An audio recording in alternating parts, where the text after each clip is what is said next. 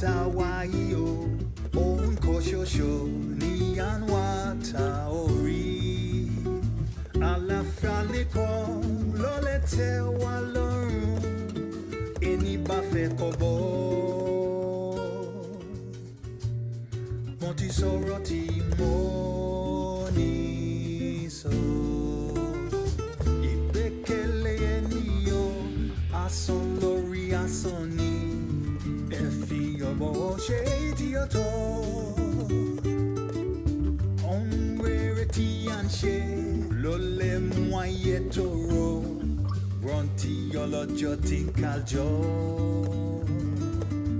kenyon tianwa Production of thermoplastic, nitrogen and phosphate-based fertilizers, garnered several other high-demand products. In its few years venturing into the Nigerian market, Indorama Fertilizers has made giant strides towards impacting the country's agricultural sector through business development and agronomy. Through aggressive farmer training and educational activities, Indorama Granular Urea Fertilizer is the best in the market all over the globe. It has a low burate and moisture content, a higher crushing strength than any of its competitors, as well as low iron content and uniform granular size. It is ammonia-free. Indorama Fertilizer will ensure the future of Nigerians for years to come through the growth and development of the nation's agricultural sector.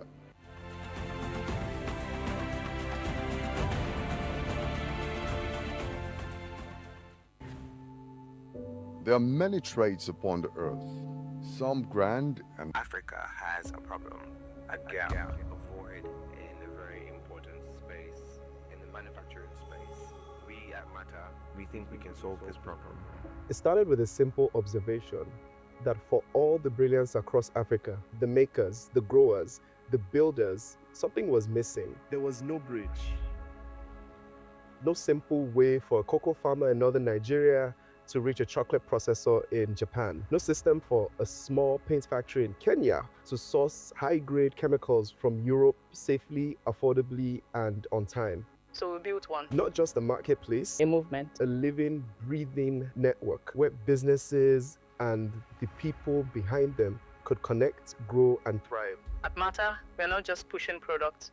We're pushing possibilities across borders, across industries, across dreams. We knew from day one, if we were going to do this, it had to work for everyone, tech savvy or not. From food to pharma, construction to coating, we made it easy because complexity shouldn't be the reason a business gets behind. And as we grew, we listened to manufacturers, the vendors, The people. we built systems that ensured that products arrived as promised. So money flows fast, fair, and transparent. But business isn't always smooth. Sometimes you need to buy more that you can afford today. So we created flexible financing to lift you up. Because sometimes all a business needs is a bit of breathing space. And then comes the big question every single time. How do I move this? Logistics, like the monster under every business bed. It's not just about trucks. It's about trust. About moving goods the right way, safely, quickly, and without stress. We built Flux, a logistics platform born to make movement feel effortless. For vendors, manufacturers, and even third-party logistics owners who can now scale by plugging into our network. Because we got tired of watching entrepreneurs chase truck drivers, tired of broken promises, delayed deliveries, and lost time. So we stepped in to solve real supply chain problems holding Africa back. What we've built isn't just a platform, it's a game changer, a heartbeat of trade, a system that moves economies forward. One honest transaction at a time. We call it MATA, but truly, it's yours.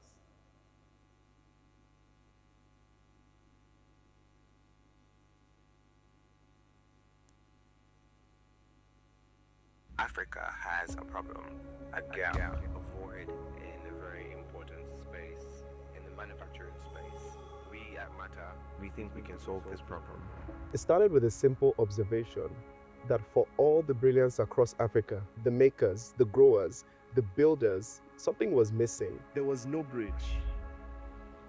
No simple way for a cocoa farmer in northern Nigeria to reach a chocolate processor in Japan. No system for a small paint factory in Kenya to source high-grade chemicals from Europe safely, affordably, and on time. So we built one. Not just a marketplace, A movement. a living, breathing network where businesses, and the people behind them could connect, grow, and thrive. At Mata, we're not just pushing products, we're pushing possibilities across borders, across industries, across dreams. We knew from day one, if we were going to do this, it had to work for everyone, tech savvy or not. From food to pharma, construction to coating, we made it easy because complexity shouldn't be the reason a business gets behind. And as we grew, we listened to manufacturers, the vendors, the people.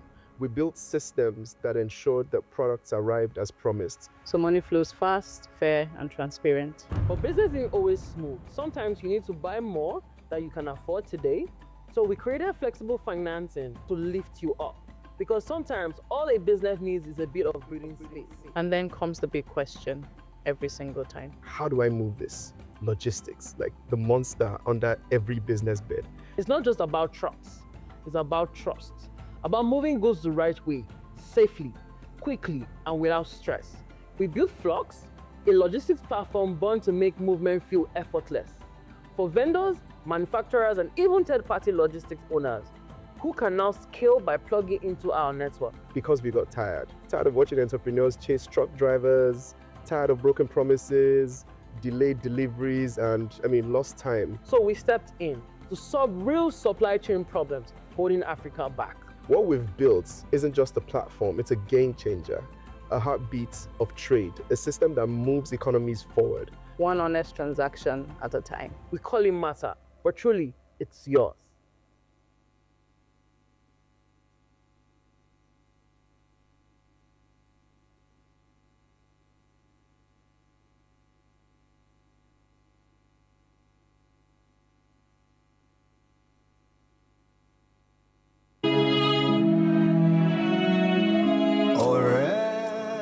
Sound check.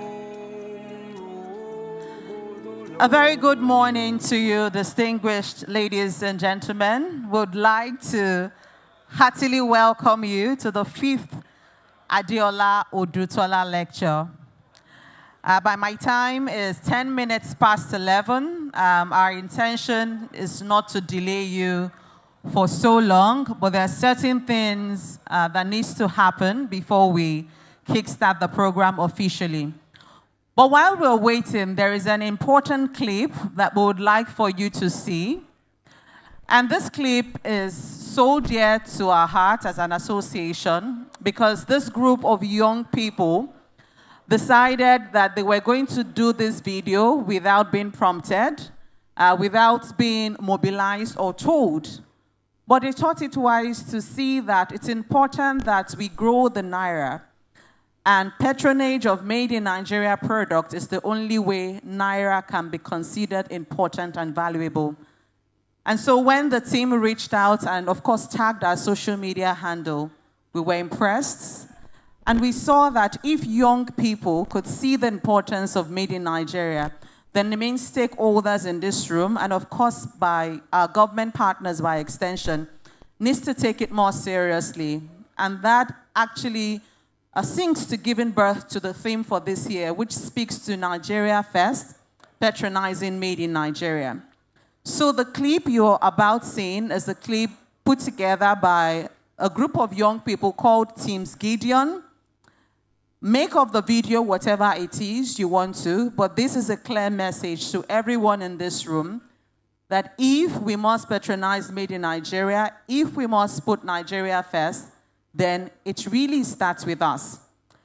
The clip would be the next thing on the screen. Kindly enjoy the watch, and I will be right back for the next proceeding. Once again, welcome, and thank you for your patience.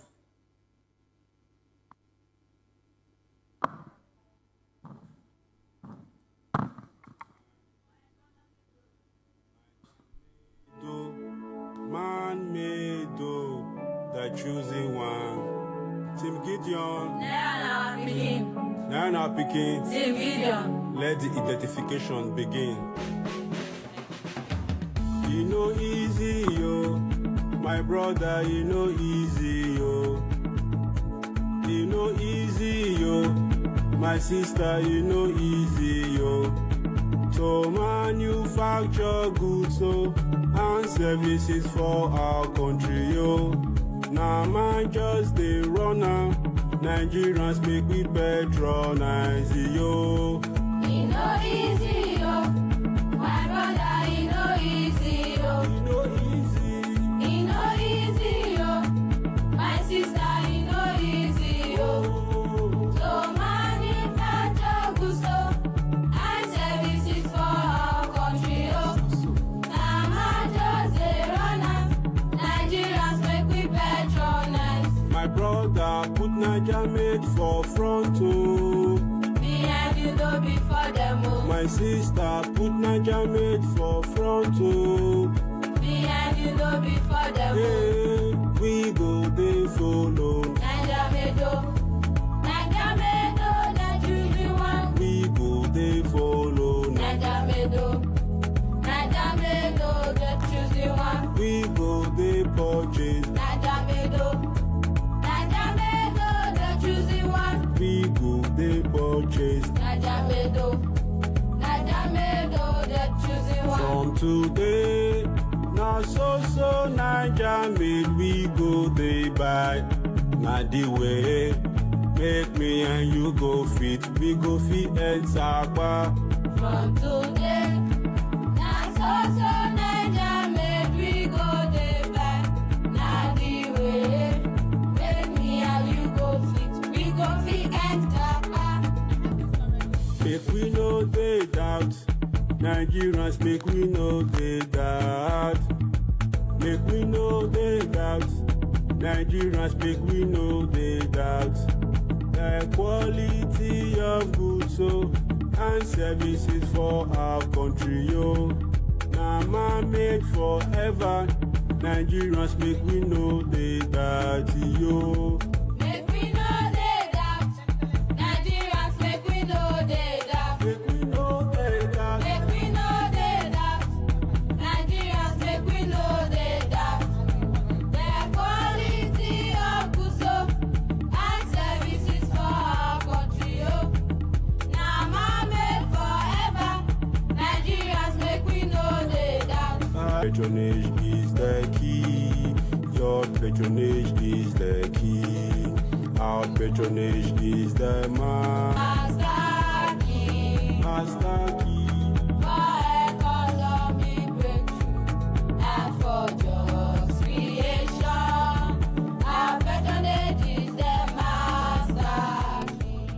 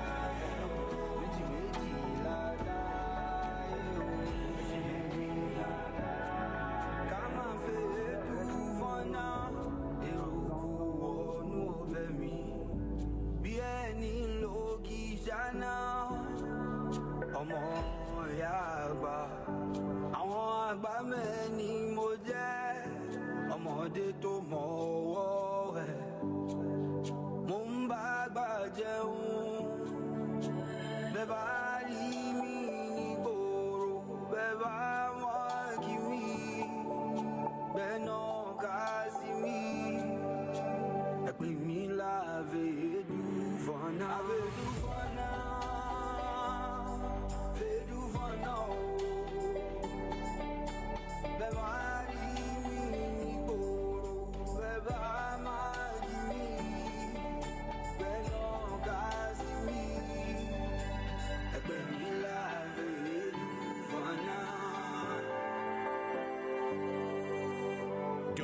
Mixoverse, DJ Wizkill.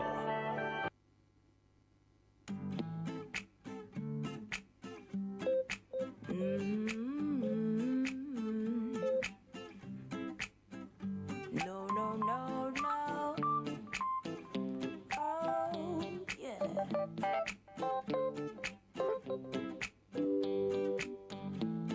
I'm in chains, you're in chains too. Our uniforms and you are uniforms too. I'm a prisoner, you're a prisoner too, Mr. Jailer. Oh, I have fears, you have fears too. I'll die, but you said will die too. Life is beautiful, don't you think so too, Mr. Jailer? I'm talking to you, Jailer. Stop calling me a prisoner. Let him is 1,000 be the first to cast the stone, Mr. Jailer. Mr. Jailer, man. You suppress all my strategies. You oppress every part of me. What you don't know, you're a victim too, Mr. Jailer. Oh, you don't care about my point of view. If I die, another will work for you. So you treat me like a modern slave, Mr. Jailer. I'm talking to you, Jailer. Stop calling me a prisoner. Let him is 1,000 be the first to cast the stone, Mr. Jailer. Mr. Jailer.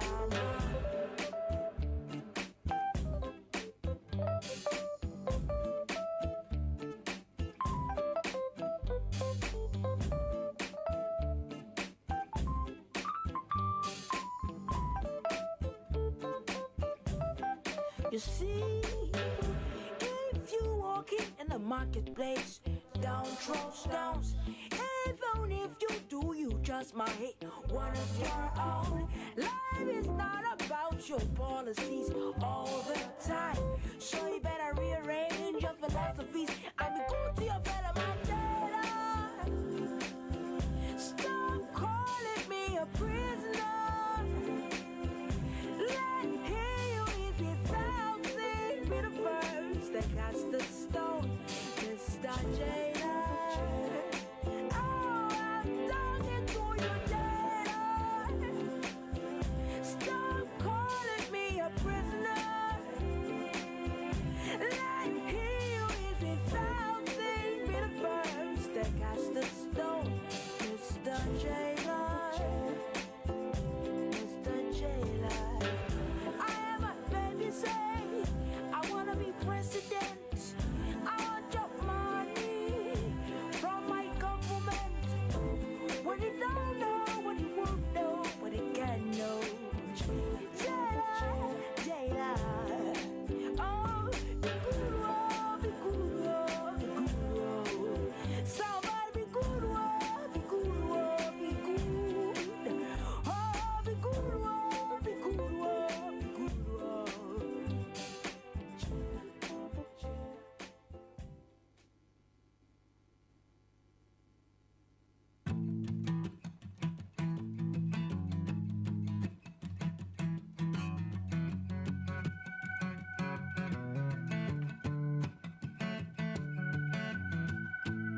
We don't have to go to 360 degrees. Now it's time we go the 180. You don't have to climb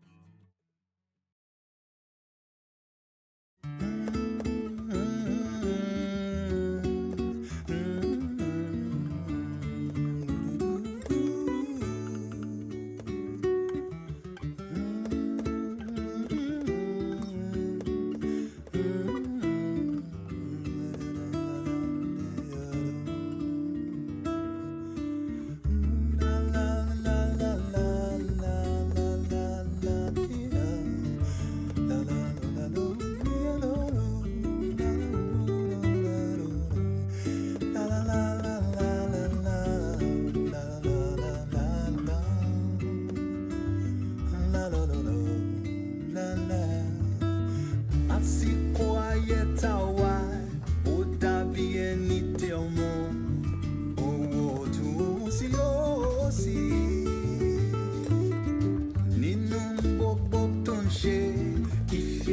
la monore, roti yolojo tinkaljo. Ibere dopi ilea yeta waio, on koshosho ni anwa taori. Alafaliko lolete walorun, eni bafe kobo. Monti soroti moni so. Ibekele enio, ason lori asoni.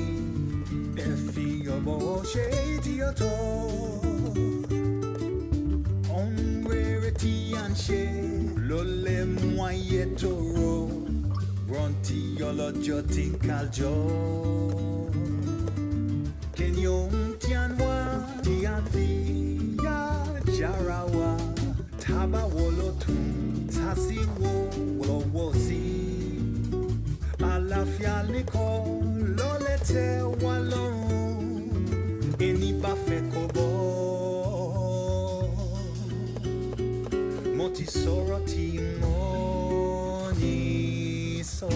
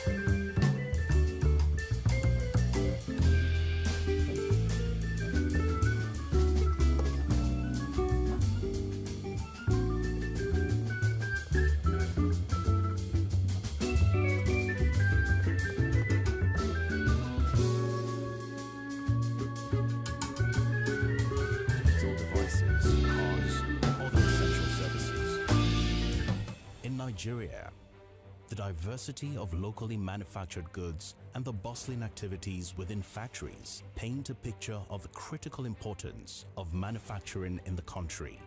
High-quality products of international standards from the food and beverage sector, automotive, electrical and electronics, oil and gas, and many others are now proudly made in Nigeria.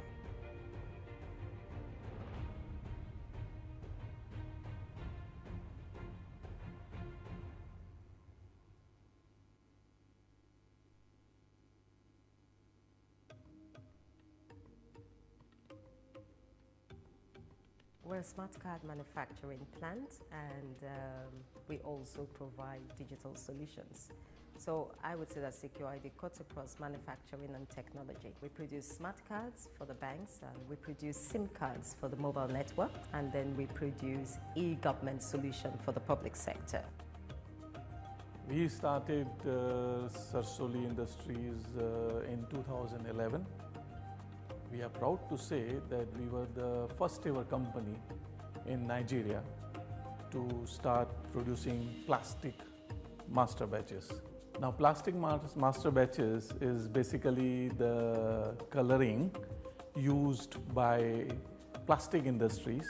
So those are all colorful. Now, actually the plastic raw material is colorless. So to give the colors, we give plastic master batches. We start operation from 2020. We are the largest fiber production factory in Africa. We invest $50 million to operate this plywood company. We employ more than 300 Nigerian workers to work in our factory. Curtis PLC is a publicly quoted company that was incorporated in the year 1982 for the production of exclusive quality cables and wire. Incorporated in 2008, Proforce was created to be a total defense solution provider, spanning across the sea, the air, the land. We also delve into cyberspace and into space technology. We have a vast array of products ranging from our MRAPs, which we are proud to say we've exported outside of the country. We also have our APCs, which are currently working inside of the country, as well as other products in terms of our land systems, our naval systems, and our aerial systems. We have expertise in regards to drone technology and in regards to other forms of security in regards to the intelligence sector.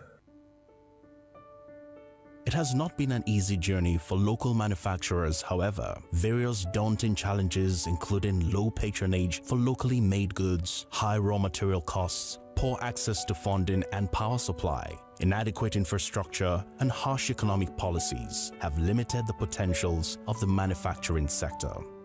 Despite these challenges, manufacturers in Nigeria have shown resilience and a determination not only to continue producing high-quality goods, but to also contribute significantly to the growth of the Nigerian economy. The current challenge we face right now is forex, fluctuation, scarcity. You never know what forex will say tomorrow, and that affects our planning. The biggest challenge we are facing is unavailability of power. We kind of run our gen 24/7 and can only imagine what that means. For this past 4 years, we are so far. With the borrow money from the bank, we get loan from bank. The interest rate every month, they increase the interest rate from 12%, now increased to 28%. All these things is very hard to our local manufacturing factory.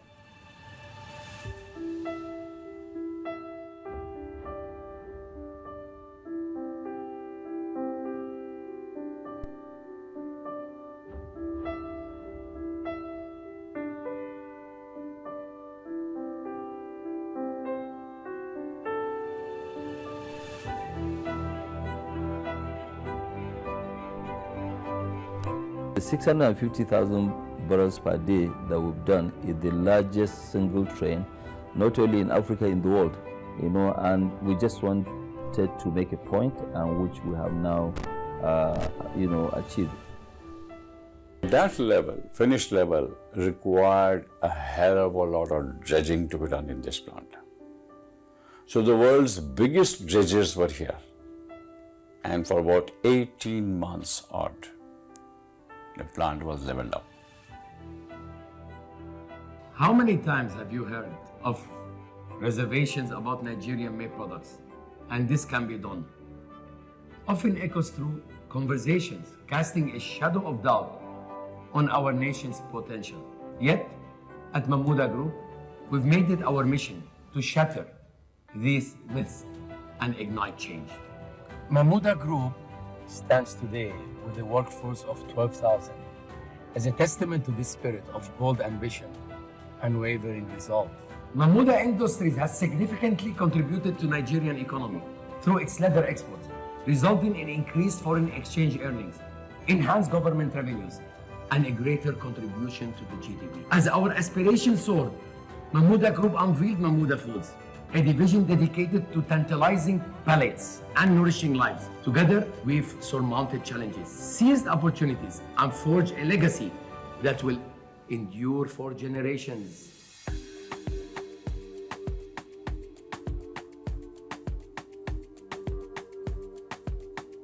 In Nigeria, because of the new vehicle is very expensive, everywhere very second-hand. So I decided to bring people smile so that we can be driving new vehicle. So today, people are coming back to new one. I have total 7,300 workers.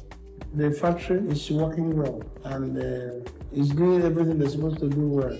So it makes me to be happy when I come to the factory, see everybody working, getting their salary every month. The first year we started, it's about 13 years ago. We made sales about 400 units. The second year, we made about 1,700 units. Last year is about 4,000 units. So we are growing.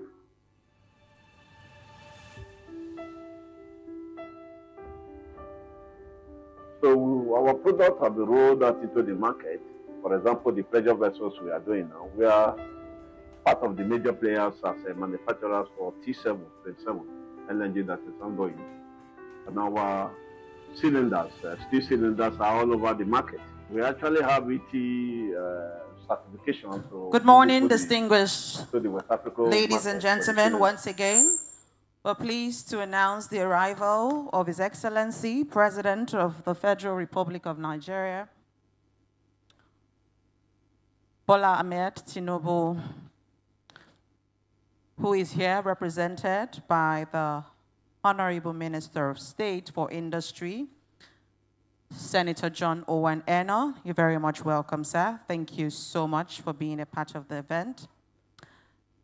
Distinguished ladies and gentlemen, would like to welcome you and thank you for your kind patience all morning. We sincerely apologize for that, but we're starting just right away. My name is Omotayo Okeomi, and I have the honor of being the Master of Ceremonies at the 5th Adeola Odutola lecture. I won't be doing this alone. I'm joined by my colleague who will introduce himself briefly. Good morning, distinguished ladies and gentlemen. My name is Nanzin Remdan. Thank you so much. As we progress with the event, I'd just like to lay some ground rules. Acknowledge the dignitaries in the room. We'll observe the national anthem and we go autopilot. We promise that we would make this as quick as possible and of course value adding. As we progress with the event, we'd like that we kindly put our phones on silence or vibration mode in order to minimize distractions at this event. And if you'd like to use the convenience, we have the convenience just by my immediate left. The gents and the ladies is just there. And if you want to use the one outside, you just go by the lobby. You find that downstairs before you get to the registration point of the hotel. This hall has 3 major exits, one in front, another in the middle, and one at the extreme end. Would like that only those who are seated very close to the front should use this exit. But if your seat is behind, kindly make use of those exits so that you do not disrupt the camera flow and, of course, cause a bit of distraction. But we want to say we indeed value you and appreciate you for being a part of this event. I'd like to give an heads up earlier because I have a very long list of protocol. And in Gen Z parlance, they call this protocol list e-choke, you know, in British accent, e-choke. But we'll try as much as possible to acknowledge everyone one after the other. If I miss out your name at the first instance, I will do well to come back and acknowledge you.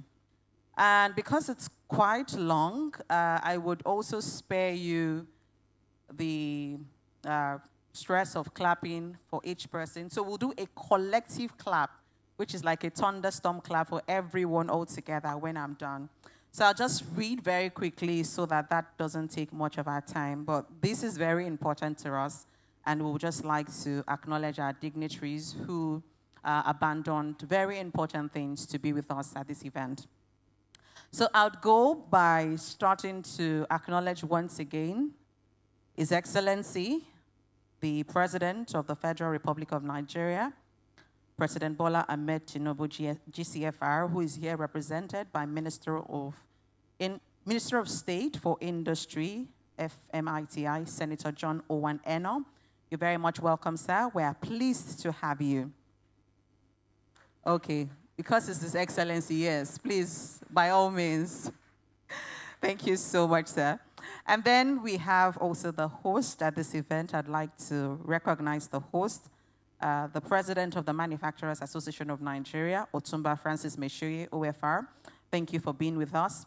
Next, I'd like to acknowledge the presence of the Ambassador Philbert Abaka Johnson, Director and UNIDO Representative, Sub-Regional Office in Nigeria and ECOWAS. Now, this is in no particular order, so please bear with me. Also in the room, we have Engineer Manso Ahmed, OFR, who is President of Pan-African Manufacturers Association of Nigeria and one-time President of this association. In the room, I'm also honored to acknowledge the presence of Alhaji Abubakar Musa Othman, Director, Economic Research and Planning Management, Federal Ministry of Finance, and Federal Ministry of Finance, that's Honorable Minister of Finance and Coordinating Minister of the Economy. Also, we have the Director General of Standard Organization of Nigeria, Dr. Ifeanyi Okeke. We also have the Director General of Bureau of Public Procurement, Dr. Adebowale Adedokun. We also have the Director General of RMRDC, that is here represented by Barrister Mrs. Ngozi Kessie, Director Legal. We also have President of NASIMA, represented by First Vice President of the Chamber, Ashiwaju Dr. Michael Olawale Cole, CON. In the room, we equally have the Chairman, NESG, Mr. Olani Yusuf. We have Barrister Afonsos Oga Eba, Chairman, Rubber Research Institute of Nigeria, Benin City, Edo State. We have His Excellency, Senator Prince Basi Edet Otu, the Executive Governor, Cross River State, is here represented by Deputy Governor, Right Honorable Peter Agbe Ode. We also have CEO, Cross River State Planning Commission, Calabar, Nigeria, Dr. Bong Duke. We have the President, Nigeria Employers Consultative Association, Dr. Ifeanyi Okoye, MNI, OFR. We have Chief Kola Jamodu, OFR, former Minister of Industry and former President of the Manufacturers Association of Nigeria. We also have Otumba Prince Igbinoson Idowu, National President, National Rubber Producers, Processors and Marketers Association of Nigeria. We have the Director General NASIMA, Olushola Obadimu, FOD. In the room, we are also honored to have the presence of Engineer M. Okpeyemi Aminu, Vice President, LCCI, representing the President of LCCI. We also have His Excellency Sri Chandamoli Kumar Ken, Consulate of India, Lagos. We also have in the room Professor Olawale Ajayi, Professor of Legal, Social and Political Environment of Business and Head Department of Strategy, Lagos Business School. We have Professor Innocent Bariko, Director General, CEO, National Environment Standards and Regulations Enforcement Agency, NESRA. We have Mr. Lawal S. Dalhati, Director, Policy and Strategy, representing the DG of NEPC, Nigerian Export Promotion Council. In here, we have Akitola Roslin, representing Major General, Babatunde Ibrahim, Defense Industries Corporation of Nigeria. We have Victor Awoni, Director Research and Director Research Development Industrial Training Fund, representing the DGCEITF.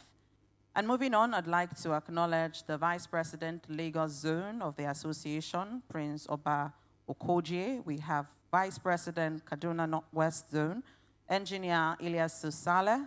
We have the Vice President, Eastern Zone, Engineer Chief G. Masari. We have Vice President, Western Zone, Alhaji Kamaruddin Yusuf. We have Vice President, Northeast Zone. Okay. All right, so I'm told that we can break it with a round of applause. So let's keep clapping as I continue to mention them. We also have a Vice President, Western Zone, Alhaji Dr. Kamaruddin Yusuf. We have Vice President, Northeast Zone, Mr. Mayor Iyenge. Thank you so much for being a part of this event. We have the Chairman, Finance and Establishment Committee, Alhaji Ali Madugu. We have the Honorary National Treasurer, Reverend Isaac Ade Agoye. We also have the Chairman, Infrastructure Committee of the Association, Engineer Chukwemeka Nzewi. We have the Director General of the Manufacturers Association of Nigeria, Mr. Shegun Ajayi Kadri, MNI. We equally have the very first female Vice President of the Association in the room, Chief Mrs. Ekama Akpan. We have and in man, we like to appreciate and acknowledge Amazons. And so on that note, I'd like to acknowledge another Amazon doing the association greats. We have Mrs. Ngozi Oyewole, the Chairman Wood Sector of the association. We have members of the Executive Committee of the association. We have members of the National Council here present. We have CEOs of member companies. We have friends from the Fourth Estate of the REM. Distinguished ladies and gentlemen, it's at this point we give a resounding applause for all that we have mentioned at this time. Like I said, if I have missed anything, I would do well to make that correction. And we have the Deputy Governor of Cross River State, Honorable Peter Ode, representing the governor. I have said this earlier, but let's say it again. We are happy to have you. Oh, I also see former Director General in the room. We have my very wonderful boss. We have Chief Remy Ogumefon. Thank you so much, sir, for coming. And I also see Chief John Aluya. Thank you most sincerely. As we move on, we will do well to acknowledge our guests. I just sincerely do not want to bore you with all the names, but all of these people are so dear to us, and you in particular are very important. As we proceed with the rest of the event, I'd like us to kindly be on our feet as we observe the national anthem to start the event.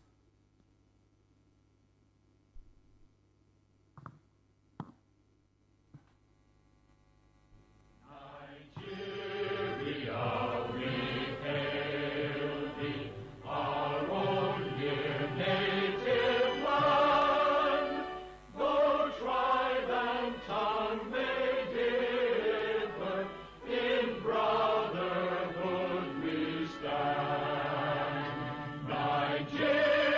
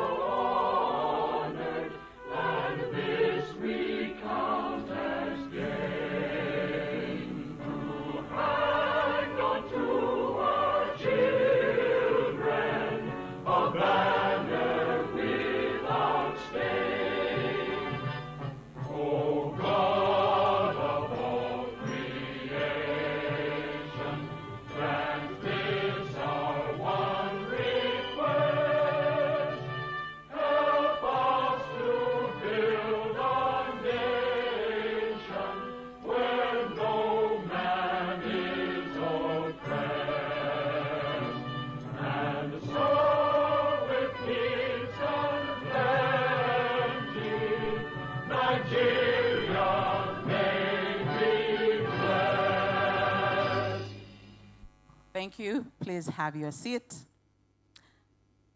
Your Excellency, the President of the Federal Republic of Nigeria, the President, Manufacturers Association of Nigeria, members, distinguished guests, guests of honor at this event, members of the Executive Committee and National Council of the Manufacturers Association of Nigeria, CEOs of member companies, distinguished ladies and gentlemen of the press, we would like to once again welcome you to the 5th Adeola Odutola lecture.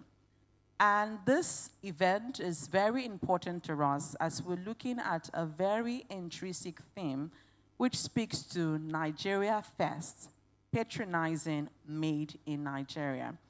And as we proceed with this event in the spirit of Nigeria first, I'd like for you to introduce yourself to your neighbor in your dialects, telling your neighbor your name in your dialects.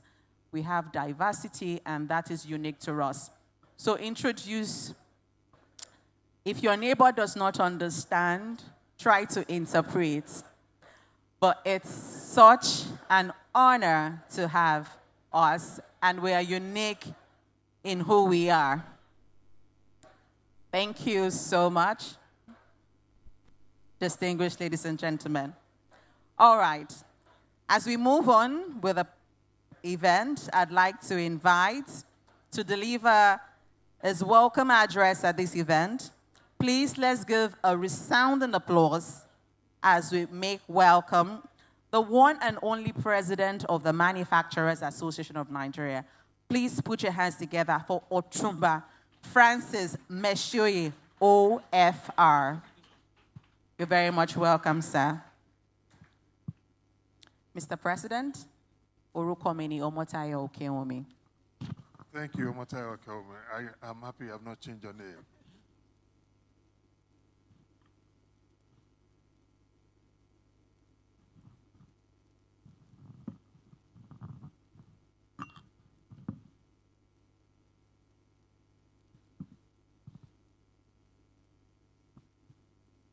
Our special guest of honor, His Excellency President Bola Ahmed Tinubu, GCFR, who is ably represented by our guest of honor, Senator John Owan Eno, Honorable Minister of State, Federal Minister of Industry, Trade and Investment. Your Excellency, you are welcome. Just a round of applause for him. That's good. Thank you. His Excellency, the Governor of Cross River State, ably represented by the Deputy Governor, Right Honorable Peter Agbe Ode. You're welcome. So, yeah, it will be fine. In my own case, you just give them a round of applause. It's going to be very short. Protocol is important. This is observed. Thank you. I'm still expecting the representative of the Governor of Lagos State, Ellen, should be here very soon. That's our Commissioner of Trade and Investment. We'll be expecting her. When we come, we recognize her as well. Our district guest speaker, Alhaji Aliko Dangote, DCON, President of the Dangote Group, who just this morning found it to be difficult for him to really come due to some exigency, which will be explained by his representative, who is our engineer Mansour Hamen, OFR, who is one-time past president of this association. You're welcome, sir. Esteemed members of the Manufacturers Association of Nigeria, and in particular the ESCO and the National Council, let's give ourselves a round of applause, please, for being here since 3 days ago, and we are still here working strong. It will be very much relevant for me to recognize the past president of this great association, who did so much wonderful well, on whose giant shoulders we've been standing, and one-time Minister of Federal Minister of Industry, Trade and Investments, Chief Kola Jamodu, OFR. You are welcome, sir. And I've mentioned the engineer Mansour. He's wearing many caps as he's sitting. Don't mind, he looks red, but it's like wine. but it could be red, at times it could be white, because he has many, many caps on his head. You need to really have that eye to design him. He's a past president, he's president of PAMA, and he's representing Alhaji Dangote. I would like to, thank you. I would like to recognize the leaders of the organized private sector. I've seen my very good brother who is keeping the secret from us. That is Achuaju Dr. Olawale Cole. You're welcome, representing ASIMA, and all others, leaders of the organized private sector, I recognize you. Members of the diplomatic corps, I recognize, particularly the Consulate of India. You're welcome. You're always at our event. Kindly help me give him a round of applause. That's our friend from India. Thank you, and other partners too. All development partners, UNIDO, Your Excellency Ambassador, you're welcome once again. And our partners in the media, ladies and gentlemen. It is with honor and deep appreciation that I welcome you all to the 5th Adeola Odutola Lecture and Presidential Luncheon, which marks the grand finale of the 53rd Annual General Meeting of the Manufacturer Association of Nigeria. Mr. President, sir, we feel greatly honored by your acceptance of our invitation to our annual general meeting. And straight away, I wish to commend your administration for the successful inauguration of the Industrial Revolution Working Group, IRWG. Man believes that it is of utmost importance to our quest for a strategic and comprehensive implementation of the long-awaited and soon-to-be-launched Nigeria's industrial policy. It is very beautiful that you're having this at a very important time. It can't be any other time. We also applaud the establishment of the Tripartite Committee on Economic Revitalization and the Presidential Economic Coordination Council, PEC, among other key initiatives, all of which mark significant steps toward economic transformation, and each man is proud to be playing an integral role. In addition, and crucially important at this challenging time for our industry, I wish to acknowledge your well-conceived Nigeria First policy, which we are eager to see fully legislated and implemented. We strongly believe that this policy holds the potential to significantly boost the fortune of the manufacturing sector and improve the well-being of Nigeria's citizenry. Your Excellency, distinguished ladies and gentlemen, let me also welcome and extend our deep appreciation to our own minister, and whom is co-chair of the novel Industrial Revolutionary Work Group, in his own right as guest of honor. It is very important I really recognize you for all the efforts you've been making, not only as a representative of the President.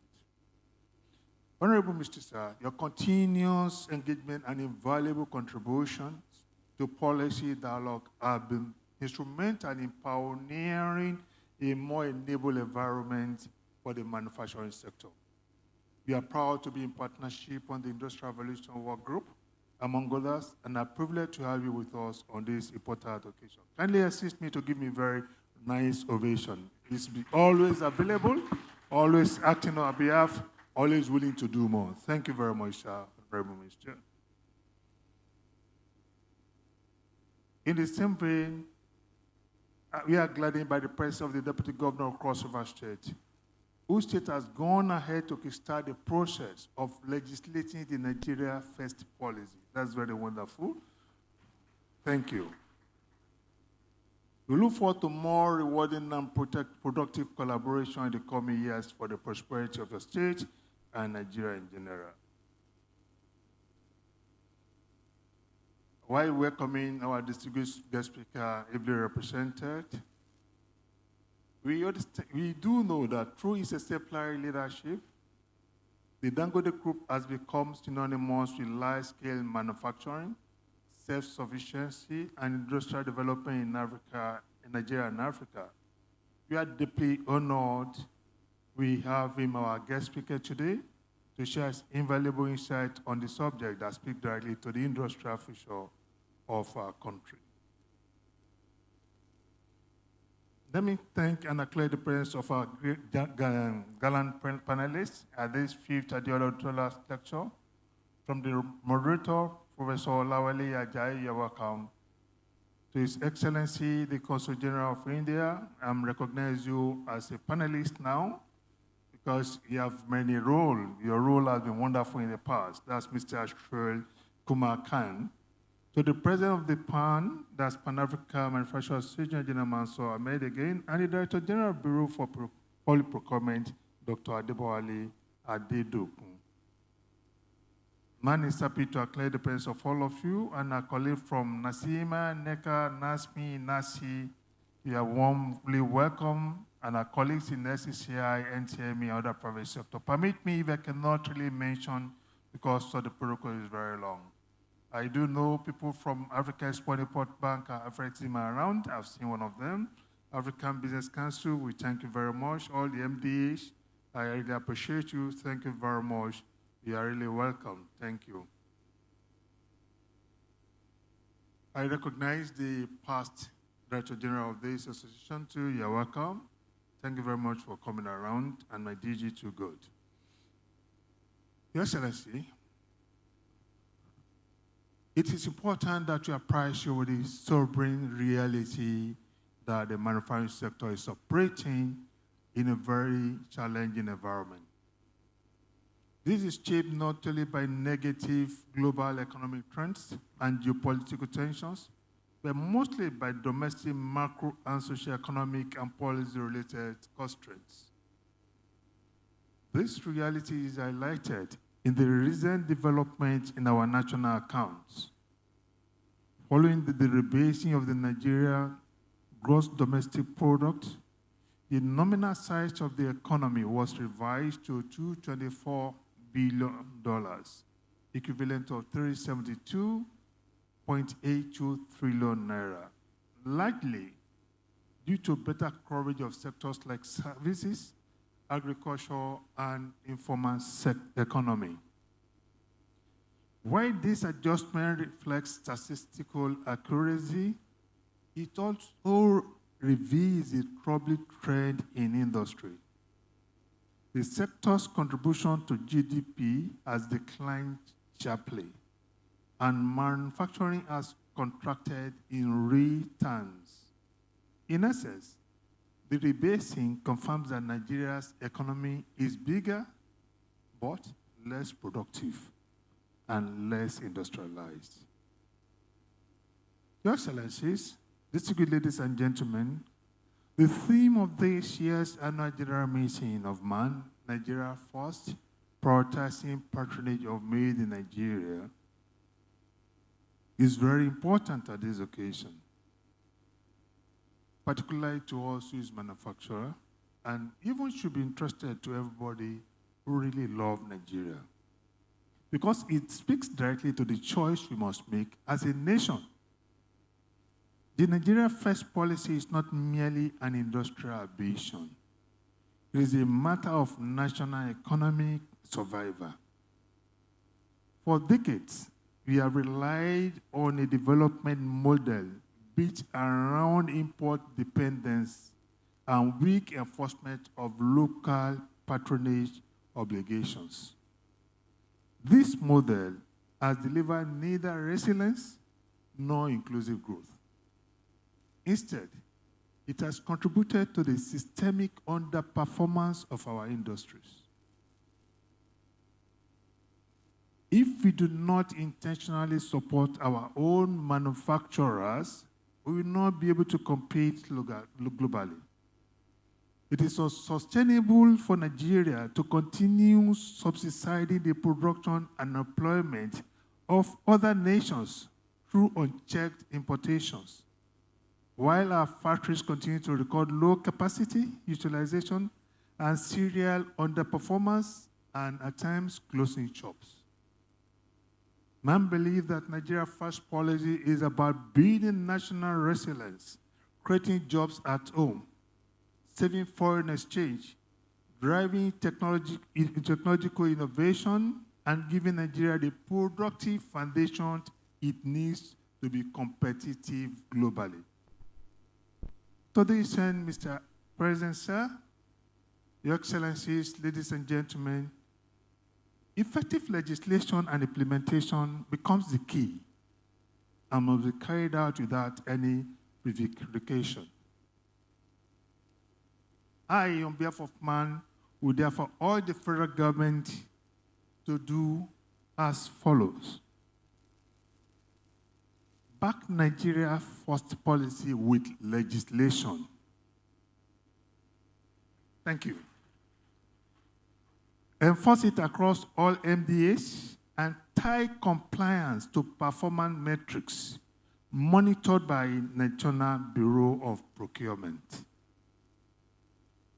Then set annual local content benchmarks for government procurement in key sectors such as automobiles, textiles, pharmaceuticals, and agro-processing.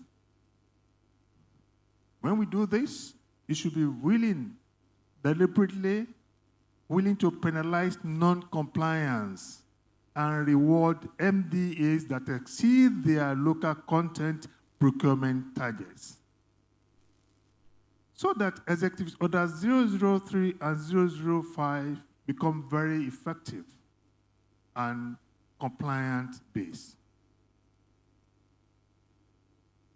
Launch a National Made in Nigeria Day.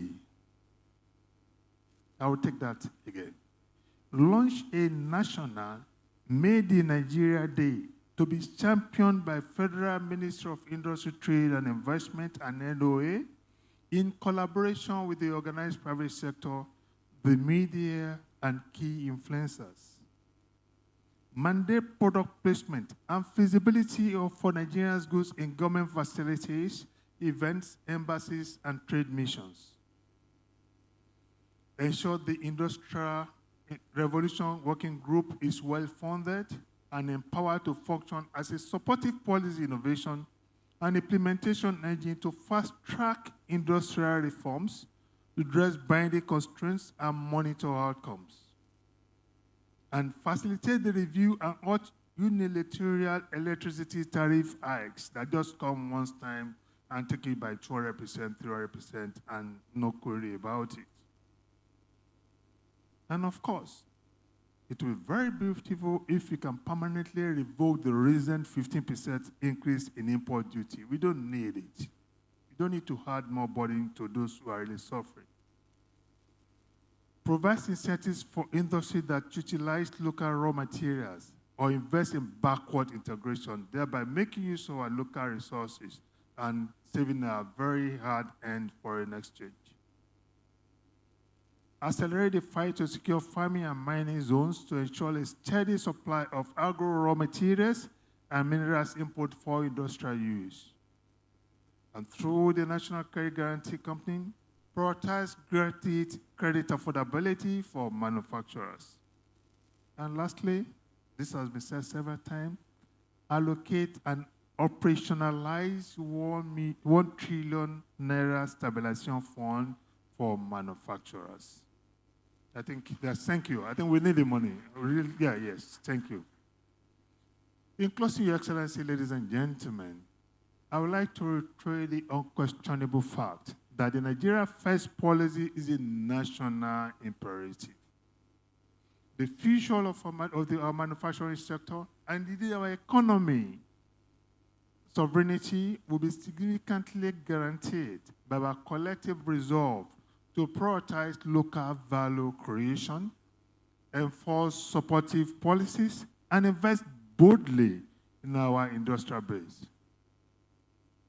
Mr. President, sir, as a leading voice in the private sector, we reaffirm our commitment to invest, innovate, and scale industrial capacity in partnership with your administration and the broader private sector ecosystem. Once again, Your Excellency, distinguished ladies and gentlemen, I warmly welcome you all to the 5th Adeola lecture, and I encourage all of us to take full advantage of the policy ideas that we emerge here today for the development of our manufacturing sector and improved well-being of our people. I thank you so immensely for your rapt attention, and may God bless you all. Thank you.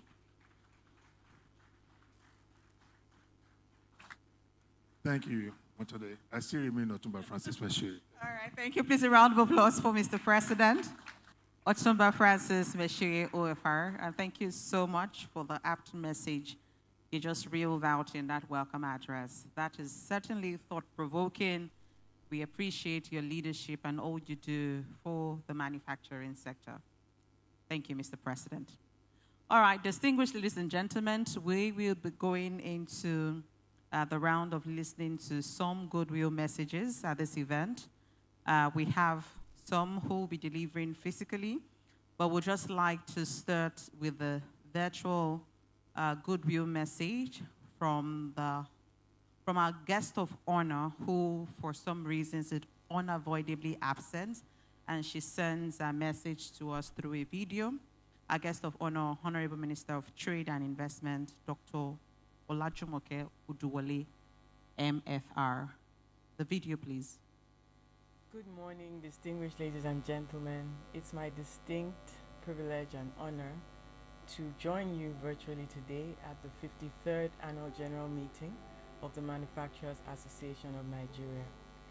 This year's theme, particularly prioritizing Mr. President's Nigeria First policy and this administration's commitment to supporting made in Nigeria goods and services, especially this particular constituency. It's been many years since we've been working together on ease of doing business. As some of you may know, my very first official car in 2018 was an innocent vehicle. And again, I was just privileged to have a Nord vehicle as my official car from October 1st of 2025. It gives me great pleasure to represent made in Nigeria goods in country and across the world, from apparel, fashion, to food, to services, to everything that we produce with the abundant talent. As you forge ahead with courage and determination in your productivity and competitiveness of made in Nigeria goods, I'd like to encourage the entire manufacturing and industry sector to prioritize the African Continental Free Trade Area. We are negotiating actively to ensure that your goods are able to have access into markets across the continent. This is a promise of the President Bola Ahmed Tinubu administration to support you to be able to actualize scale across this great continent. Some of you attended our first ever Domestic Investors Summit held in August of 2025, where we listened to many of your concerns and had our regulators speak to you on the steps that the administration is taking to support you as you layer the African Continental Free Trade Area for productivity, for competitiveness, and for scale. Our doors remain open to ensure that we give you every support needed as investors, as you produce, and as you trade across borders. As investors in this ecosystem and your belief in the Nigerian economy, I'd like to thank you for all you do and appreciate you and celebrate you today as you mark your 53rd Annual General Meeting. Congratulations, and I wish you fruitful deliberations. Thank you. Thank you so much, Honorable Minister, for that heartfelt goodwill message. Before I invite the next person to deliver the goodwill message at this event, I'd like to acknowledge the presence of John Uwajumogu, Special Advisor to the President on Industry, Trade and Investment, and SSE to the President on Industrial Training and Development, Honorable Adamson Ayinde. Please, a round of applause for both of them. Thank you so much. We sincerely appreciate you. To address us next is the Governor of Cross River State and is here represented by the Deputy Governor. Please put your hands together for Right Honorable Peter Agbe Ode as he comes forward to deliver the Governor's remark to us at this event. You're welcome, sir. Thank you very much. Good morning, everyone. The President of the Federal Republic of Nigeria, here represented by distinguished Senator John Owaneno. Let me put it on record that distinguished Senator John Owaneno was my lecturer in University of Calabar. So just as we are talking about made in Nigeria, I was made by Senator John Owadeno. I bring you greetings from the governor of Cross River State, who have asked me to send his apology for not being able to be here today. He has asked me to do two things. One, to thank you for inviting him, and secondly, to ask you or plead with you that your next AGM should be held in Cross River State. And I will be very happy to host you in Cross River State.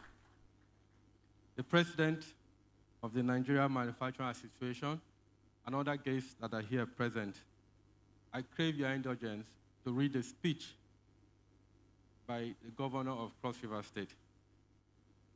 A speech delivered by His Excellency, Senator Prince Basi Adeola, governor of Cross River State, at the annual general meeting of the Manufacturers Association of Nigeria, MAN. It is with profound sense of pride and purpose that I stand before you today. At this very important gathering, I thank the leadership of the Manufacturers Association of Nigeria for the kind invitation to share in your vision and add our voice of Cross River State to this critical national conversation. The theme you have chosen, Nigeria First, patronizing made in Nigeria product. Let me stop for a minute there and say, I like Nigeria product. Don't mind what I'm wearing today. I wear a lot of Nigeria product too. It is not merely a topic for discussion. It is a clarion call for a collective survivor, a blueprint for our economic liberation, and a manifesto for Nigeria that we owe to the next generation. In Cross River State, we have embraced the theme as a core tenet of our administration, the People's First Agenda. We understand that for our people to thrive, our economy must first be alive. And for our economy to be alive, we must deliberately feed it by consuming what we produce and producing what we consume. We are not just talking about Nigeria First, we are actively building a Cross River First ecosystem as a viable complement of our national structure. Our rich land are not just for scenery, they are bedrock for our agro-industrial revolution, from the vast plantation of cocoa in Ikom to the rice field in Ogoja, from the rubber estate in Akankpa to the potential of our vast oil palm resources. We are producing Cross River State as the next premium source of raw material and finished agro-product in Nigeria. But our vision extends beyond agriculture. We are creating an enabling environment for manufacturing to flourish. We are reviewing our tax policy to give incentives to local production and not punish it.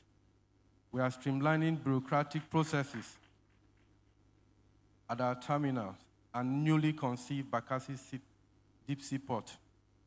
Manufacturers who want to choose Cross River State, getting your goods to market is seamless and cost-effective. The conversation of patronizing made in Nigeria good often focuses on its citizen. For charity, they say begin at home. Leadership, I say, begin with example. Therefore, let us make this declaration unequivocally that Cross River State government will lead by example. Henceforth, our procurement policy across all ministry, department, and agency, we have an inherent bias for made in Nigeria product, and where possible, made in Cross River State. From the furnitures in our offices and uniforms in our school to the official vehicles of public officers and security agencies, we are deliberately sourcing locally. We have procured hundreds of innocent vehicles for use by security agencies for government officials in our country. A few days ago, the governor of Cross River State distributed over 100 mini tractors to our farmers in Cross River State. May I state it here that those tractors were manufactured in Kwara State. Cross River State is a famous state in patronizing made in Nigeria product. We are challenging our local manufacturer to meet the standard and scale required. And we pledge to work with you to build a capacity. We are your chief promoter and your most reliable patrons. my brothers governors here present, and those across the Federation. The subnational level is where this revolution will be won. Let us harmonize our standard, collaborate on production value chain, and create a truly integrated national market for Nigeria good.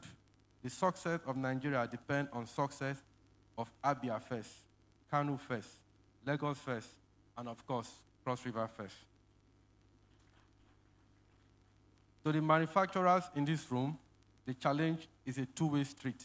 The Nigeria First mantra demands a quality first commitment from you. The Nigeria consumer is sophisticated and deserves the best. We cannot champion or patronize while offering substandard product. Invest in quality control, innovate design and packaging, and fiercely compete for the price for excellence. Ladies and gentlemen, the path for self-reliance, economically secure Nigeria is paid with the produce we produce in our own factories and farms. Every time we choose a locally made garment over an imported one, we are stitching the fabric of our national pride. Every time we buy a Nigeria-made beverage, we are toasting to our collective prosperity.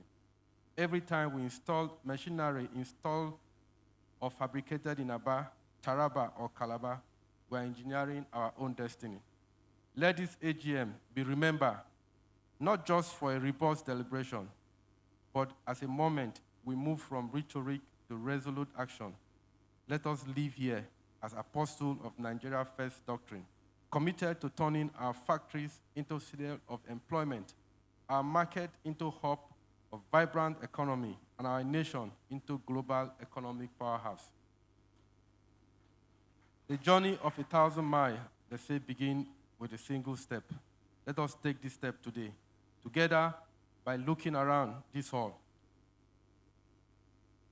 and asking ourselves, what can I buy, procure, or promote to make Nigeria first? May God bless the Manufacturer Association of Nigeria. May God bless Cross River State. And may God bless all of us here present. Thank you, and God bless you all. Thank you so much, Your Excellency, and we indeed commend Cross River State for taking the bull by the horn. Your patronage of Made in Nigeria is indeed very commendable. Thank you so much, Right Honorable Peter Agbe Ode, for representing the governor at this event. Thank you, sir.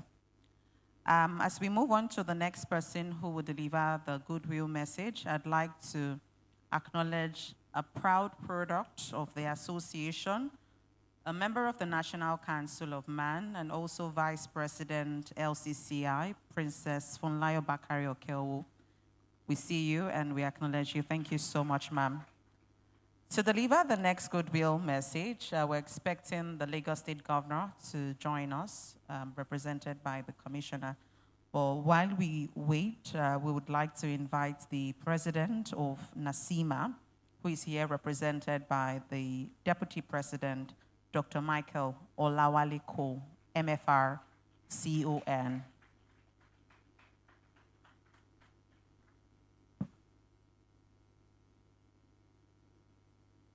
You're welcome, sir.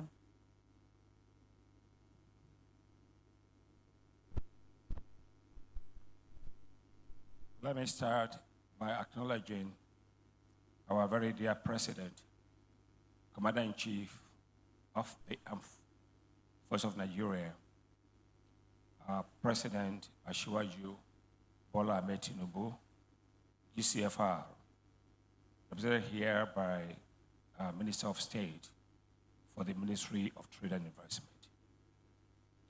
I acknowledge the Deputy Governor of Cross River State here, very ably represented. Let me also acknowledge the man president, my dear friend and brother, Otumba Francis Meshoye, OFR, and other officers of man. I must acknowledge my dear Egmo, who is here present, the former Minister of Industry, Chief Kola Bajomo. Oh, excuse me. excuse me, Chief Kola Jamudu, OFR, past president of thank you. Past president who are here present, I can see a number of them. I also saw Maburo just come in, as I say to the president, Honorable Adamson. Let me also acknowledge my good friend and brother, our guest speaker, Alhaji Aliko Dangote, GCON. For the sake of time, let me say, very distinguished ladies and gentlemen. On behalf of Nasima, I am very delighted to extend our warm felicitations to man on the occasion of this annual general meeting. I wish to begin by commending the leadership of and members of MAN for their tireless commitment in sustaining industrial production in Nigeria despite the very daunting challenges from high energy costs to foreign exchange constraints and, of course, infrastructural bottlenecks. Very clearly, I say, your resilience has continued to power our nation's productive capacity and has kept us, given us hope for Nigeria's industrial future. The theme of this year's AGM, Nigeria First, prioritizing patronage of made in Nigeria, to me is most timely and very patriotic. It speaks to a critical pillar of economic transformation. Also the need to consciously strengthen demand for what we produce and to produce more of what we demand. Nigeria today stands at a pivotal point in its economic journey. With a population of about 222 million citizens, about 70% of Africa's total population. Our domestic market is vast and filled with huge potentials. Yet our import dependency remains high. Last year alone, Nigeria imports were valued at $77 billion, while non-oil exports stood at just $5.45 billion, a substantial increase from the $4.517 billion recorded the year before, which is largely dominated by raw materials rather than manufactured goods. This imbalance is not sustainable. It drains our foreign exchange reserves, it weakens our naira, and also limits opportunities for our teeming youth. The manufacturing sector, which will be the engine of job creation and innovation, currently contributes as low as 11% of Nigeria's GDP, down from 20 to 21% in the early 1980s. You can see very clearly why. Most of our factories, many have closed down, and many are struggling to survive. I'm very hopeful that with the new administration we have in Nigeria, there's hope for our nation. This gap reflects decades of underinvestment, policy inconsistency, and insufficient local patronage. We cannot industrialize without first building a strong internal market base that values trust and that we patronize made in Nigeria goods. Patronizing Nigeria is patronizing made in Nigeria. It's therefore not just a patriotic choice. To me, it is the only way to go. It is a strategic economic decision that must be taken seriously. Studies have shown that for every manufacturing job created, up to 3 indirect jobs are generated across the value chain. And for every 1 million naira spent on local goods, a very important portion circulates back into the economy through wages, raw materials, sourcing, taxes, and local benefits. At NASIMA, we share man's vision of a productive and inclusive economy anchored on local content and industrial competitiveness. Through our advocacy at NASIMA, research and also collaboration with government and international partners, we continue to push for policies that reduce production costs, policies that will strengthen supply chains, and policies that will expand market access to Nigerian manufacturers.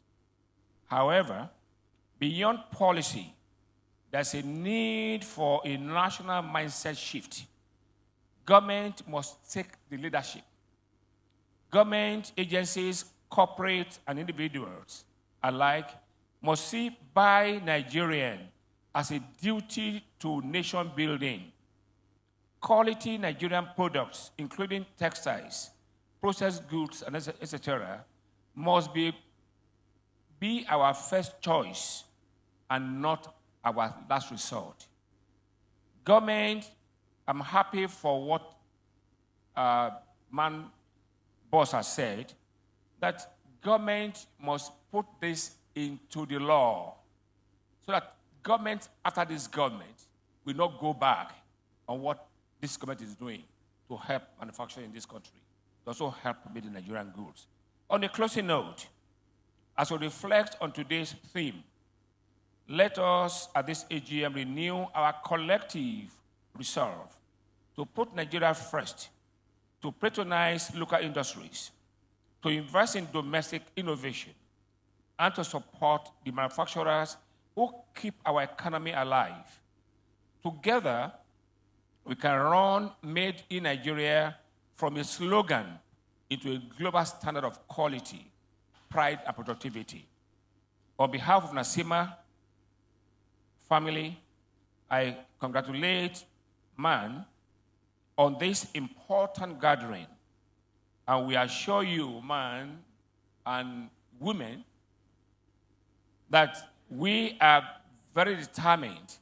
We shall continue to partner with you in advancing Nigeria's industrial renaissance. Nigeria first, buy Nigerian, build Nigeria. Thank you very much. Thank you so much, sir, for that fantastic goodwill message, which is indeed a clarion call. And this is actually no coincidence that the theme speaks to Nigeria first. And everyone in this room must glean to the message and be campaigners for patronage of Made in Nigeria. Finally, for now, I'd like to invite to deliver his goodwill message the Director General, Industrial Training Fund, and is here represented by Director Research Development, Victor Awuni. Please, a round of applause for Victor Awuni as he comes forward.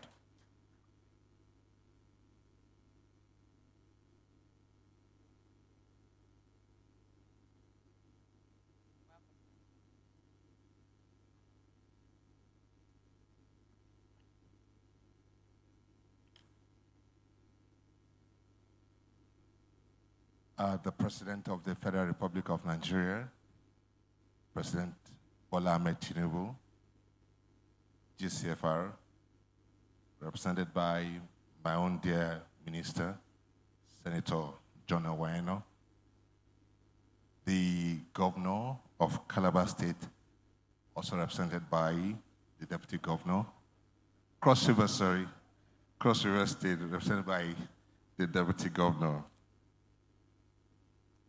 I want to stand on the already established protocol.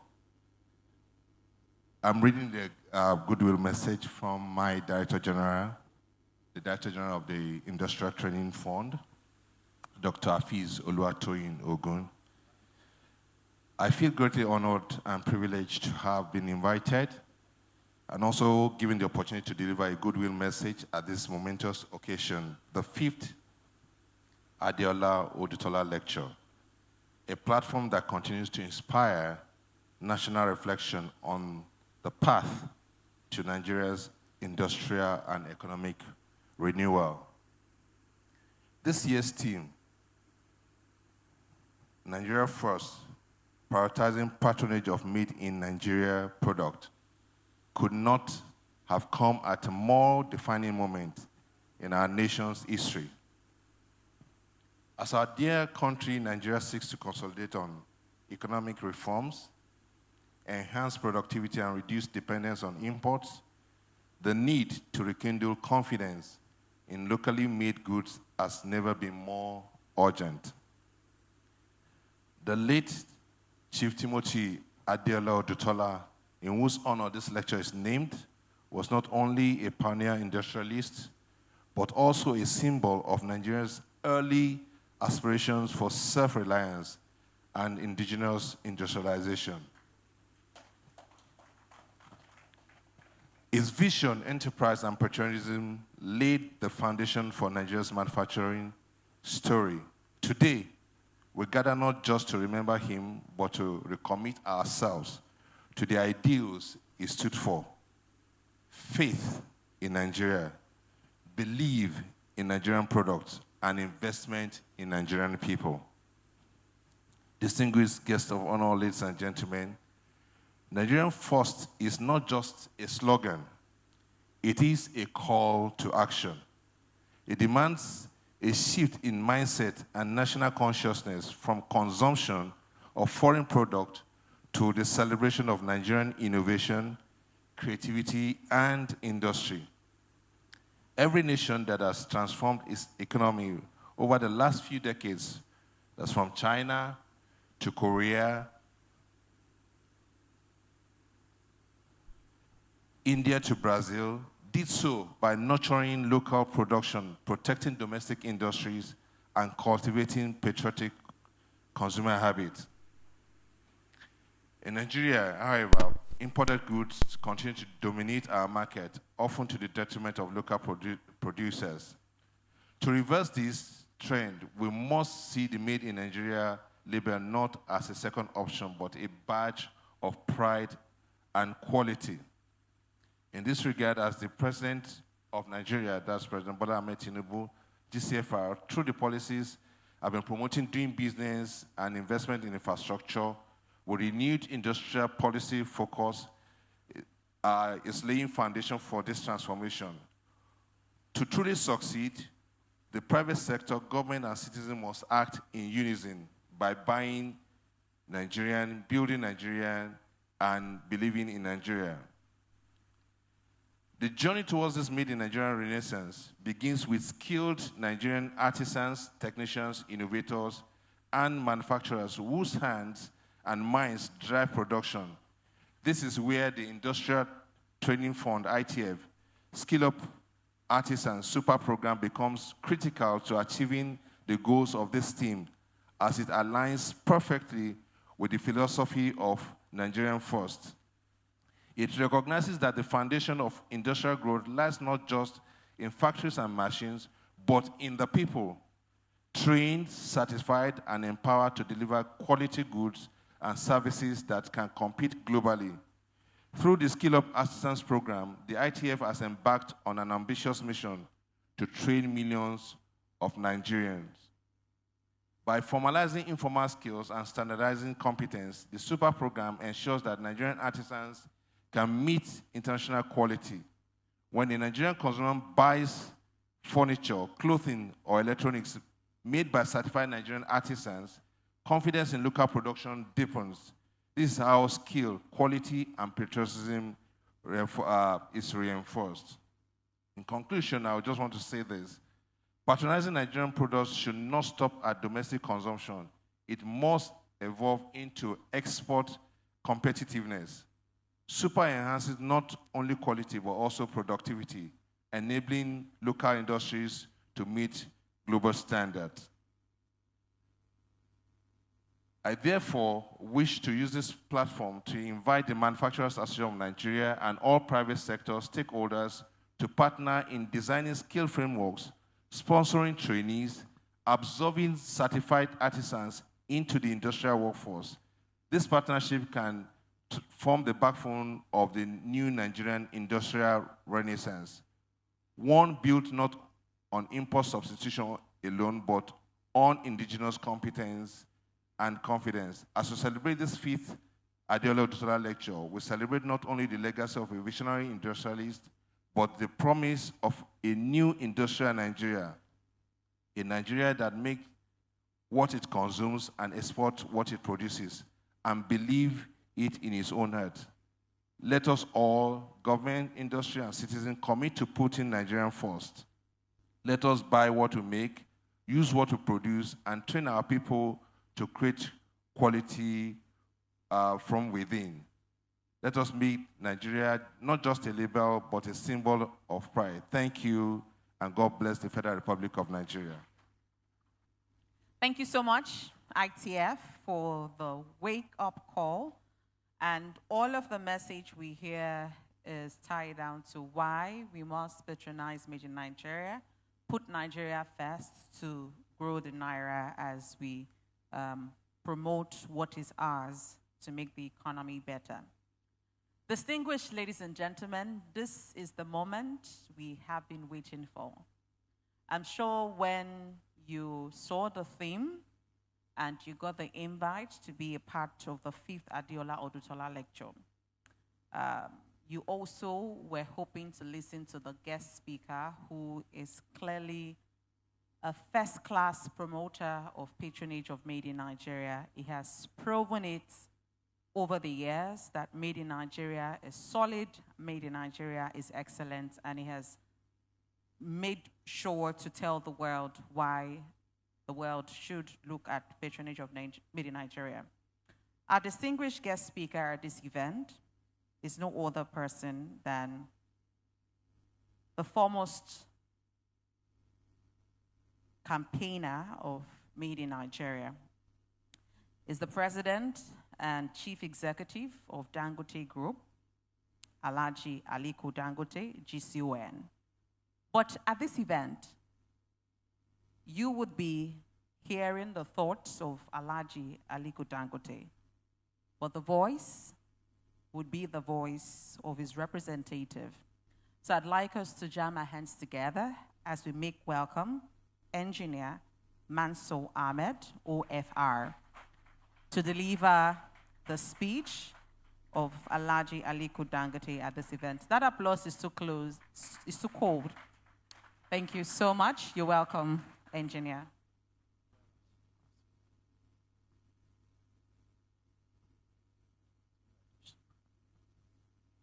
Your Excellency, Mr. President, represented here by the Honorable Minister of Industries, the Chairman of Manufacturers Association of Nigeria, distinguished past chairman, members of the Executive Committee of the Association, members of Council, distinguished guests, ladies and gentlemen. As the MC had said, up to last night, and I spoke to the DG last night before I slept, I was convinced that Alhaji was going to be able to present this presentation himself. Unfortunately, he had a cold, and it was there even yesterday afternoon when I saw him, and suddenly it deteriorated. So late last night, he called to apologize, I believe, to Shegun, the DG, and indicated that he may not be able to come. And he had asked me to represent him here and to deliver his address. So, but before I deliver the address, I would like to make just two observations.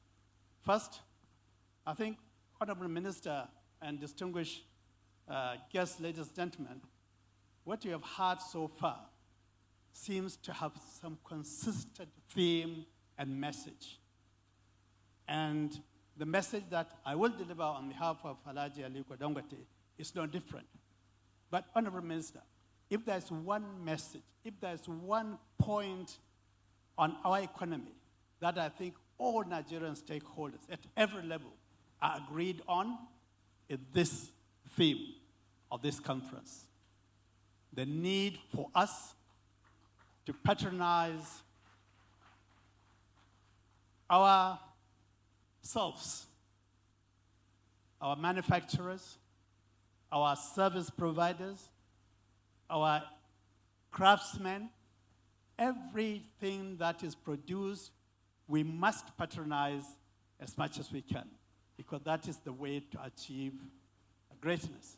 So, Honorable Minister, you will hear this message repeated, and indeed, every person who has spoken so far has simply either drew attention to a phase of this demand, or indeed has emphasized the importance of this to us as Nigerians, and to Nigeria as an economy, and I dare say to Africa as a continent.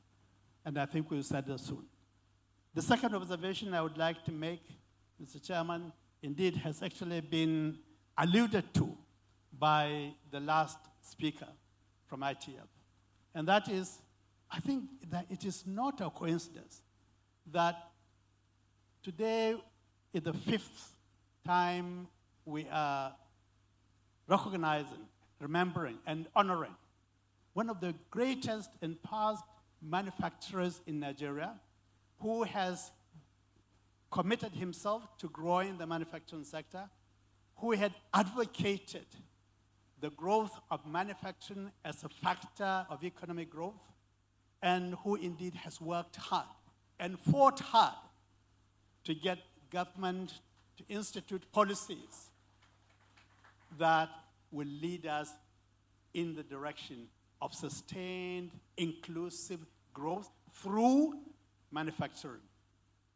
And it is perhaps not a coincidence that that 50 years on, we have somebody of a similar stature in terms of our policy, of our country, Alhaji Aliko Dangote, and whose thoughts and whose aspirations are so interactively aligned with that of Chief Adeola Odutola. So I think the theme of this conference and the purpose for which we are gathered here today cannot, in fact, be but absolutely pivotal.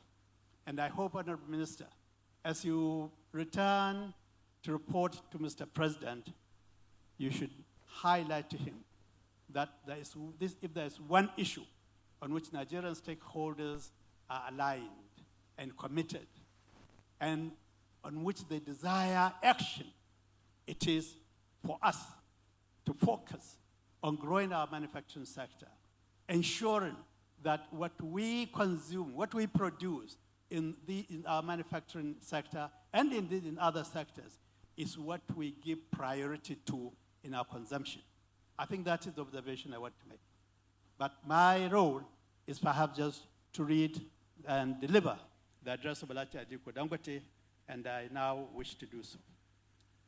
Honorable Minister, Excellencies, distinguished ladies and gentlemen, Mr. Chairman of MAN, let me stand on the protocol that has been so ably laid by the MC and indeed committed to by all of us. And it is a privilege and indeed an honor to present the keynote address at this 53rd Annual General Meeting of the Manufacturers Association of Nigeria. The theme, Nigeria First, prioritizing Made in Nigeria, is most timely and most relevant.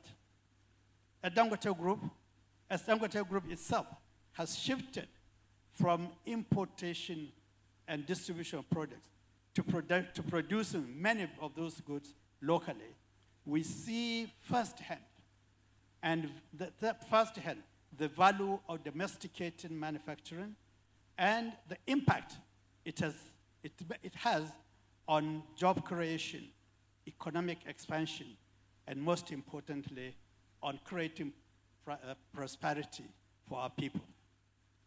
I commend the Manufacturers Association of Nigeria and its partners for championing Nigeria's manufacturing sector.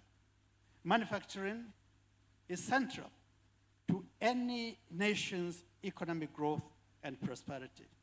Thus, for us in Nigeria, and given our socio-economic indices, it is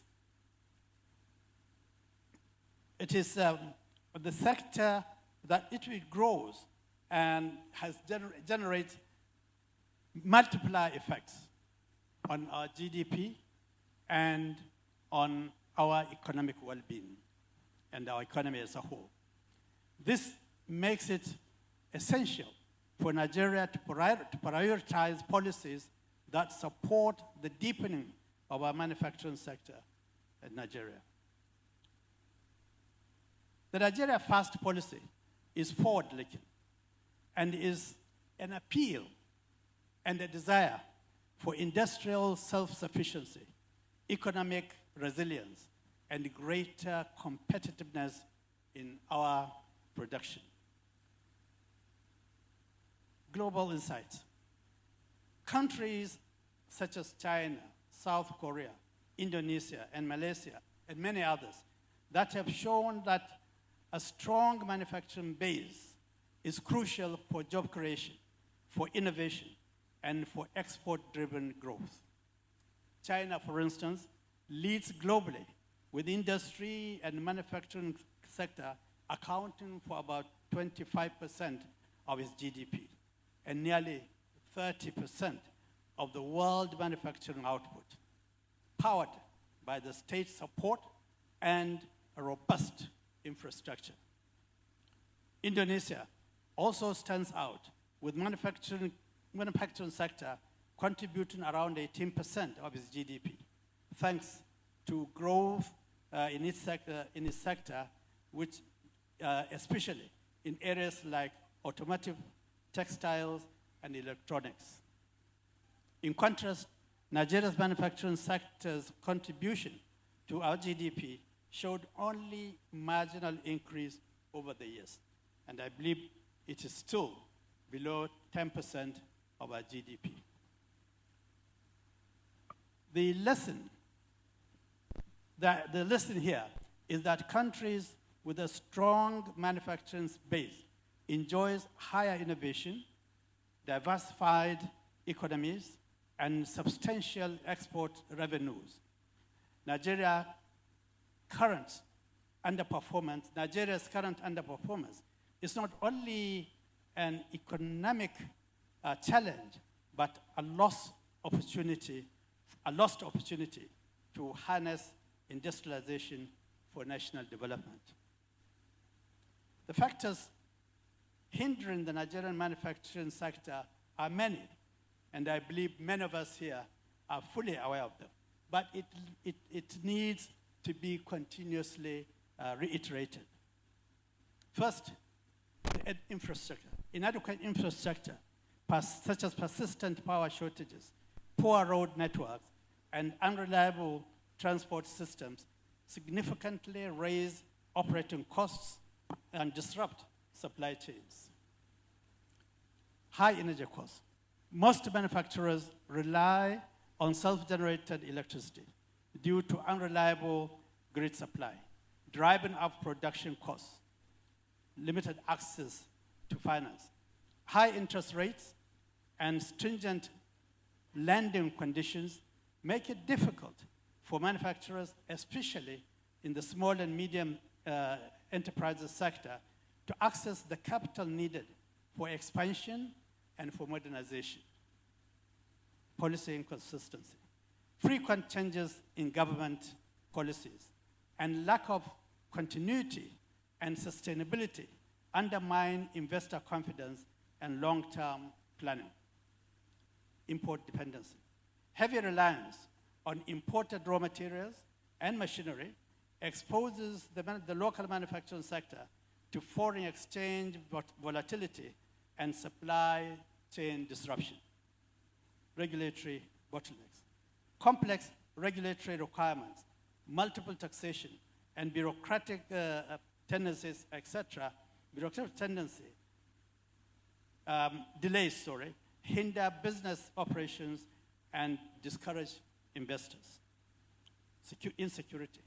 Rising insecurity and unrest in various regions disrupts manufacturing activities, increase insurance costs, and deter investments as well.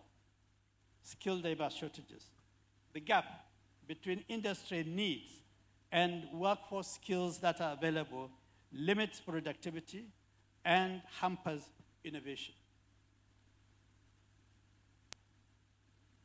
Weak local patronage. Despite local content laws, public and private buyers often prefer to import the imported goods, limiting demand for local producers. Countries, as I said,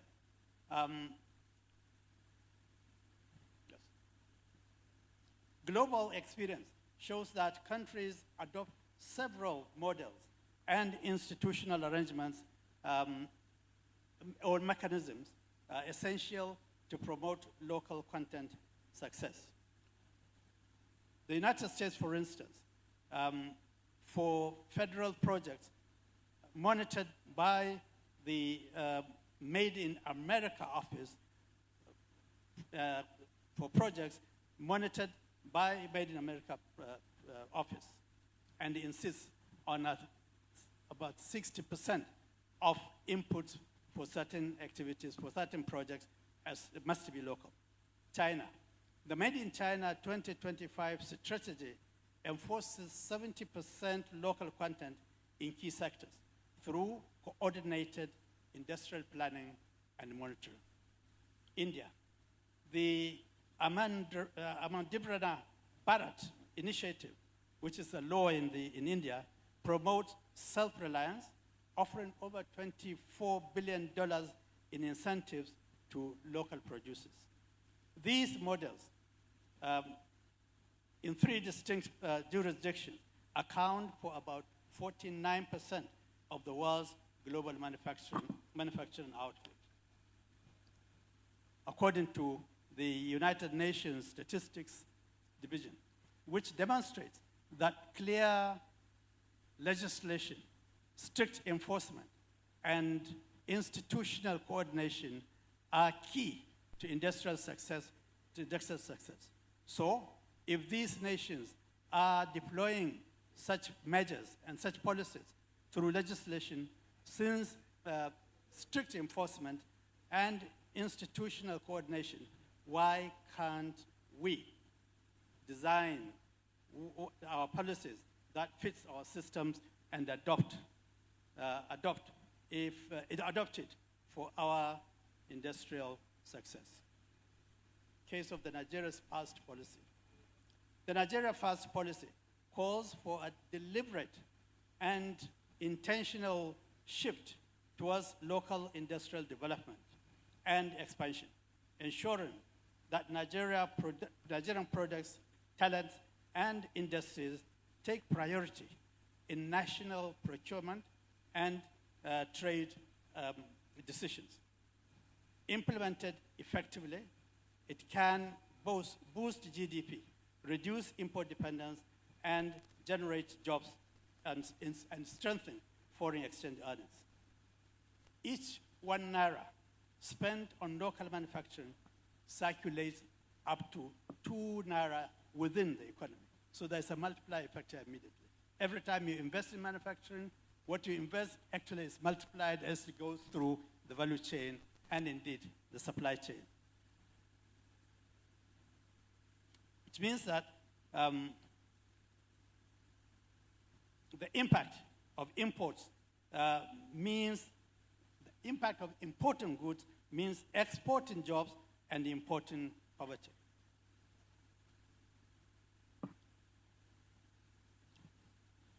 Let me quote a few examples of the impact that this lack of this policy, lack of patronage, has caused our economy and our industries. The demise of Nigeria's textile industry, for instance. The decline of Nigeria's textile industry serves as a cautionary tale and underscores the urgent need for policies that prioritize domestic manufacturing.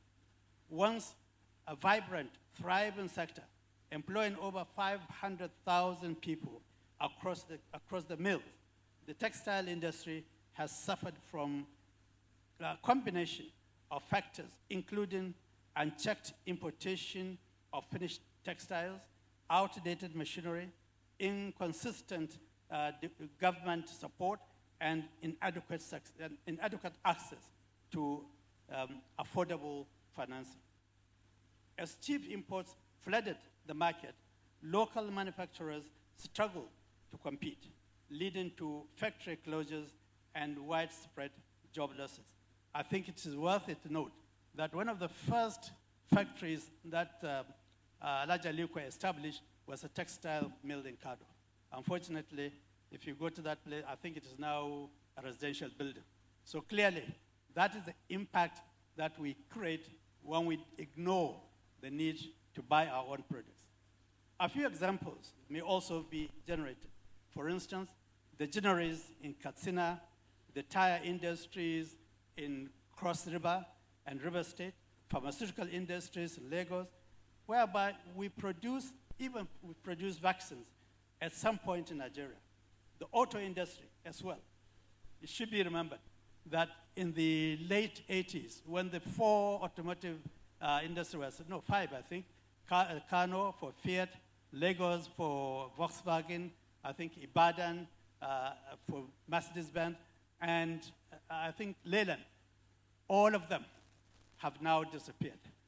And not only that, I believe that in Kaduna, at least because I was there, the Peugeot Automotive Company had already been able to create up to 30% of its inputs from local producers, such as batteries, tires at the time, plastic products, and cloth products. And this now have disappeared.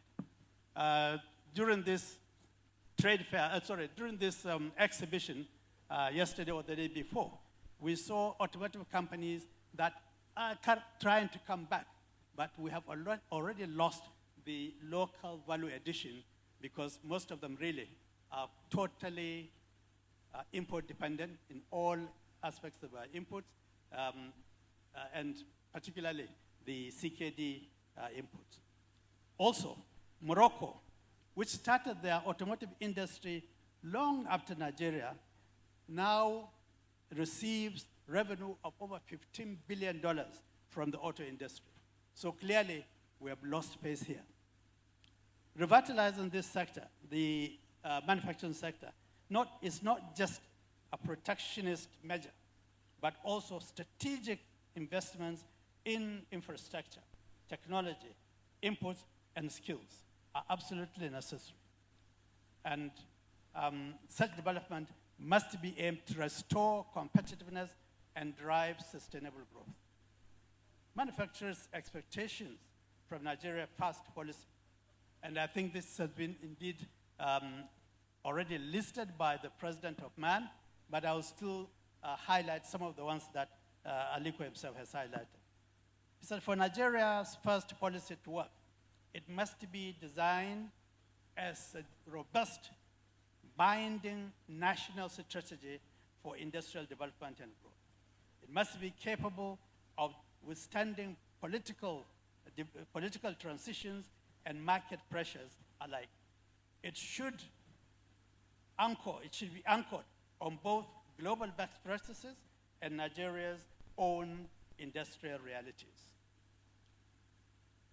Legislation of the Nigeria First policy.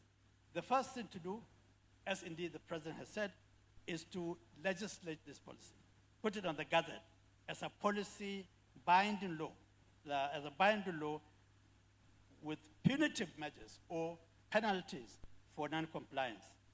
Past executive orders 003 and 005 failed due to the weak enforcement in this regard.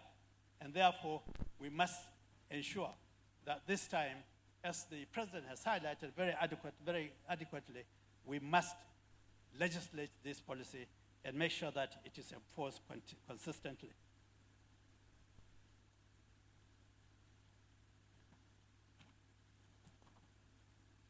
establishment of an independent monitoring and compliance agency with authority to conduct real-time audits of not only MDAs, but indeed other government institutions and their contractors.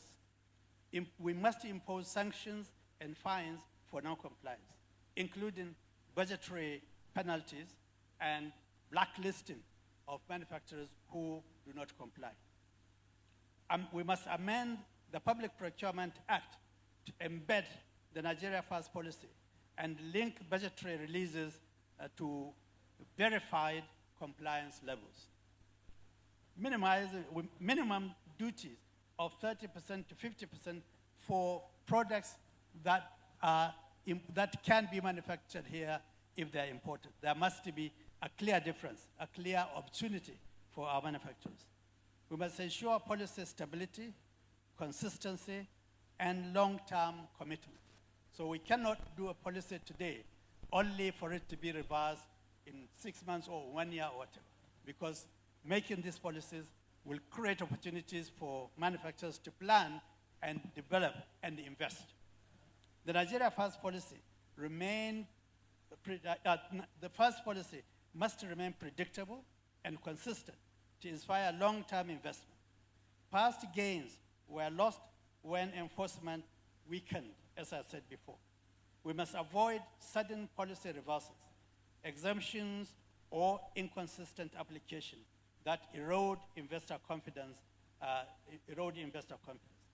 We must provide manufacturers with predictable rules that enable long-term investment in plant expansion, workforce training, and technology acquisition or adoption. We must institutionalize data-driven monitoring and transparent reporting to track the policy's impact on production, job creation, import content, and technology acquisition. Agencies such as the Bureau of Public Procurement, CBN, Trade Ministry, Standards Organization Nigeria, we must again ensure that they are closely monitored and assisted to play their role effectively. I believe that regulators should see themselves as midwives, whose role is to help the industry they are supposed to regulate to grow and to become resilient. And therefore, regulators should not, indeed, this has already, I think, been accepted by government in the finance law, but regulators should not necessarily focus on revenue collection. Their role is to help the industry, to guide the industry to growth successfully. Thank you. Development of national supplier registry. To guarantee transparency and fairness in government procurement, the Nigeria First policy must be backed by a credible supplier registry, developed and maintained in collaboration with the Manufacturers Association of Nigeria and other key institutions. We must establish and maintain a centralized database of certified Nigerian manufacturers and service providers, with man providing industry verification and quality assurance. We must make registry inclusion a prerequisite for eligibility in all federal contracts, because obviously without registration, it is difficult to ensure that you can sustain quality. You can ensure that you promote or you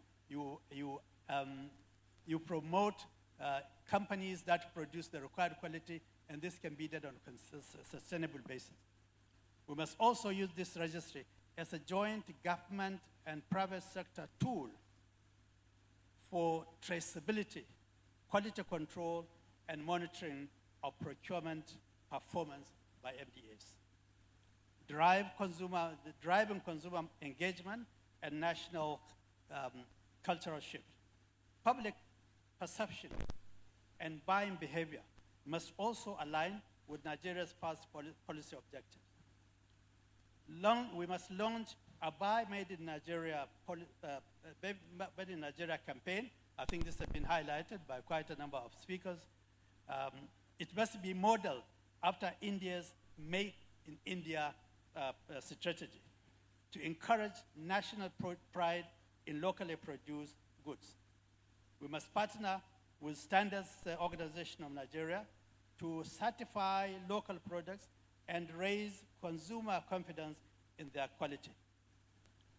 Collaboration is also essential with the entertainment industry to influence and influence tools to embed made in Nigeria messages.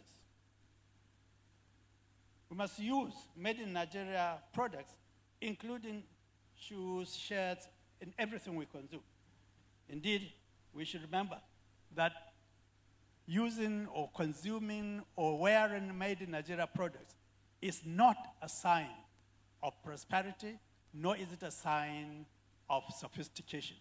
Rather, it is a sign of poor recognition of our own requirements, of our own basis. We must incentivize backward integration. The success of the Nigeria First policy also depends on the level of our backward integration programs, which is currently rather weak. I think there are only a few industries like the sugar industry and the cement industry where backward integration has been institutionalized.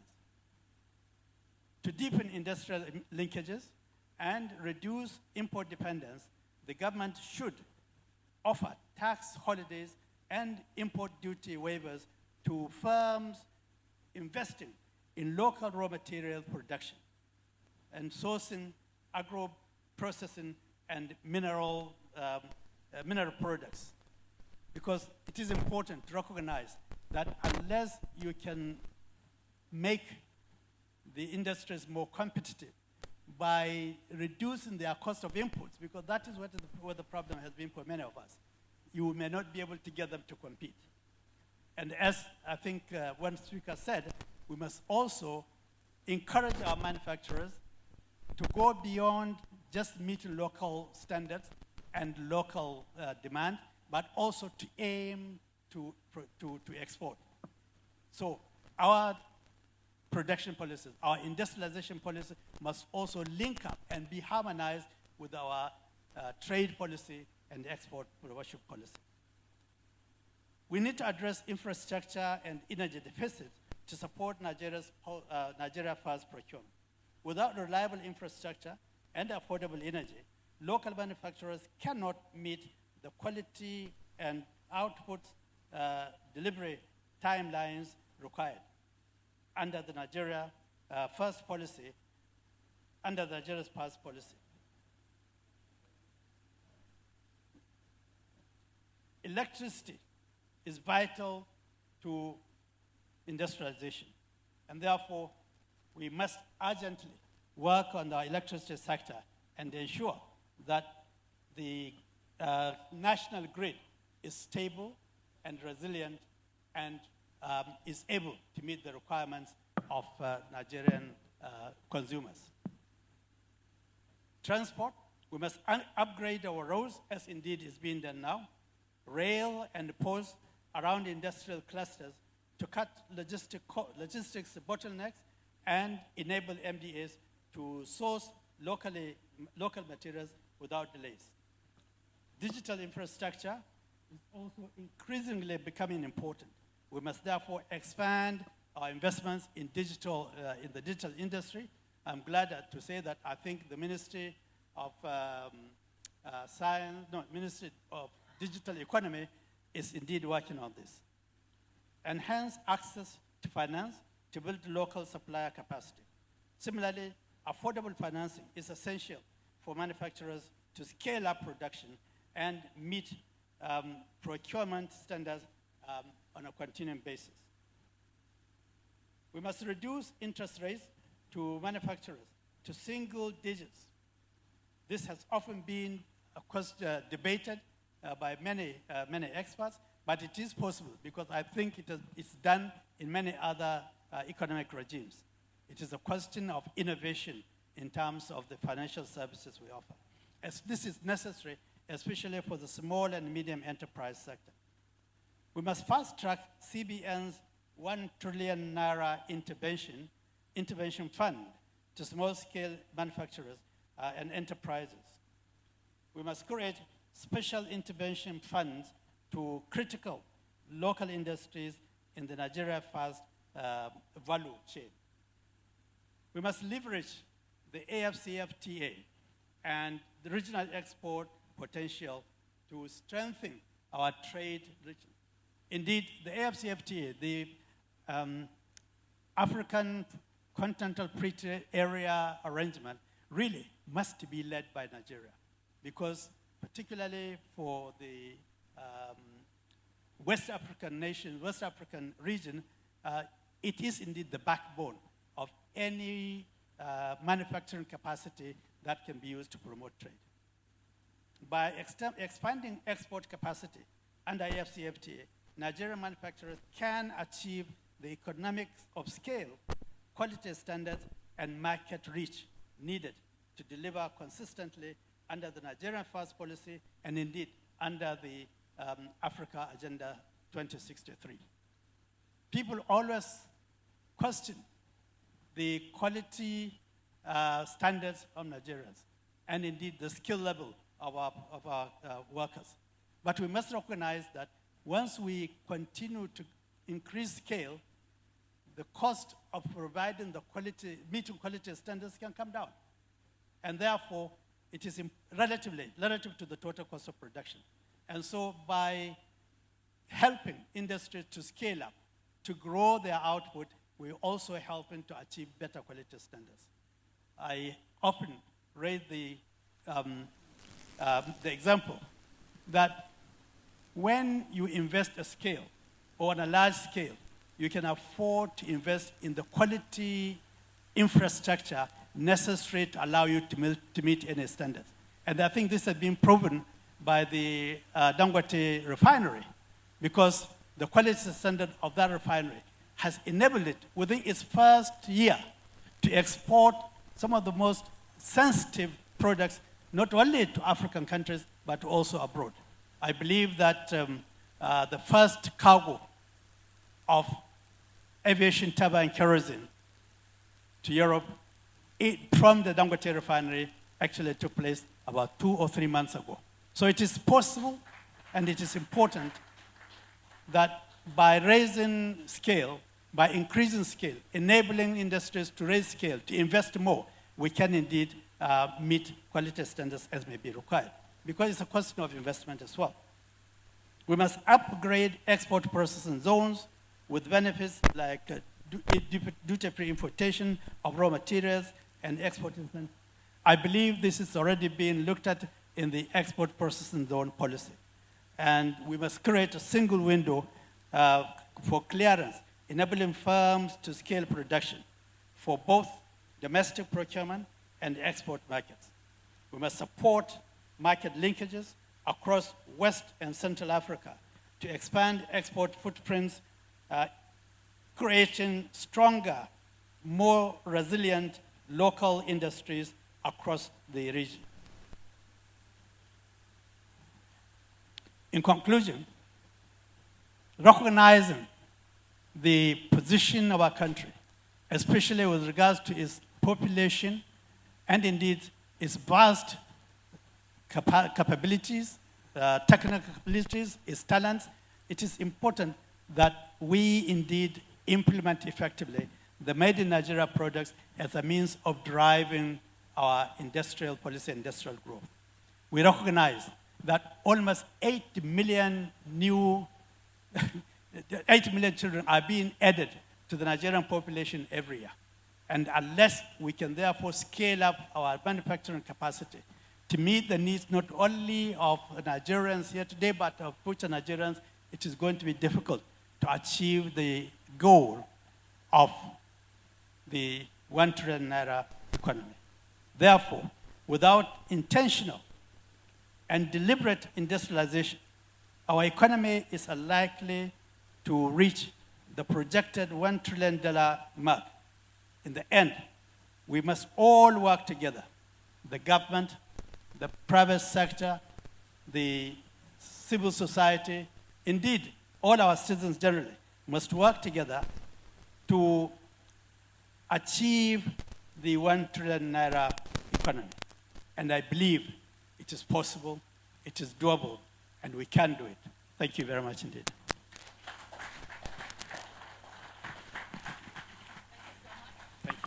Thank you so much, Engineer Mansour Ahmed, OFR, ably representing President, C.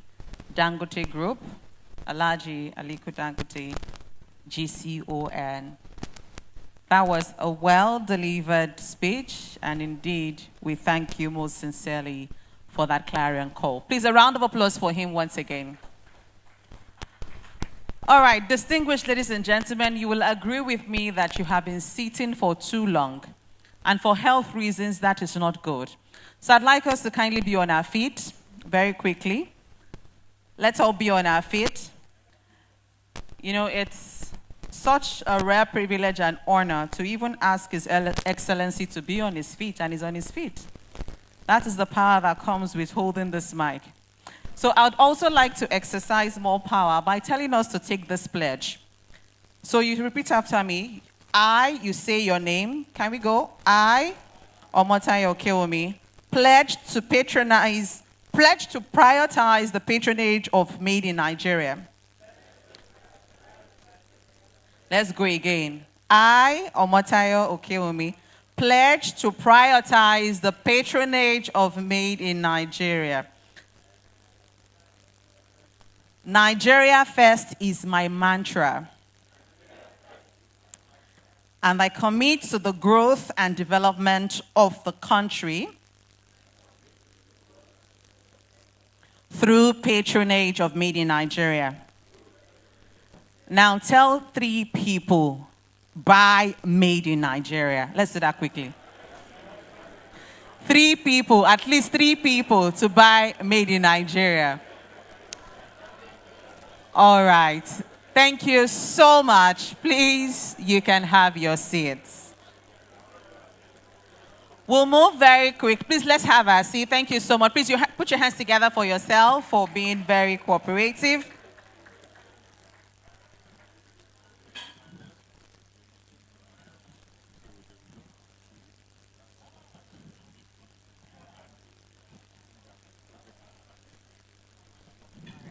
Thank you so much. So we'll go we'll move quickly to the panel discussion.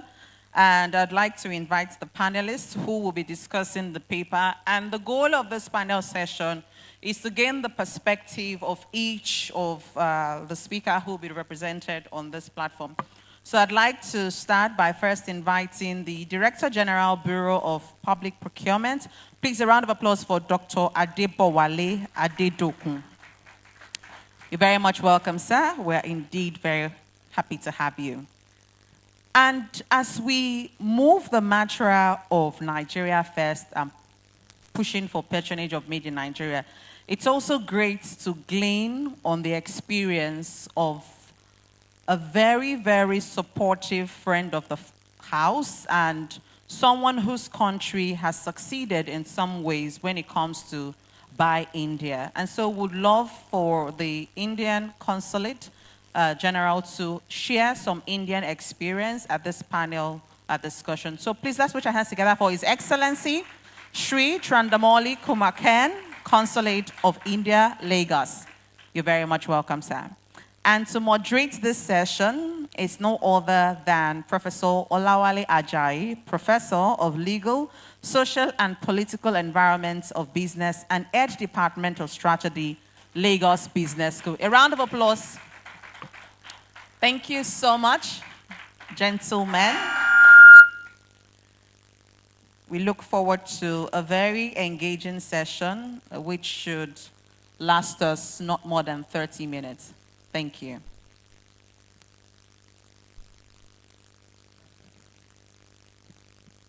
Thank you very much, Omotayo, for wringing that pledge out of us. I observed that you didn't end it with "so help me God," so that many people will not perjure themselves. But thank you very much. So, due respect to the protocols, I want to say thank you, gentlemen. We've had the speech by Alhaji Aliko Dangote, and I think I'd like to start by asking His Excellency to give us a very brief insight into the India First initiative and how it has worked or panned out so far. Is it backed up by an act? Has it managed to increase manufacturing GDP according to the objectives that were set out? Perhaps you can give us an idea of how the initiative itself was started.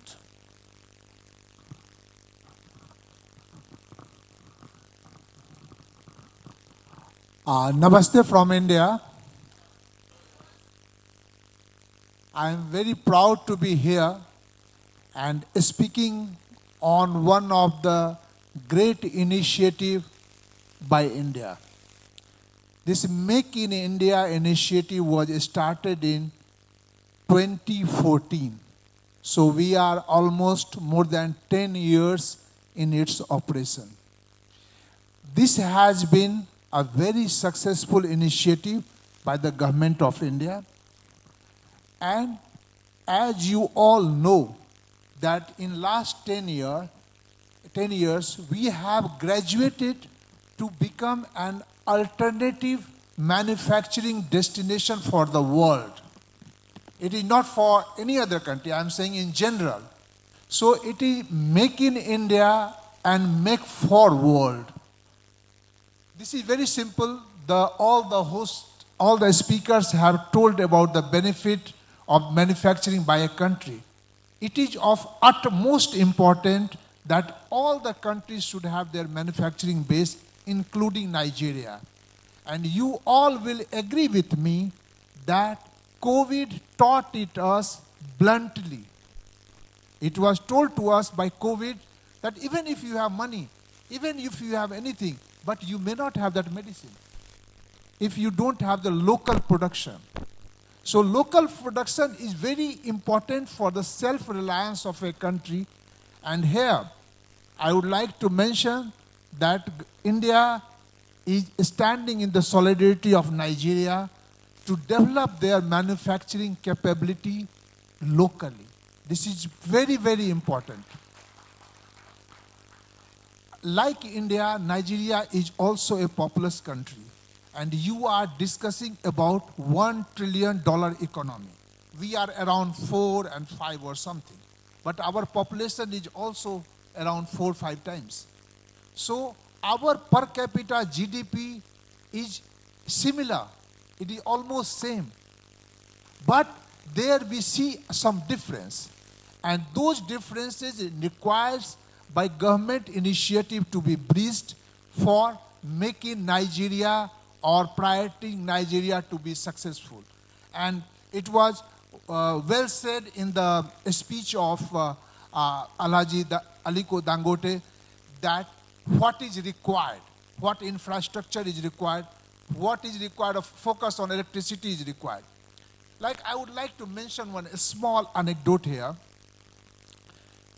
During the construction of this refinery, which is the world's largest single train 640 million metric ton of this crude oil refinery. This is largest in the world. It is a matter of pride for Nigeria. Great initiative. This was designed by Engineers India Limited. Engineer would certify this, that there was a team of hundreds of engineers, India Limited people who designed step by step, and it has come to fruition. It is working. We are very happy to know about this. But at the same time, I would like to mention why there were people from Indian descent or other descent who were doing the smaller jobs, like fitting, like a small plumbing, like electrician. So Nigeria first policy would never be successful if we do not invest heavily in our manpower. Government of India has an initiative called Skill India. By that, the government gives training to everybody. Similar initiative is required in Nigeria also to skill up their people. So with these words, the successful made in Nigeria is a reality, it is possible, and we should do it. Thank you, sir. Thank you very much, and I thank you for those nuggets. You mentioned, of course, that it's not just about increasing products and services. It's really about national security, especially in the light of outages that may come from global or even local events like COVID and so on. And I think Alaji also mentioned that even the bastion of capitalism, that is the United States, had a Buy America initiative as far back as 1933. And this was in the lead up to the Second World War. Those of us who would remember history would know that America led in that war simply because of industrial capacity. And I think that that is a very key, of key importance. The second thing you mentioned is the need for, in order to ensure that there's cross-sectoral linkages. So it's not merely industrial, it's also educational, manpower development policy, and so on. And I think we may want to go over to Bureau of Public Procurement. Executive Order 003, I think, was the first to have mentioned by Nigeria, I think up to 40% procurement. That must have been 2018. And here we are in 2025, launching Nigeria First again. Would you let us know? Apparently, the executive order has not been very successful. Would you let us have insights into what the key issues are and how we can avoid those foibles and build on the restatement by the president, more so as Nigeria is at an inflection point where we can go up and we can really accelerate. Thank you very much. Permit me to say a big thank you to MAN for this initiative, particularly bringing the public sector into a discourse like this. I want to say a big thank you to you. And from bureaucratic point of view, let me also acknowledge my minister here and representative of His Excellency, Mr. President. But let me go straight to the issue. On my assumption of duty, probably about 10 months ago, one of the first things the President said to me was, can we look at the existing laws? Can we look at the existing provisions and see how can we prioritize Nigerian-made products?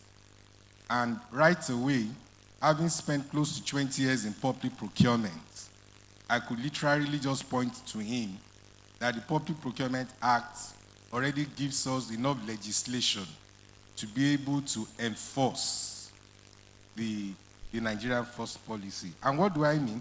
The Act already says that we should be able to set up policies, provide guidelines, set frameworks that will literally drive any policy we're thinking of across the different sectors.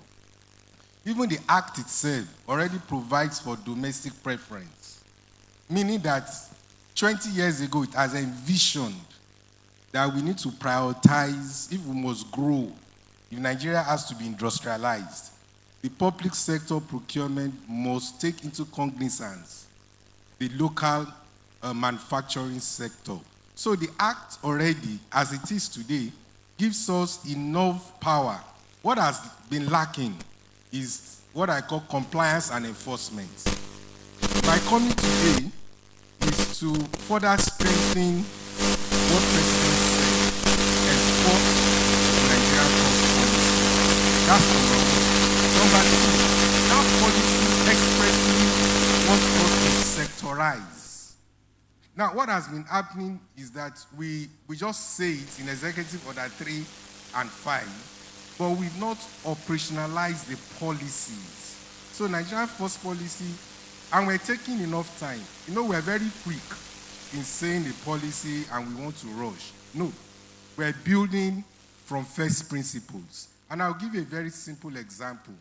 If you look at the auto industry, for instance, is a sector. We have the manufacturing sector where we produce foods to our Nigerian people in terms of nutrients. If we go to the power sector, we have cables that we're producing. We have transformers that we're building. We go to the building sector. We have artisans who naturally should be able to help us to do the POP.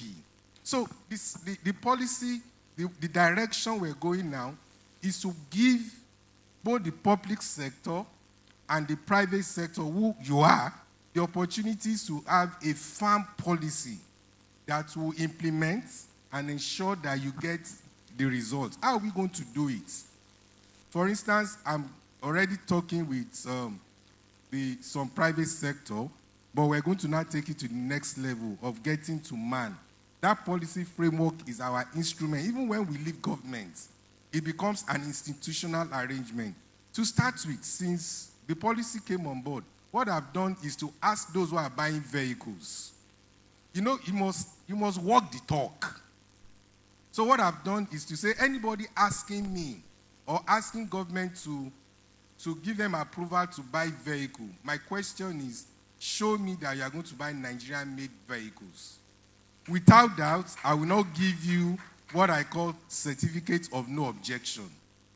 Now, we're testing waters. What I mean is that you see people resisting it because they are so used to doing, let's look at the economic indices of why we should change our mindsets and why we need to quickly change our ethical behaviors. For instance, if you buy a foreign-made vehicle without mentioning it, it's about 4 times the cost of the Nigerian assembled vehicle. Now, if you look at the technicalities and the specifications of even the Nigerian-made vehicles, they are sound. You can't say the weather condition, the environmental factor has been built in these vehicles. So what do we need to do? So going forward, I'm sure there will be a lot of other questions, is to say to you, if you are the private sector involved, you need to reach out to BPP. That's why I'm here. If you see anybody or any government agency patronizing non-Nigerian made vehicles, it's your duty to tell me. If I don't know, you need to let us know. Then I have the instrument of government to reject the offer of foreign against local. But the difference is this: if the local product does not have the right quality standard, I may have to also give consideration to the foreign company. So the first policy is also to challenge those of us in the local industry to upscale the quality of our products. So that it's a win-win kind of situation.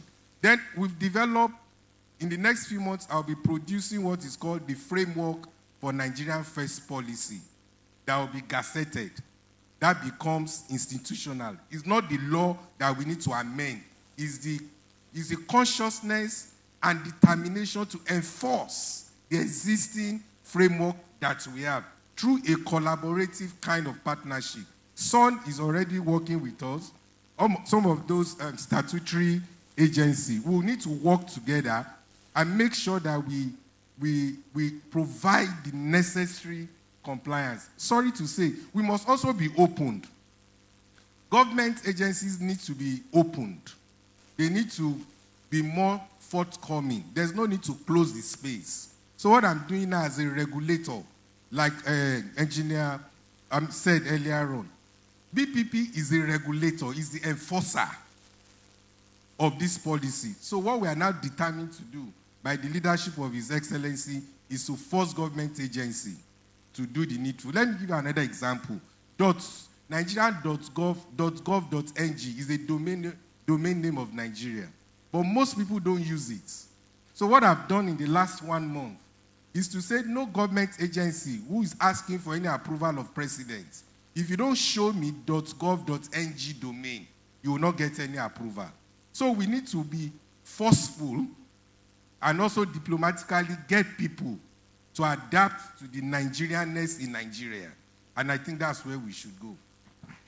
Okay, thank you very much. I think it's very interesting and useful to say the legislative framework is there. So that satisfies one of Alaji's advocacy. I think it's important to also mention that the private sector must be more forthright and more active in not only advocacy but also in enforcement and compliance. But if the framework is not available, it will look a bit like putting the cart before the horse to ask the private sector to come and knock on your door.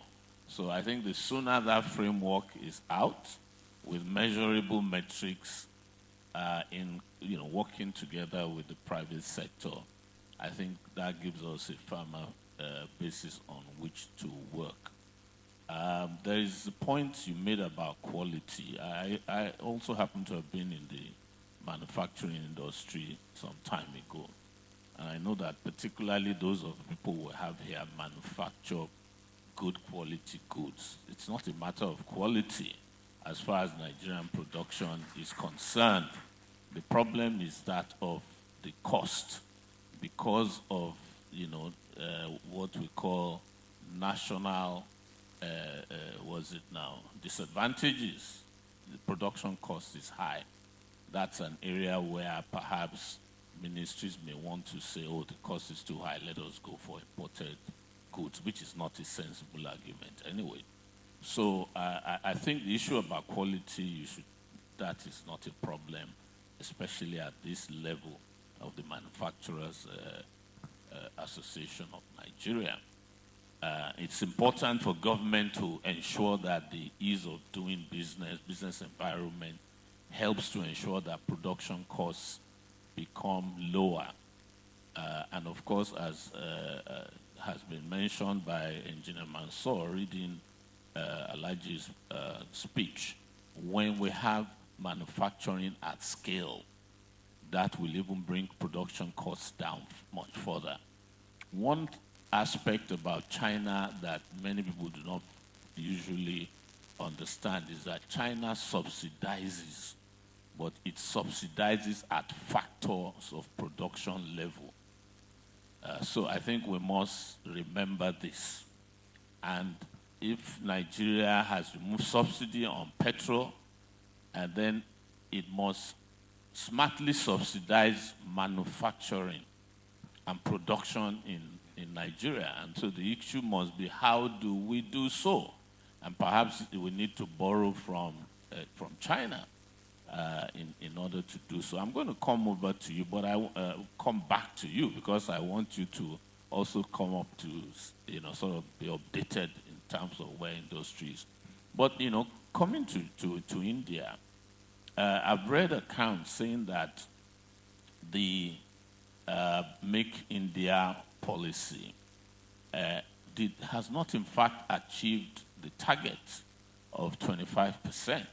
That, in fact, it has come down from the initial where it was when the policy was announced to about 16.91%. So we would love to know, well, whether you validate this and also give us some insights on what may have slipped so that we don't make the same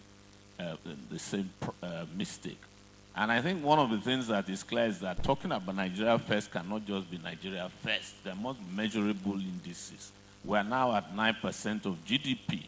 Where do we intend to be in terms of Nigerian first? Is it 15%? Is it 20%? And how can we track this over time? So I hope in your framework there will be clarity in terms of where the manufacturing GDP should be in terms of time. So India, can you give us some insights on what those problems are? You can announce a policy, but it may not deliver. And so what's the problem?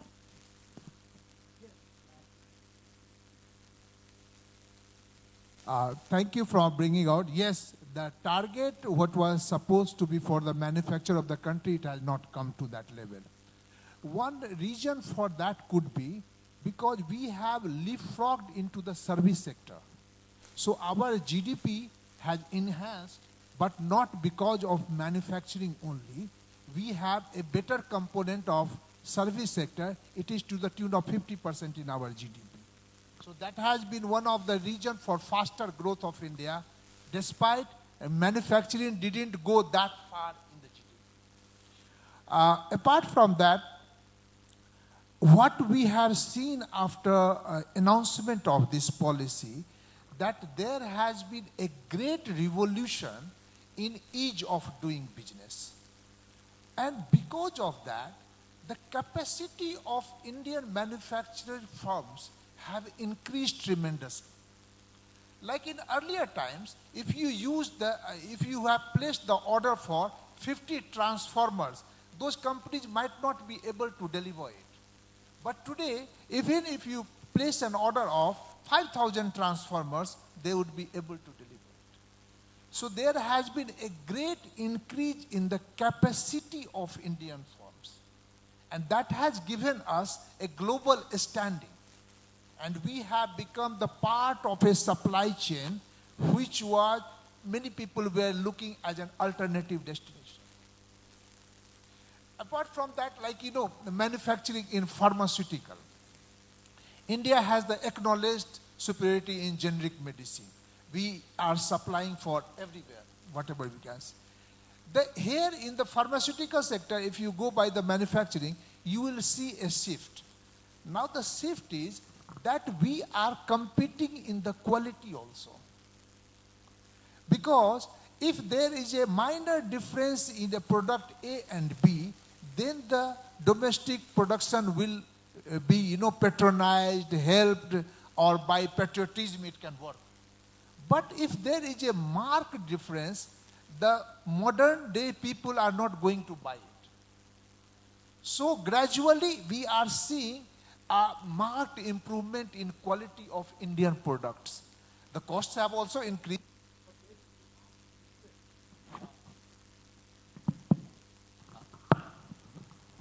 So I can say that the quality of Indian products has improved tremendously with this initiative. And we have diversified into different sectors where we were importing it all the time. So that is a requirement in Nigeria also. Nigeria has to leverage its 240 million population for attracting the investment. The second part will be developing the manufacturing sector, and if you do it through foreign investment, then the technology will also come. Technology will also come. There will be a technological transfer already. So you will be making bigger things in your country. Like in India, we were the biggest buyer of defense equipments.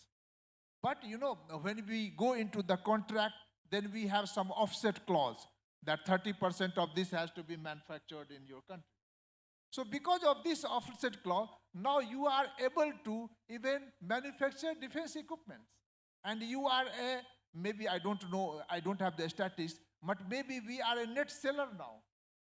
And that has come to the technological transfer through those clauses.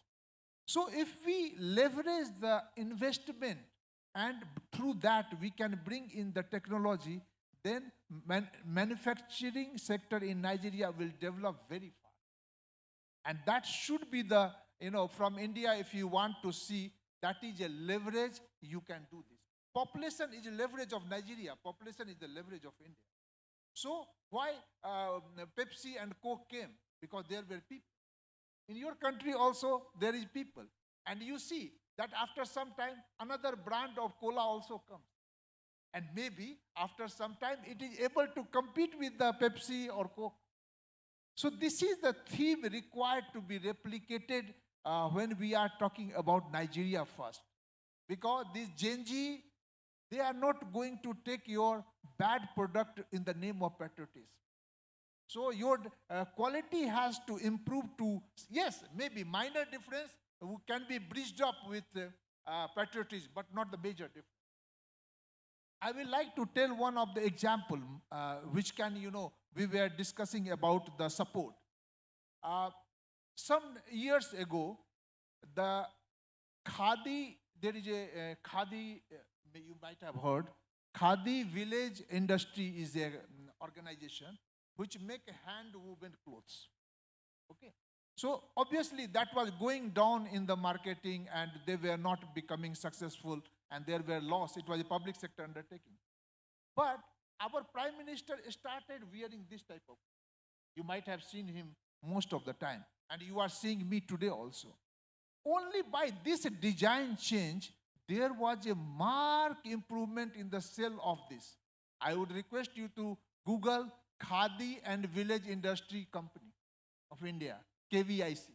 You will find that they are now in a huge profit.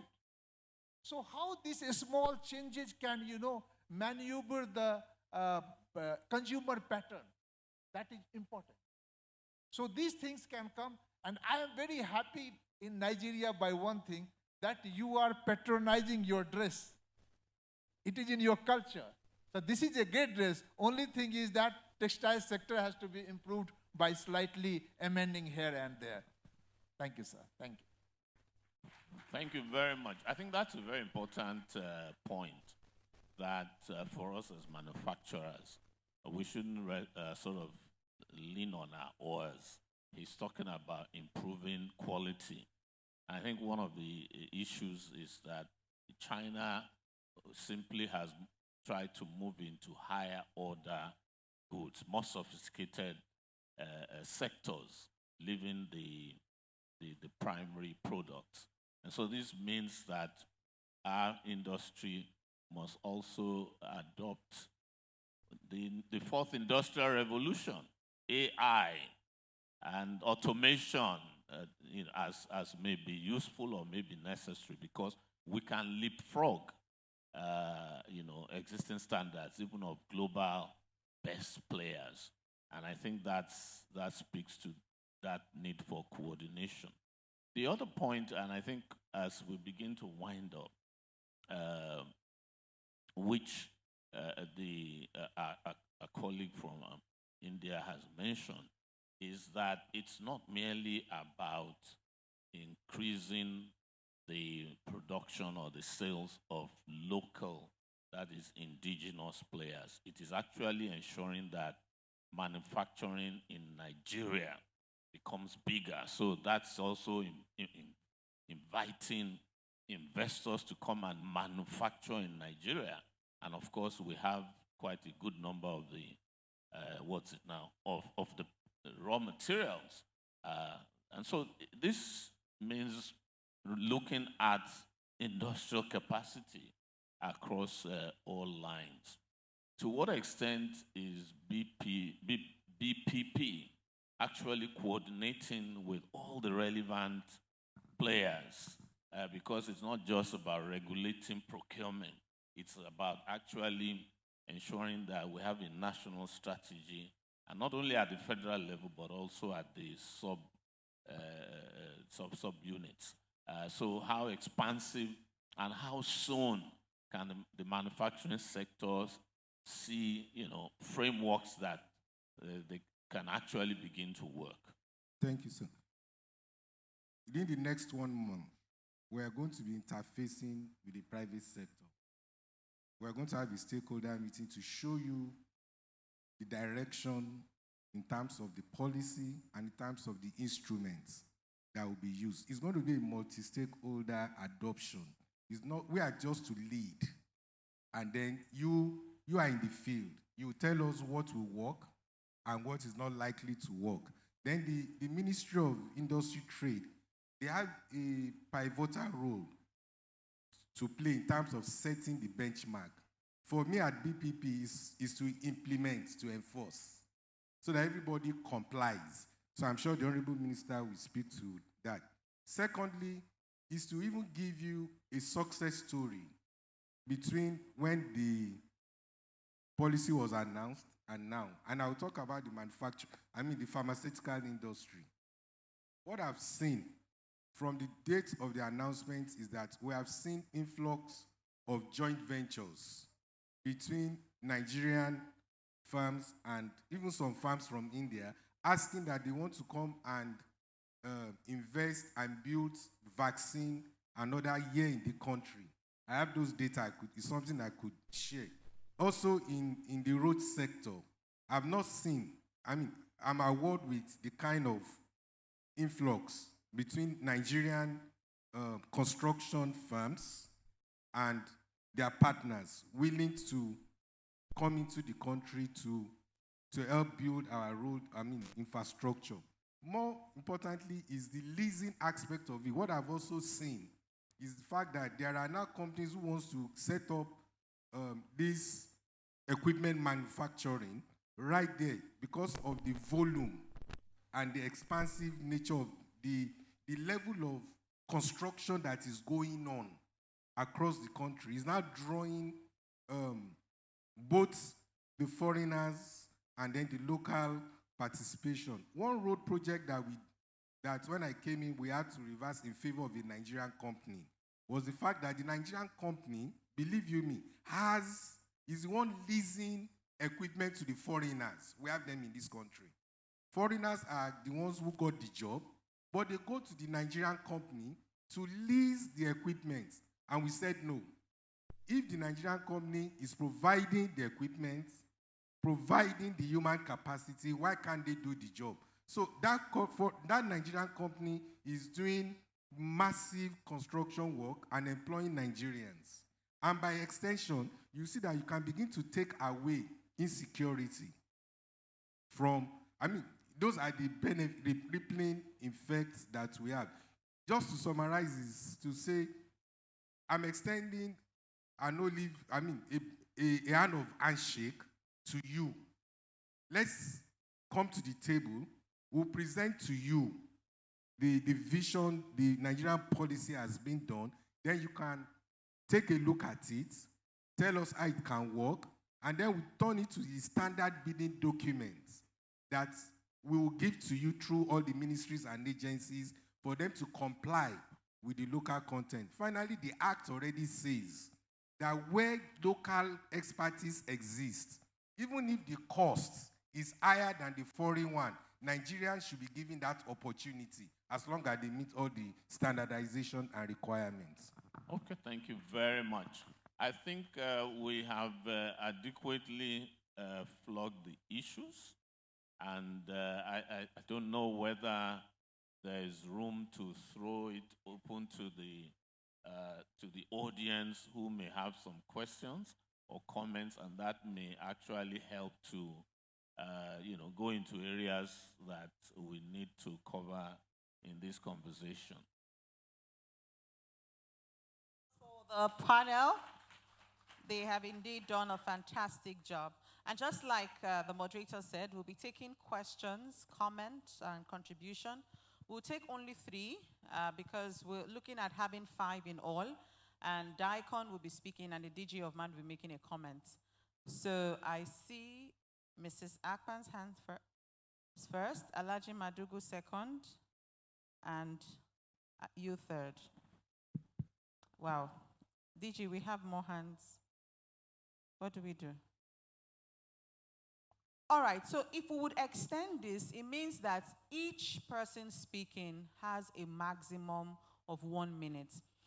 And we also have the power to mute your mic if you exceed 1 minute. So that means we can take more people. So let's keep to time so that we can leave here by 3 o'clock. Thank you so much for your compliance. So we'll start with number 1. 1 minute, less than 1 minute works perfectly. So Mrs. Akpan, please go straight to your points. Don't thank them. Don't acknowledge them. We will give them plaques. So just go straight to your points and we will manage time effectively. All right, thank you. I really want to thank you for everything said, but the youth, how can we bring in the youth that constitute the future of this nation? They are not ready to work.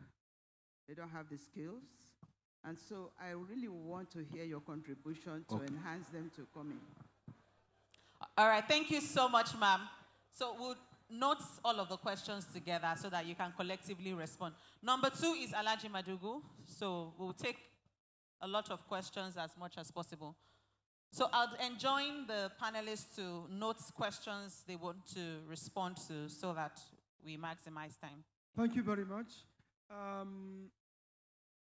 My comment is towards the BFP. Even though towards the end of his answering his questions, he touched on the issue of margin of preference. My comment on is, it is known, and how does the BPE going to make sure that this issue of margin of preference is being recognized and is being implemented? Thank you.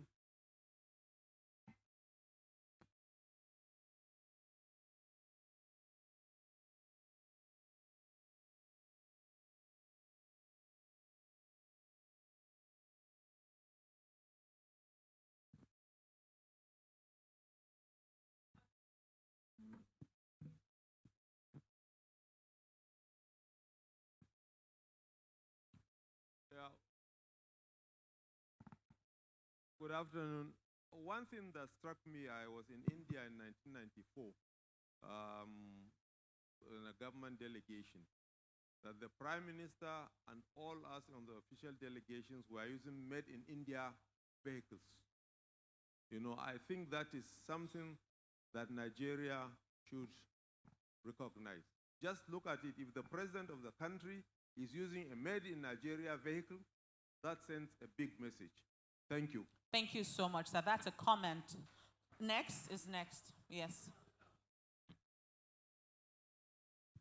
Yeah, thank you very much. I'm actually, again, referring to the Indian consulate. I would like to know if it's possible for some sort of collaboration between Indian companies and Nigerian companies, especially the very small-scale industries. What we actually need is to have thousands of small-scale industries, and I see on social media some very tiny factories that are all over India.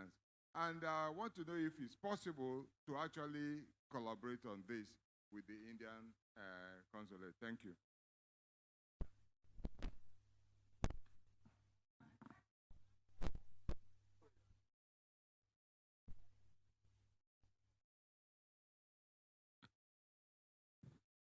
Thank you very much. I'm really encouraged by the conversation today. I've heard so many things that has... The mic, ma, we can't hear you. I'm encouraged by the conversation today, sirs, and I've heard a lot of things that has gladdened my heart. I'm a field person. I've been working on the field, and Mrs. Akpatama, I think I got your name right, Mrs. Akpan, she talked about skills, the youth. And this is where I'm going to put my comment and question. We're working a lot with the youth on the field in the area of agriculture, the feedstock. I work in the textile industry. I'm the national coordinator for the cotton producers. And we're working with the youth. And I can tell you that the youth are ready to come into agriculture. They are interested. But one thing I know that we've talked about here is the lack of knowledge, the skills, and the support to train. On our side, we're trying to train the youth, but we can't do that by ourselves. We need the support of the government. And what was emphasized was standardization. It is 30 seconds more, ma'am. It is very important.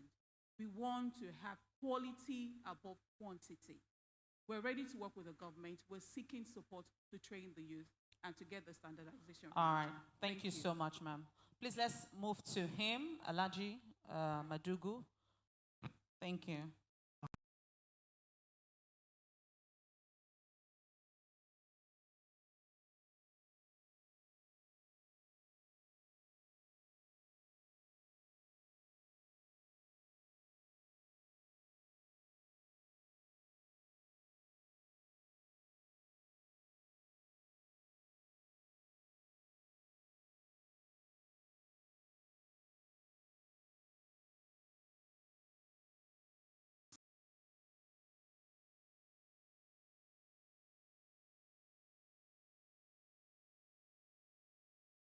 Countries like Japan, as well India, China, and other countries that have been taught in education in their native language, give more contribution and priority and more expert in different fields of the areas of technology, health, education, and whatever sectors.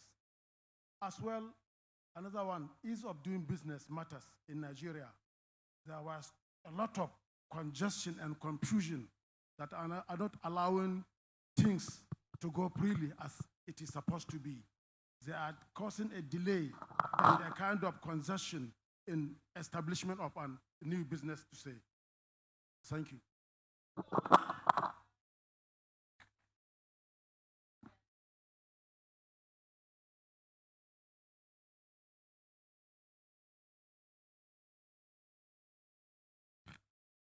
Yes, thank you very much.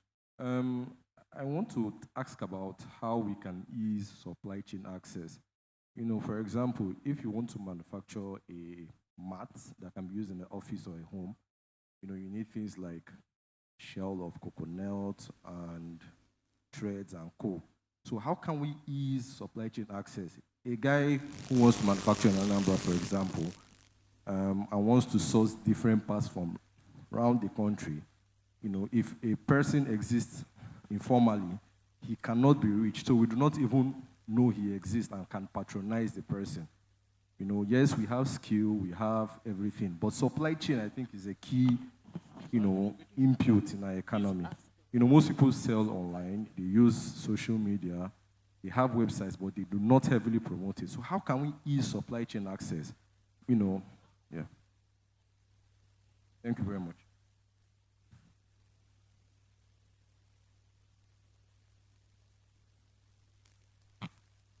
Thank you very much. My name is Ayo Olu-Koni. I'm a career diplomat, retired. I ended up as High Commissioner of Nigeria in Australia. And I also went into the private sector. I worked closely with DG, and then Mr. Engineer Mansu too as well. That is private sector, private sector. My question is directly to the BP section. We went to Abeokuta to promote the authentic Ogun Adire, which will be marketed across the country, across the world.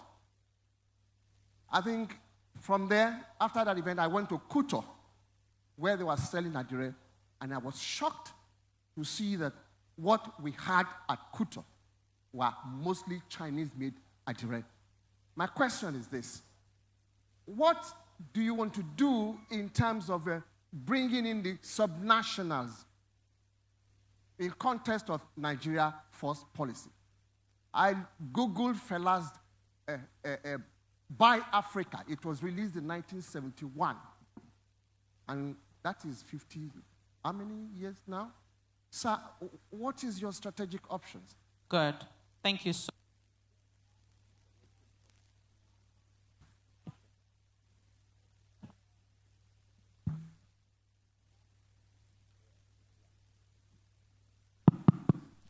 In front here, the general. Yes. The representative of the president, other protocol duly observed. I'm Brigadier General Shubo, the Director of Research and Development, DICON, standing in for my boss this morning. Just to lend credence to the topic of the day. The DICON Act, DICON was established in 1964, primarily to produce military hardware for the military and other paramilitary agencies.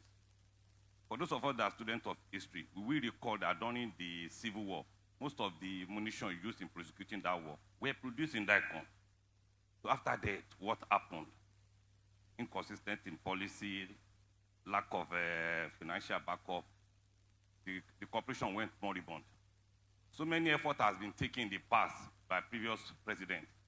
However, in August 2023, President Bola Ahmed Tinubu signed a new act into the law that empowered DICON to partner with both foreign and local defense-related industries with the objective of establishing production line in Nigeria to reduce importation of military hardware. Also, the corporation is also saddled with the responsibility of using its excess capacity to produce commercial items. So with this, I think in the past 1 year, we've been able to interface with over 80 foreign firms. I give you that in the next 1 year, Nigeria will be self-sufficient in production of ammunition, military vehicle, and some household equipment with the introduction of this new DICON Act. So, sir, PPE, sir, I think there is need for enforcement, like you said, Order 002 and Order 003. We should be able to walk the talk. Let the sincerity be transparent and be visible to all. And I believe in the next 5 years, everybody can see Nigeria first. Thank you so much, sir. And the last person, DG Man, Segun Ajayi Kadri, MNI. Your question, comment, or feedback? Thank you. Thank you. Mine is to interrogate the BPP Director General. And you gave the impression that we could actually report to you if we find any infraction of existing regulations on PATRONAGE. I'd like to recall the Lagos Airport Perimeter Fencing Project, which man made a lot of advocacy about. My latest hearing is that we are losing out on that, and it's a very big project. I have my members here who have enormous capacity. So we like to put this on record that if there's still anything you can do, we can benefit from it. And going forward, we'd like to have a structured engagement with you so that we can be harnessing all these cases, and we have it in a way that it will be a lot easier for you to execute. Now, the other one, thank you. The other one is to say that you have already indicated that in about a month or two, there will be a framework.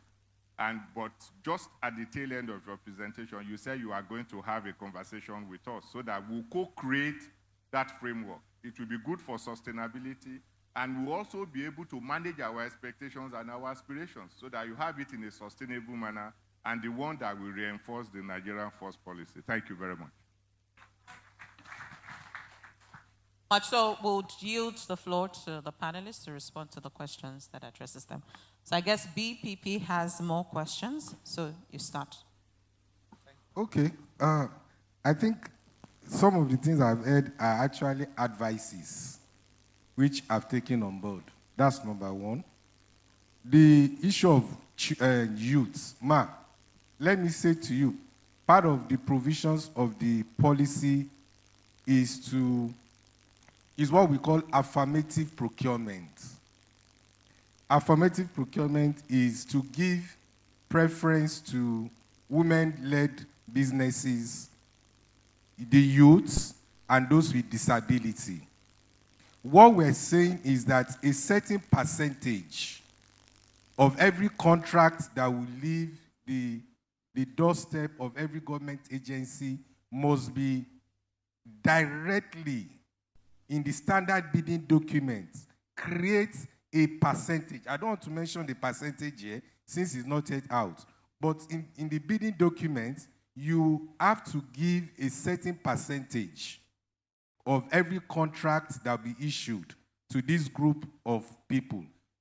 Secondly, in in the documents to be issued by the NDAs, there's what we call due diligence and job creation component of it. They must tell us in numbers and in practical terms what will be the outcome of building a new cancer center. What will be what will be the benefits? Who and who will be employed? The social aspect of it also comes into the bidding document. That's why we're talking about sustainable procurement, where you must show us the environmental impact, the social impact before you award. So what I'm saying in this direction, that if I get a request from an NDA that have not identified or solved all of these factors, we'll just have to return it back for you to address that. The second thing is on the participation of contractors. We have what we call contractors, consultant, and service provider database, where it gives us an idea of who is who in every sector. But you'll be shocked that a lot of private firms are not on that platform. Those of us who have the technology, those of us who have the experts are not on that platform. And it's free. We are not charging. Because that's where we draw out any approval, any contract that be awarded in this country. If that name or that agency is not there, unfortunately, we will not be able to give approval for that. No government agency can do that. So I'm also appealing, in my little experience so far, sir, the real people who are manufacturers are not on that platform. Those who have the quality, those who have the passion for Nigerian first are not on that platform. So the first way to take control of the Nigerian first is also for many of us here to, at least for the first time, give government opportunity, believe us. Since we are now trying to give you that direction, please come on board, and then we can begin to do things differently. The margin of preference. See, the biggest thing is lack of compliance. I repeat it. The character to insist that the rules and regulations must be followed is what is lacking. So right now, if all the MDAs have been told in their submission or bidding document, they have to make sure that that margin of preference has been captured in both the contract agreements and also in the bid they will send to the outside world. Then the other comment I need to make is on the subnational. We all know that we run a three-tier government, and federal, state, and local government. But what the president said, as part of what we're doing, is to bring the subnational in a collaborative way. Not, because they can choose to do it the way they want. But with our experience at the federal, part of the stakeholder engagement is to invite the 36 states to show them the comparative analysis from India, Bangladesh, Sri Lanka, Malaysia, and see can we work together to achieve the same goal. So we're also going to extend an invitation to the 36 states. But we're also willing to go to some states, Kaduna, Cross River, and I can't remember the states where they've taken some leap in terms of implementation to say, what are you doing? Can the federal also take some part of it from you? To my DG, what you ask, I wrote, demanding for explanation from FAN. And I have a process. And that process is ongoing. It's not yet a concluded case. I can tell you. Please take note of that. The provisions of the law are very clear. Nigerian First policy is very clear. Where the local expertise exists, then you must give them the opportunity. The only way you knock them off is where they have not proven financial capability and they have not shown technical competency. Those are the key issues there. DICON, if you check your records, almost every vest being purchased in this country, we gave approval that it must be locally purchased. It came from our office. So you have increased your turnover and you have increased your production line because of this first policy. So I think that is something we should take note of again. And I think in terms of collaboration, like I told Prof, we will subject, for the first time in this country, we cannot be doing things in the ad hoc way. We will present this policy for all stakeholders to look at it. Both the states, local government, let's all say this is the way to go. It cannot be somebody sitting in an office and doling out policy. It will not work. So we're willing to bring it to you, and then you tell us, we all sign off. Meanwhile, you should sign an MOU with us so that we know that we are bound by these terms between us and the private sector. Thank you.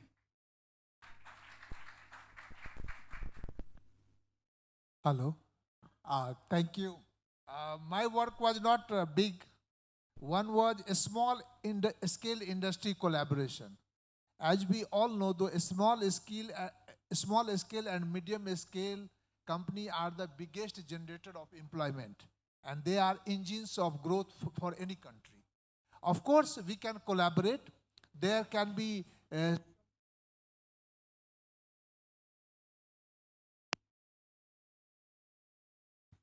sound check.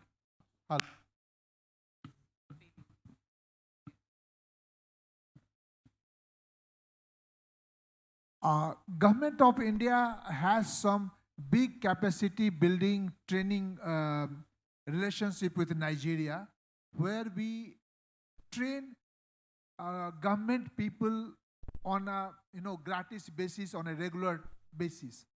If you find that there are some leaders, there are some government officials who can be sent for training to India and they can learn and implement those things here, it is possible. So we can look at those avenues for training the relevant people for a small scale, medium scale development center.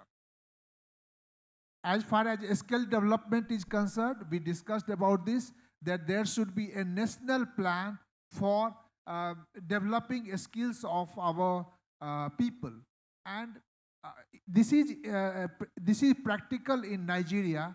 You have good ITI mechanism, which is less than the Bachelor of Engineering, but they provide training in trade. And it was very vibrant in Nigeria some time ago, but we need to revitalize that.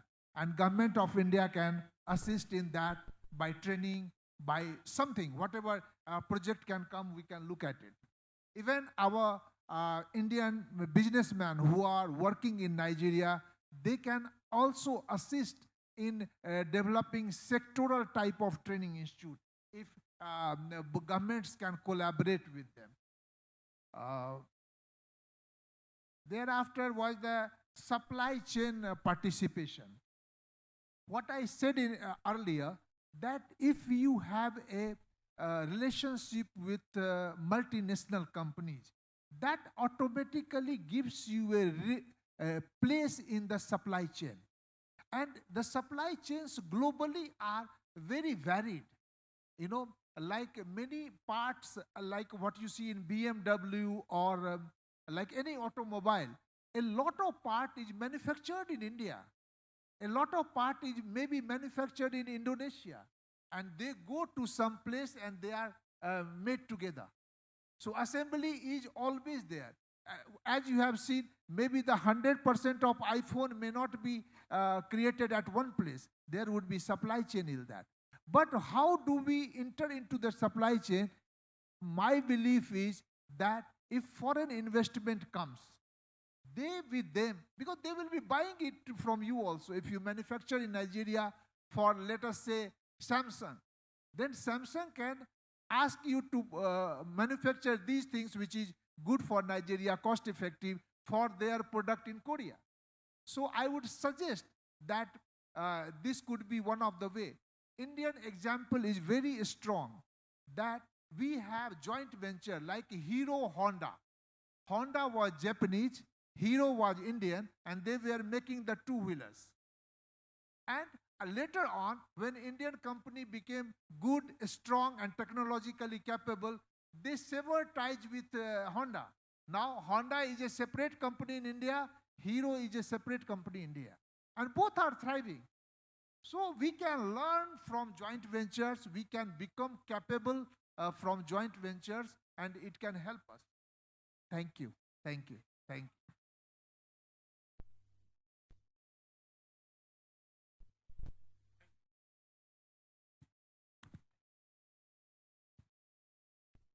I think we've covered quite a lot of ground, and we have the opportunity by the BPP to have a stakeholder engagement. I think there's a lot they are also planning. India, I think through the council, is more or less saying Indian investment is willing to come.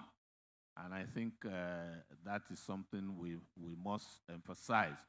Nigeria First is not just production by indigenous farms, it's inviting the world to come and manufacture in Nigeria. And of course, we must create the ease of business conditions for that to happen. And we must ensure that we have local entrepreneurs who are willing to join venture, with partners across the world. I think just two things to say very quickly. One is in terms of supplier access, supply chain finance is something that we need to, quickly get upscale in Nigeria. It's very strong in South Africa. It's very strong in Kenya. I know that the World Bank IFC has been trying to encourage the central bank in this direction. I think a year or two ago, we had some program. This is something that we need to, I think the manufacturers need to call for this, because that means that down the chain, that's the horizontal and vertical chain, there's finance available. So small scale players who are your suppliers are assured to ensure that you keep getting the level and quality of supplies you need, and even some of the investments they need, knowing that you have the skill to produce, and so the bank can even lend clean against your own, your own pedigree. So I think these are some of the important things. And I think the final point that I would like to make is that we need to consolidate all of these efforts. As you can see, it's not just BBP, it's not just trade, it's not just industry, it's an across-government approach. And if you look at what has been done in some of the countries, even if you say in the entertainment industry, this must be the president's priority. This must be driven from the very top in a very visible way. And we hope that we shall be talking about something different in 5 years. As our colleague from DICON says, in 5 years, we're going to see progress. So, and I think that's the mantra we need to adopt. And I hope next year when MAN is having his AGM, we'll be talking about achievements, yes, not just intentions. Right. We want to thank you on behalf of the panelists. Thank you very much. Please, a round of applause for the gentlemen who have done fantastic. They will have a quick photograph. So the panelists, very quickly. So after this session, the president and DG of MAN will join them side by side to have another round of photograph. DG President. All right. So you can proceed to join them. Thank you so much, sirs. You have indeed been very helpful. And I was fascinated with the BPP's revelation about a platform. And so we'll be happy to have that link so that a lot of manufacturers in the room can sign up and be a part of all that the government is doing. Thank you indeed. We are indeed very grateful. Thank you. Please, a round of applause for them, ladies and gentlemen, as they go back to their seats. Our audience, thank you so much for your patience. We are finally winding down. And it's always good that at such gatherings like this, we always leave the best for the last. And it's important, having heard the different variations of inputs on how we could put Nigeria first, particularly as we prioritize patronage of Made in Nigeria. It would be nice to listen to the keynote address at this event. And the keynote address will be delivered by no other than the special guest of honor, His Excellency Bola Ahmed Tinubu, GCFR, President, Federal Republic of Nigeria. And His Excellency is here represented by a man who is clearly wearing double caps, is here representing His Excellency, and of course himself as our own minister who clearly walks the talk. A speaker had earlier said is his lecturer and he made him. This man is in the business of manufacturing excellent ideas. And at this event, I'm sure it would definitely wow us with the revelation that his ministry is doing in line with Nigeria First. Please, let's give a resounding applause as we make welcome His Excellency to address us today. Let's make welcome Honorable Minister of State for Industry, Senator John Owan Eno. That applause is sitting on a wheelchair. Let's do better. Thank you so much. You're welcome, Your Excellency. Please be seated. Thank you. Thank you.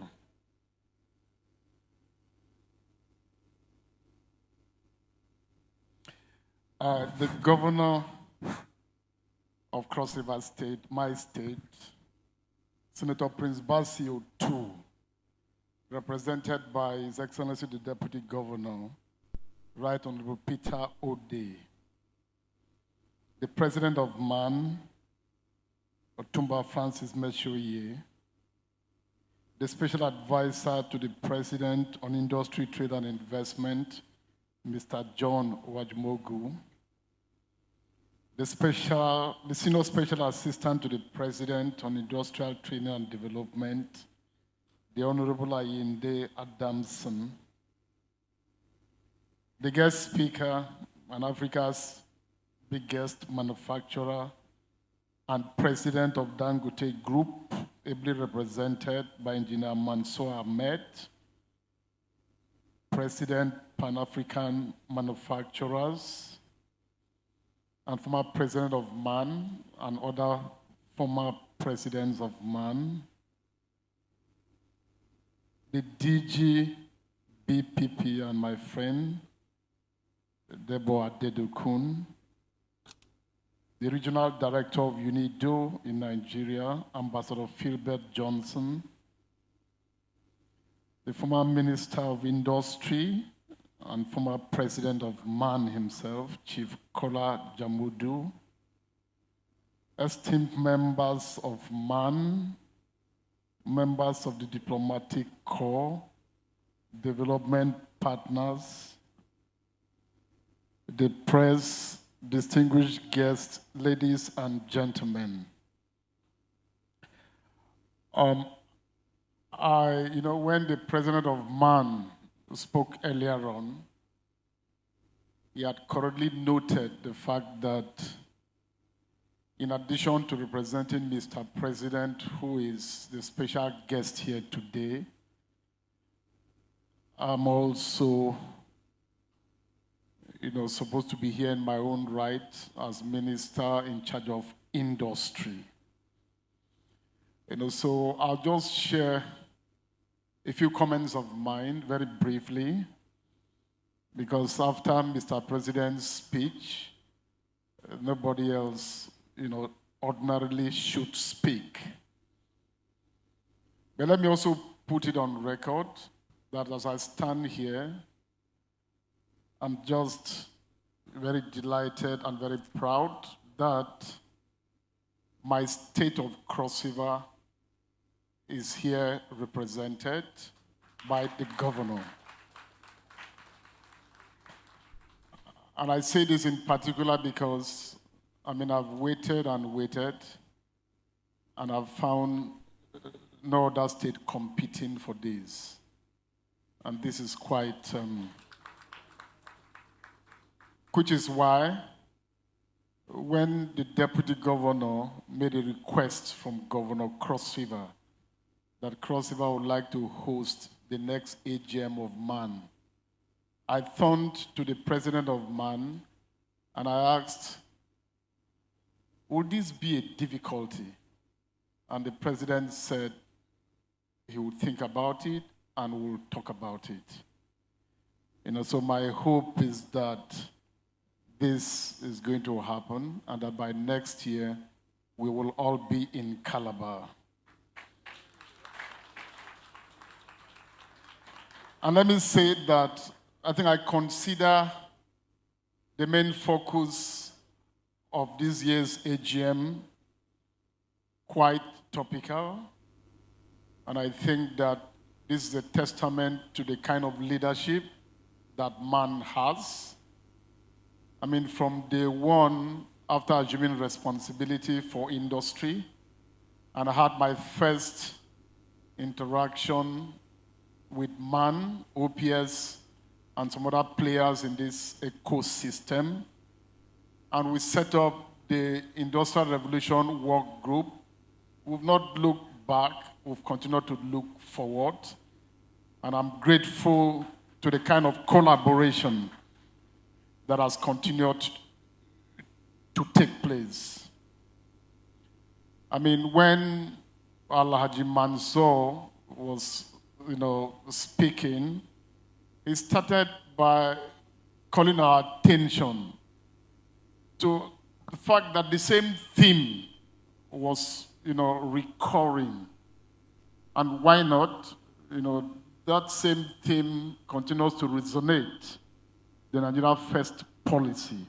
And I think that we must not be tired of talking about this, because I think that the more we speak about it, the more it becomes our reality. And it has to become a reality for it to work.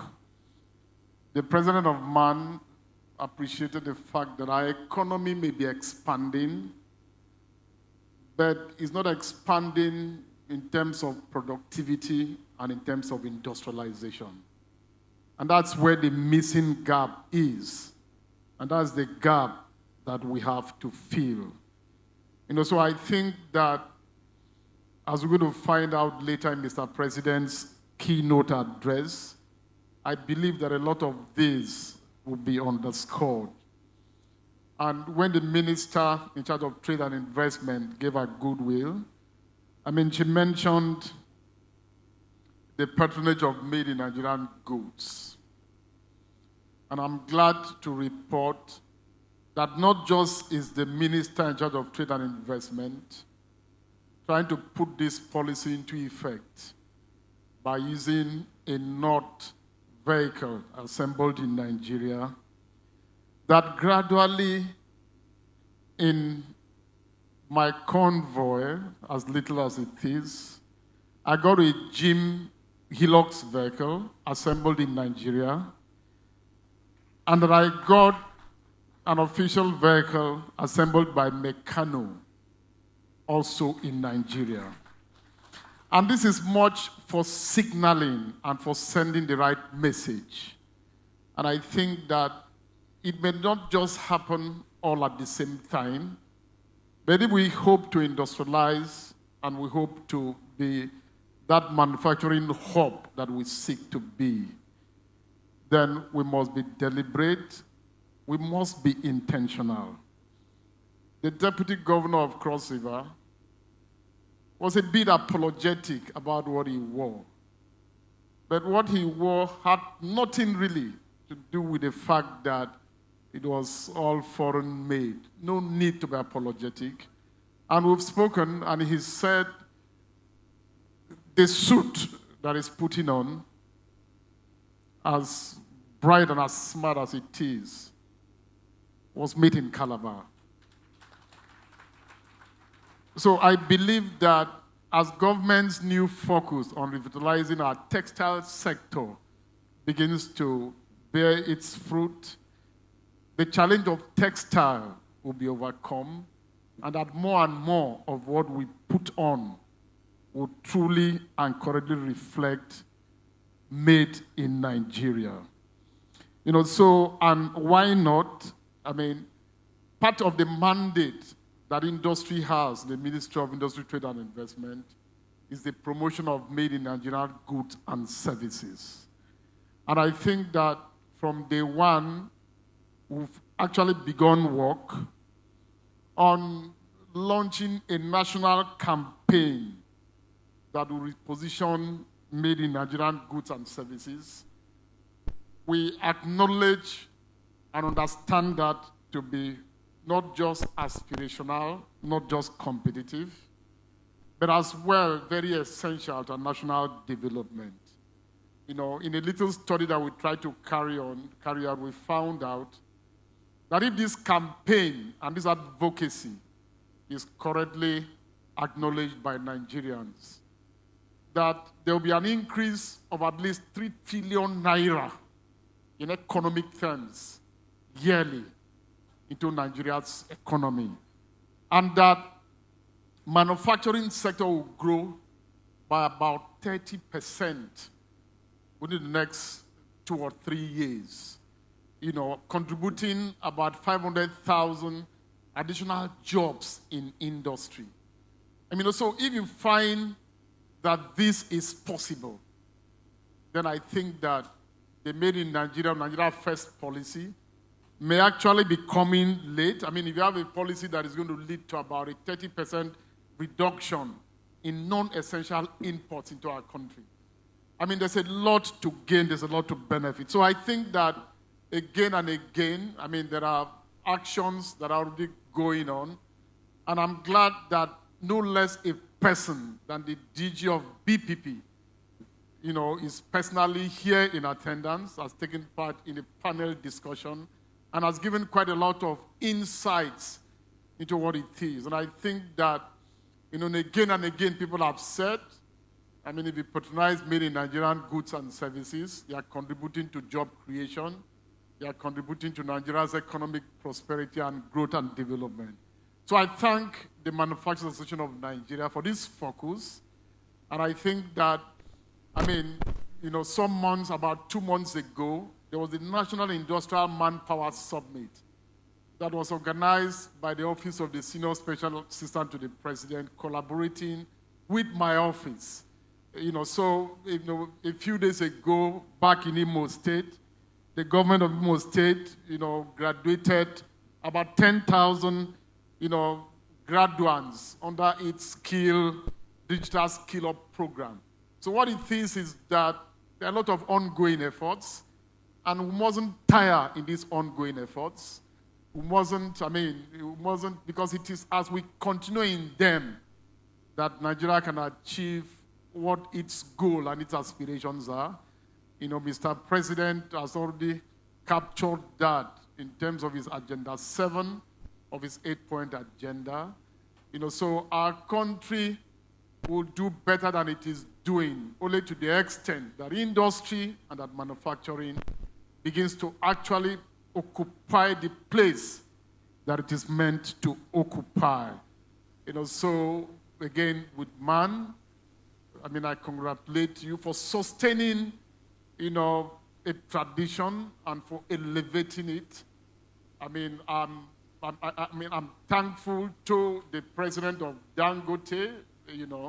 Unfortunately, he couldn't be here himself. Last week or 2 weeks ago, at the Nigerian Economic Summit group that took place in Abuja, there was an acknowledgement of the role of Dangote by no less a person than the president of our country, when he said Dangote was beyond an individual, that Dangote was an institution. And I think that, with people like Dangote and all others that are playing in that space, I believe that we would be able to uplift our country and be that pride that the world is waiting for. So I'm going to go straight on to read Mr. President's address by His Excellency President Bola Ahmed Tinubu, GCFR.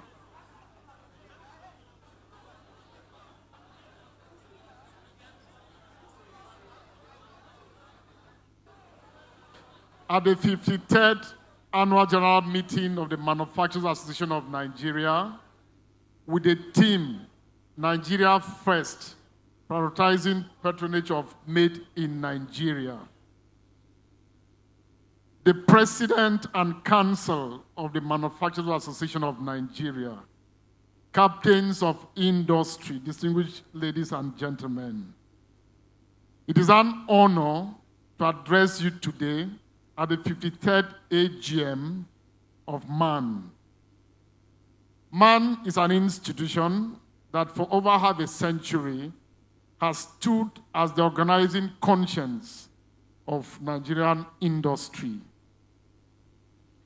When factories kept their lights on through the hardest nights and darkest, when jobs were at risk, and when uncertainty tested confidence, Nigerian manufacturers proved once again that resilience is our national comparative advantage, and I thank you. Today's theme, Nigeria First, prioritizing patronage of Made in Nigeria, mirrors the conviction of my administration that no country achieves prosperity or dignity without producing at home what it can and exporting at scale what it does best. Economic sovereignty begins in the factory and is affirmed in the marketplace. My respect goes to the men and to the women who keep Nigeria's factories open, who invest when the winds are contrary, and who continue to hire, who continue to train, and who continue to export despite the headwinds. You are the backbone of national resilience. Nigeria First is not a slogan. It is a governing orientation, a clear decision to use public policy, procurement, and partnership to shift demand towards locally made goods that meet globally competitive standards, while lowering the structural cost of production so that manufacturers can compete both at home and abroad. This sits alongside the newly validated Nigerian industrial policy, developed with extensive input from industry, including MAN, which provides the supply-side blueprint, infrastructure and energy solutions for industry, coordinated standards and quality systems, skills and technology upgrading, financing and incentives, and trade facilitation under the AFCFTA. We will now move from validation and unveiling to sequence implementation with transparent milestones. The economy expanded 4.23% year on year in the second quarter of 2025. The industrial sector grew 7.45%, while manufacturing grew 1.60%, contributing 7.81% to GDP. This is progress, but not yet mission accomplished. The Bank of Industry disbursed $510.9 billion in 2024, $78.2 billion to MSMEs, and about $9 to $7 billion naira between the fourth quarter 2023 and quarter 3 2025, with 73% channeled to food processing, to healthcare and to petrochemicals, engineering and technology, agro-processing, and oil and gas-linked industry. These facilities supported 996,329 beneficiaries, enabled 459 firms to hire over 75,000 Nigerians, and created more than 32,000 rural jobs across 143 rural enterprises. Coal man wires and cables scaled smelting capacity from 2,000 metric tons to 140,000 metric tons with over 10,000 jobs. Some pharmaceuticals modernized its lines for more essential medicines. Crown Park Nigeria deepened packaging capacity.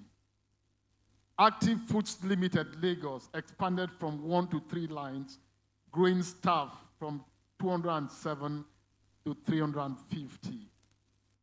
Reliance Chemical Products Limited, Ogun, with a 7.48 billion facility from BOI, now supplies the vast majority of soap chemicals to local FMCGs, displacing imports and cutting logistics emissions. The Standards Organization of Nigeria has strengthened E-MANCAP for local certification, expanded laboratories and calibration services, and is scaling the product authentication and tracking system parts for traceability while supporting exporters under SONEX cap to meet the FCFTA and international standards. The Industrial Training for ITF is executing targeted upskilling, including the super pipeline to lift artisans and technicians to the certification levels demanded by industry.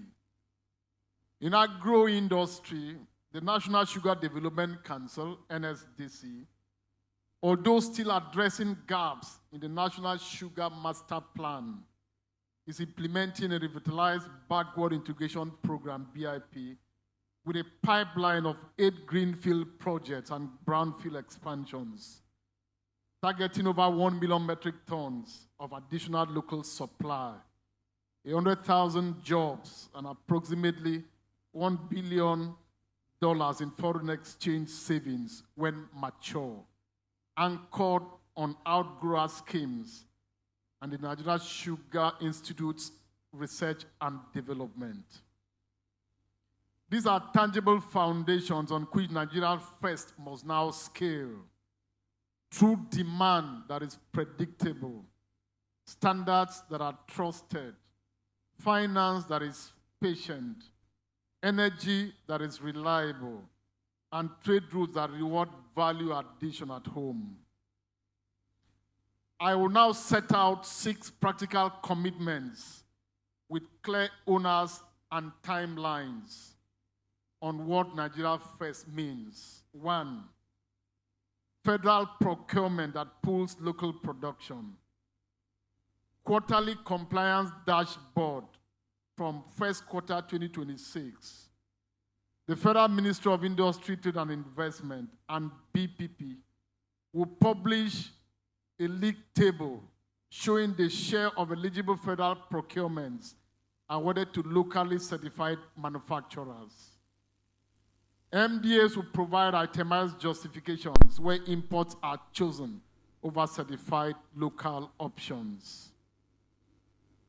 Annual local content benchmarks from 2026 budget execution.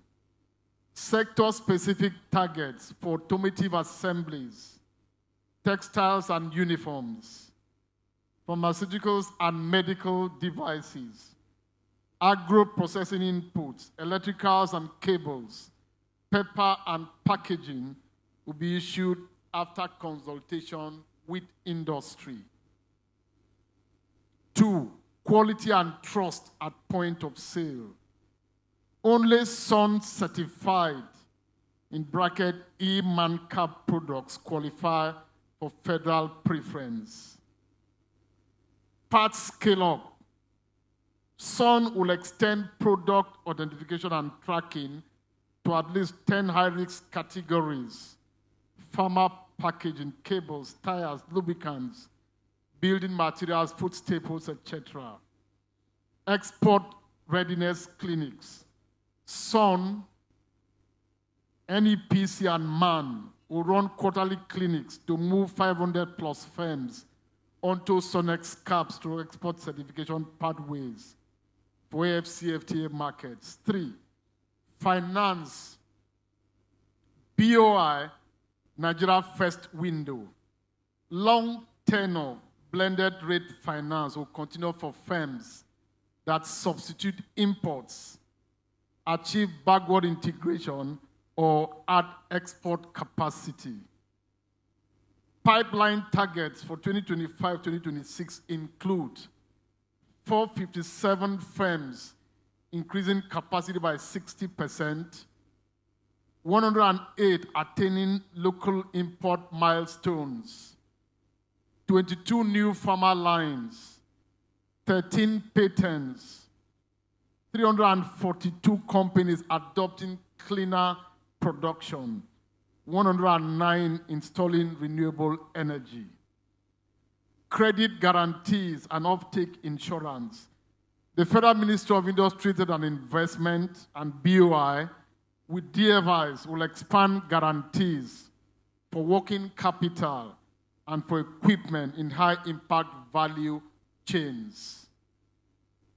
SME on RAM, BOI, SMIDAN, and MAN would develop supplier development pathways to graduate 1,000 MSMEs into certified federal and large buyer supply chains in 2026. 4, energy and logistics, dedicated power for industrial clusters. The Federal Ministry of Industry, Trade and Investment and the Federal Ministry of Power will prioritize captive stroke embedded power solutions and solar parks for industrial clusters, beginning with Lagos, Ogun, Kano, Kaduna, and Aba, Onitsha, Newi. Key corridors and port efficiency. The Federal Executive Council approved infrastructure plan aligns rehabilitation of strategic corridors with industrial and export hubs. Port stroke agency charges rationalization. The Federal Ministry of Finance, the BPP, and transport agencies are consolidating fees to remove duplication. The revised schedule will be published for stakeholder review. 5, people, skills, and safety.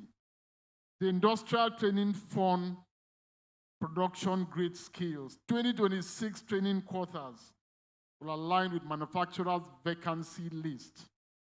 Welding stroke fabrication, mechatronics, industrial electricians, process technicians with joint sun stroke industry assessments. Safer formal supply chains. The Federal Ministry of Industry, Trade and Investment is engaging security and border agencies to curb smuggling of palm and soya oils and adulterated inputs that undercut compliance firms. 6, agro-industrial input security. The sugar backward integration acceleration.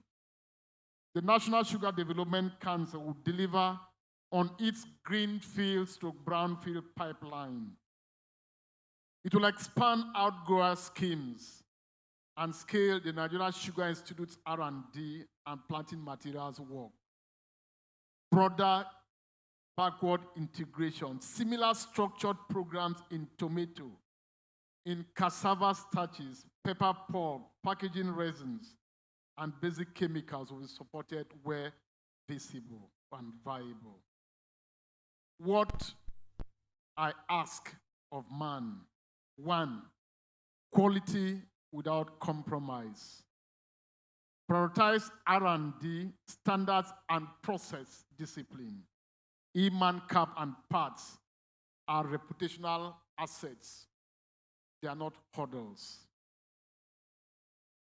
A backward integration with realism.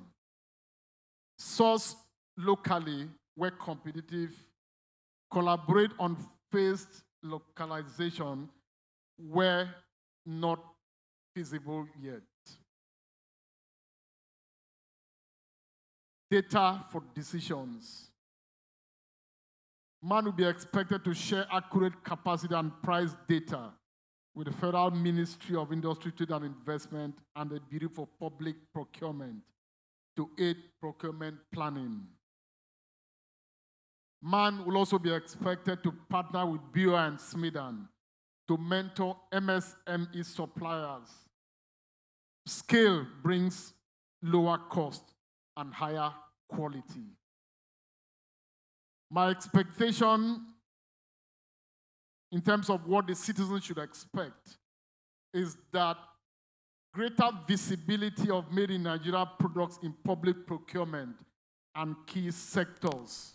Example, uniforms, hospital supplies, cables, meters, packaging, and pharmaceuticals. Citizens should expect better value and safety through standards enforcement and product authentication. More local jobs as firms expand lines, localize inputs, and grow distribution networks. And I have mentioned a few agency examples that show what is working.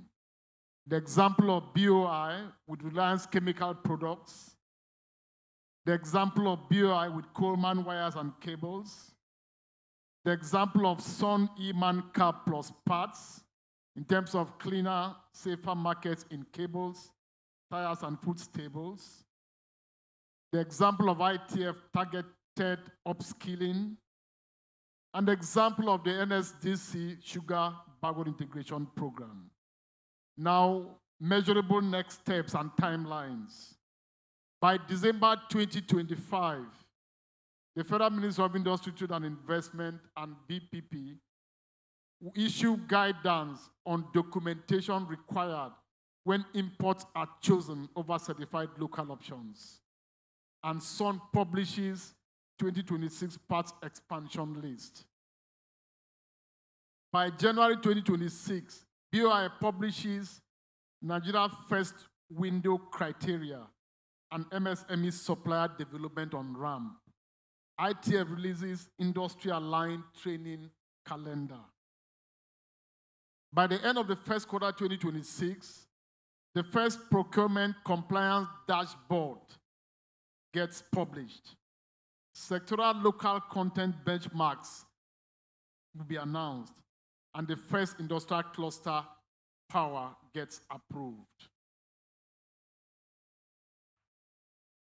By mid-2026, the SUN/NEPC/MAN complete 2 rounds of export readiness clinics, NSDC BIP update on site progress and outgrower enrollments.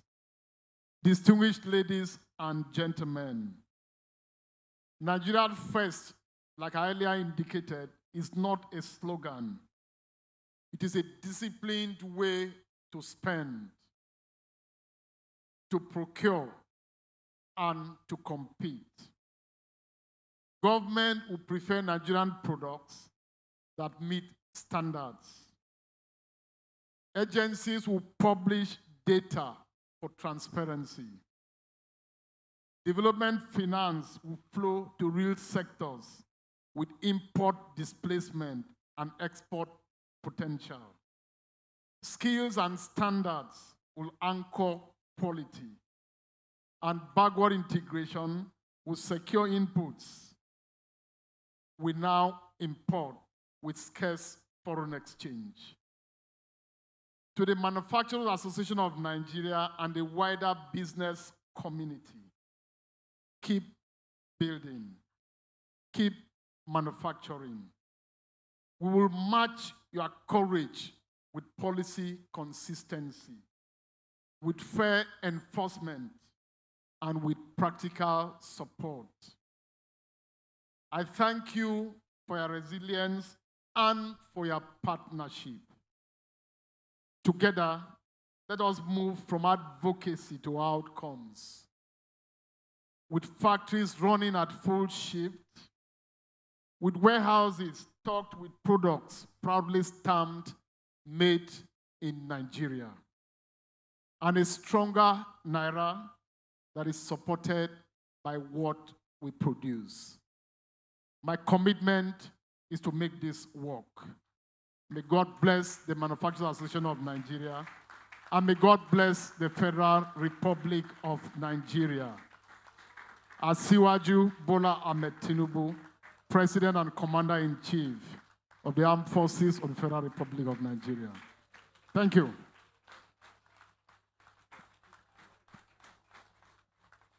Please, a resounding round of applause for the President of Nigeria. Those were very strong commitments that have been outlined for the Industrial Revolution for Nigeria. Thank you very much, sir. I will invite the President of MAN. He will come and give an appreciation plaque to the President of Nigeria. Please, a round of applause as this continues. We cannot appreciate our government and our leadership more than what we are doing. Thank you, sir. It's quite a great honor to me to present this to our own dear President, Asiwaju Bola Ahmed Tinubu, GCFR. Thank you very much for being here. We really appreciate you.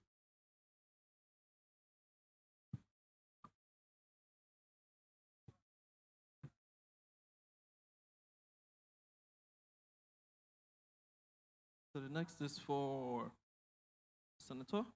Yes.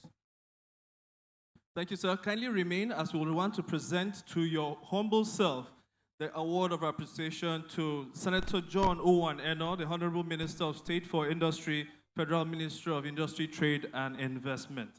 Please, a round of applause as this happens.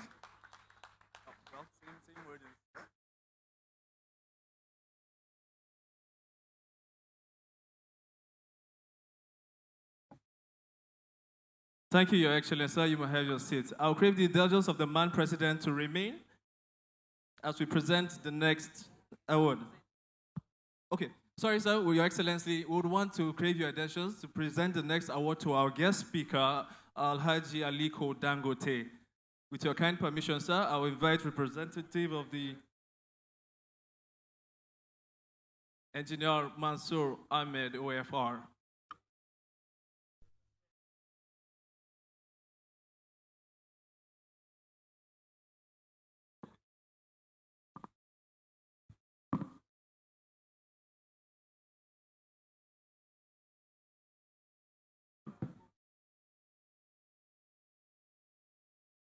We would want the DG man to join this.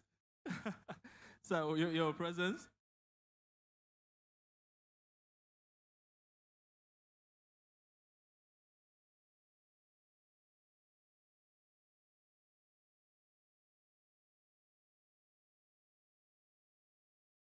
Thank you very much. The MAN President will remain while he makes the presentation to...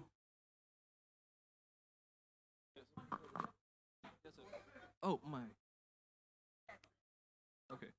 So to the Deputy Governor, representing the Executive Governor of Cross River State. Please, a round of applause as he makes way to the stage to receive this on behalf of the state government.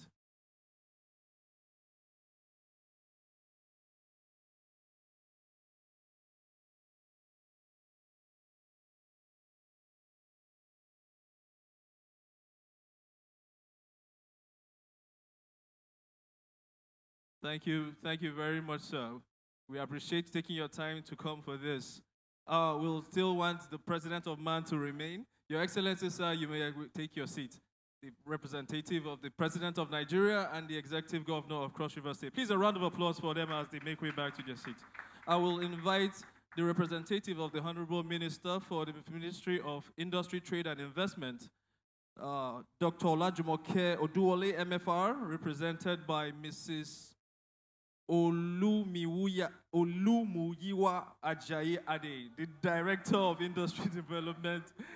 Olumuyiwa, oh, thank you very much, sir.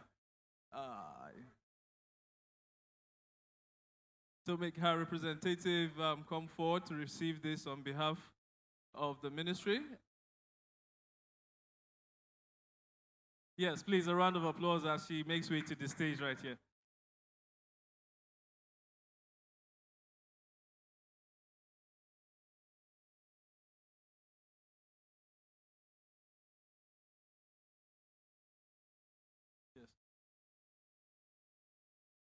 Thank you very much. Mr. President, you may have your seats also. I would want to crave the indulgence of the Deputy Governor of Cross River State to please come in his own capacity as the DP to make a presentation to our panelists who have done justice to the theme. Thank you very much, sir. Please, a round of applause. Yes. So first on the list is Engineer Mansour Ahmed, OFR, the president of the Pan-African Manufacturers Association. Please, a round of applause for Engineer Mansour Ahmed as he makes way to the stage.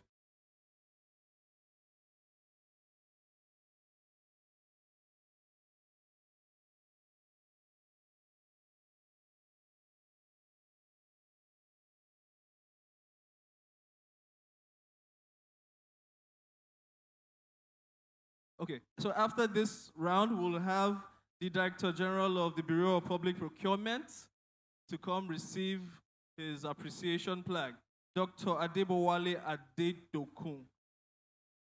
Please, a round of applause.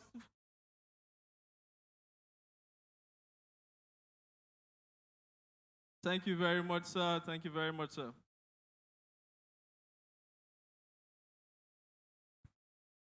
So after this, we'll call on Professor Olawale Ajayi, Professor of Legal, Social and Political Environment of Business and the Head Department Strategy, Lagos Business School. Thank you for moderating our panel session excellently, sir.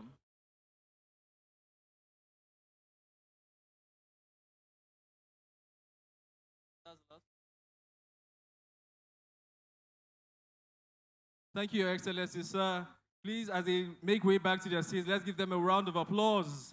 And on that light, the applause will continue because it's my singular honor to invite the Director General of the Manufacturers Association of Nigeria, Mr. Segun Ajayi Kader, MNI, as he makes way to give the vote of thanks. Please, a resounding round of applause at this moment.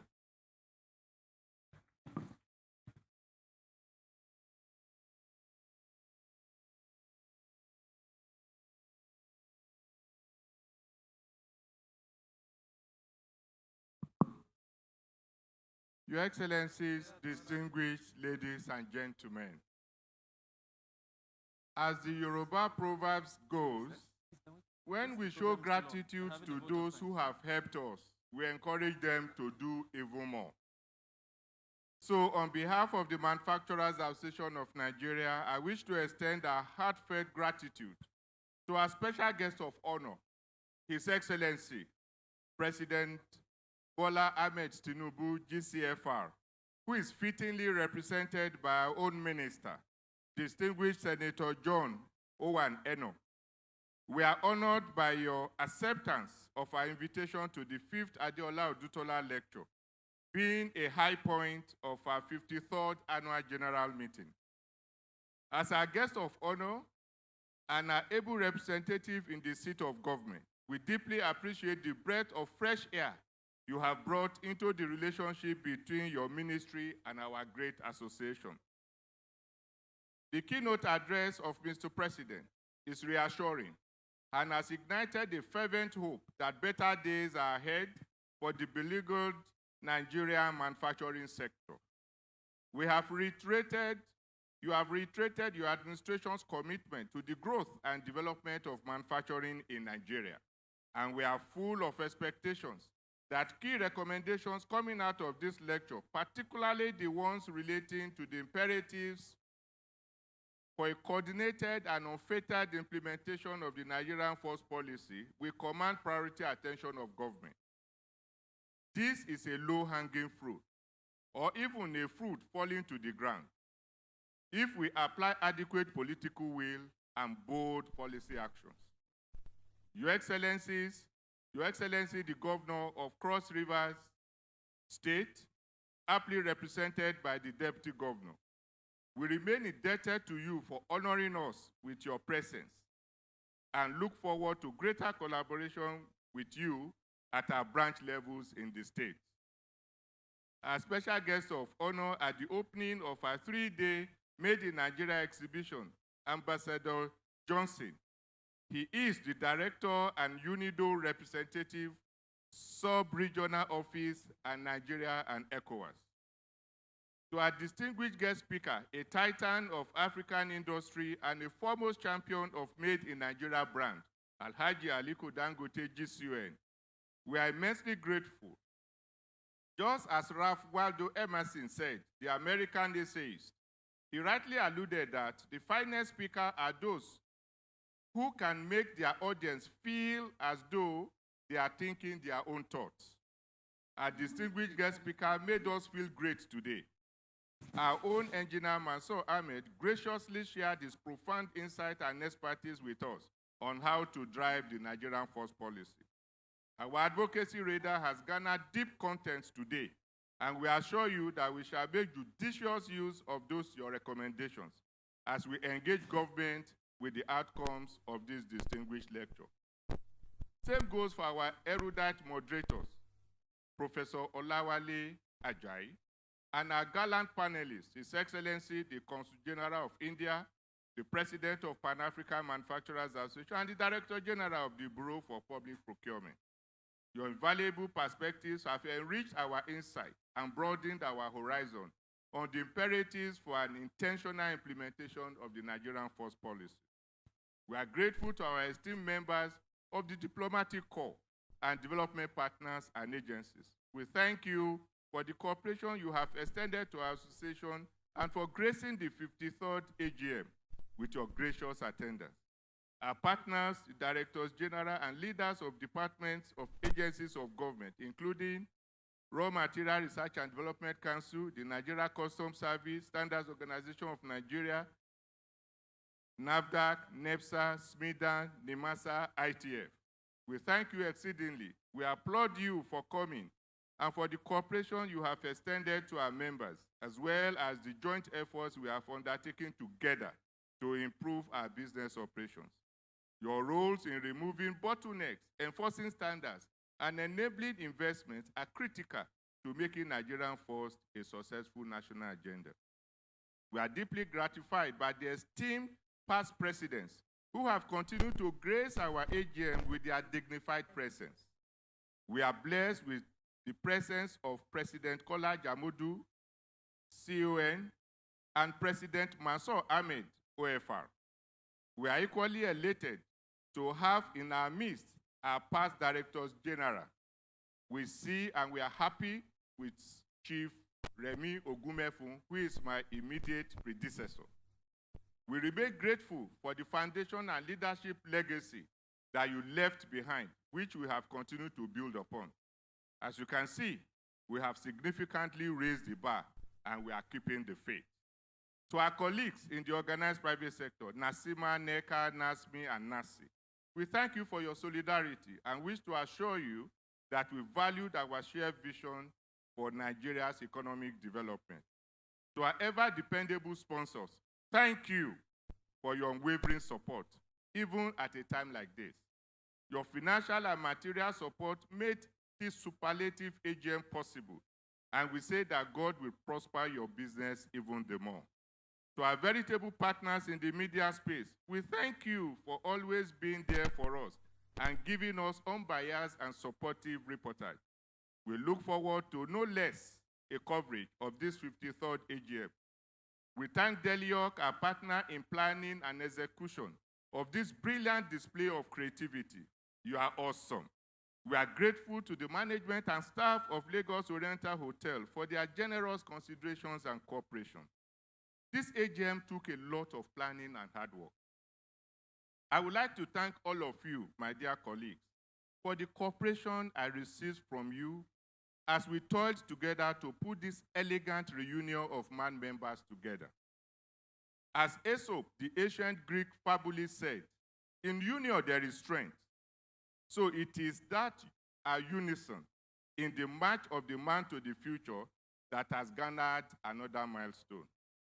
Your Excellencies, distinguished guests, ladies and gentlemen, as we draw the curtain on the 5th Adeola Odutola lecture and bring the 53rd AGM to a close, I defer to a Greek proverb which says, if you want to give thanks, don't tarry.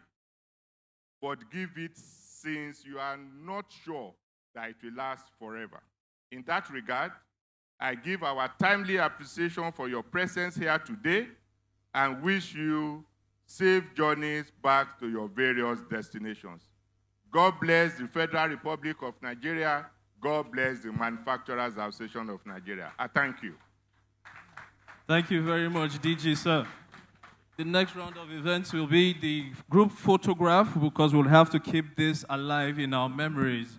And on that note, I want to invite our chief host, the President of MAN, who will be joined by the President of Nigeria, represented by Senator John. And also we'll invite the Deputy Governor of Cross River State and the Director General of MAN. This will be the first series of our group photographs. We'll try and ensure it's done timely. Distinguished ladies and gentlemen, I'm deeply sorry and apologize to our former President of MAN and former Minister of Industry. He is actually CFR, not CON.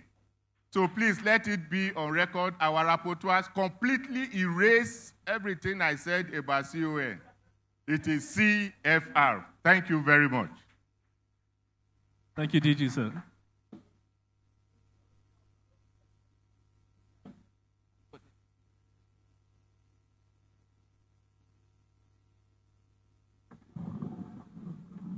So we'll invite the representative of UNIDO to please join.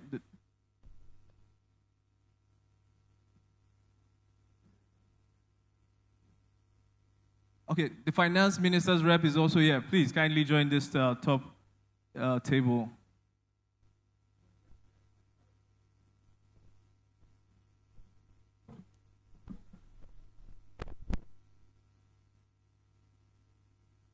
Well, we've taken the past president, so the next will be the top four to remain. That will be the MAN president, the representative of the Nigerian president, the deputy governor of Cross River State, and the MAN director general.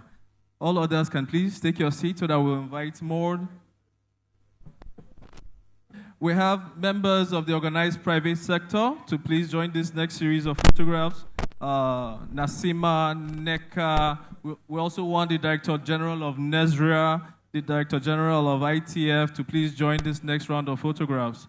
I would also invite the DG of the Bureau for Public Procurement to join. And the President of the National Rubber Producers, Processors, and Marketers Association should kindly join this photograph. I also want a representative from the Defense, from DICON, Defense Industries Corporation of Nigeria. It's gone. Oh, okay, that's fine. The representative of LCCI should also join. So we have BPP, ITF, NASIMA, NECA, NESRA, and the Rubber Producers, Processors, and Marketers Association.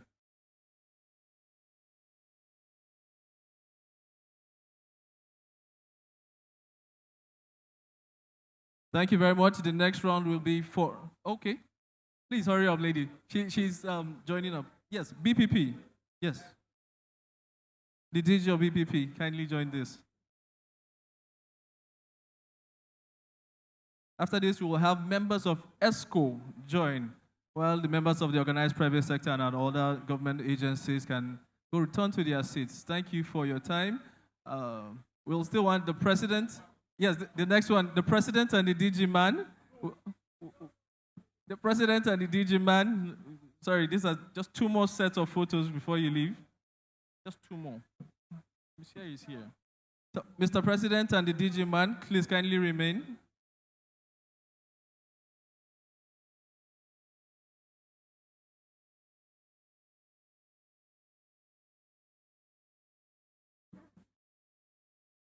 And members of ESCO, all the MAN vice presidents and members of ESCO. Your Excellency, sirs, the Honorable Minister and the Deputy Governor of Cross River, please, your attention is still required just for two quick photographs. And also the SSA to the President. The SSA to the President on industrial matters. Please kindly join this photograph. Yeah, the Honorable Minister and the Governor, please, we thank you for your time and your patience. Kindly extend your patience just to wrap up on this session. Yes, the Honorable Minister and the Deputy Governor, please. Just.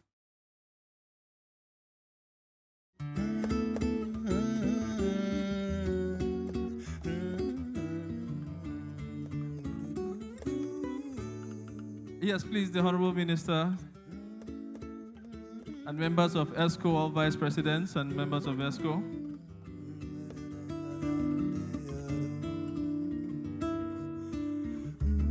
So after this, I'll create the evangels of everyone to please rise to your feet as we'll take the national anthem, even while we are where we are. And after that, the tour of the exhibition will be done.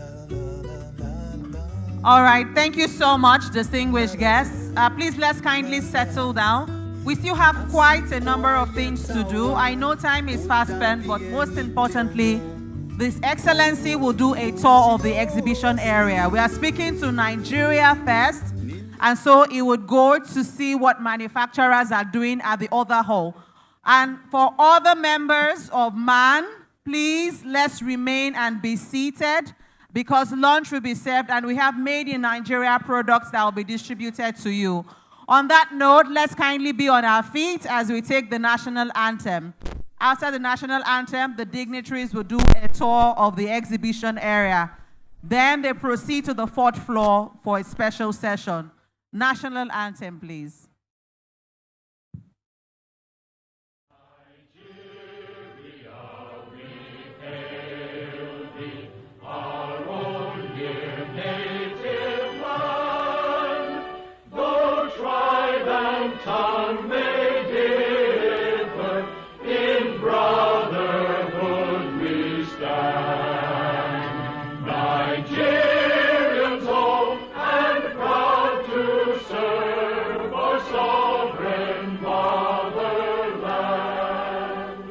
That will be all. The dignitary, thank you so much. So the dignitaries will tour the exhibition right now. His Excellency President of MAN, our distinguished guests from BPP Nezra will tour the exhibition area. All our special guests will tour the exhibition area while others sit down. We have lunch, but we'll need to do a table-by-table service. Aside from lunch, we also have made in Nigeria special package for all of our invited guests, but we are unable to do that if we are not seated quietly. So we'll wait for His Excellency to be led by the DG and President. All other interviews can happen after the tour of the exhibition. Members of MAN are waiting at the booth, and we hope that that will happen quickly. All our invited guests from Nezra, the BPP, it's important that the BPP DG also joins the tour of the exhibition area. Mr. Joseph Emoleke, kindly lead His Excellency, the President, DG of MAN, and all other invited guests to the Grand Ballroom for the tour of the exhibition area.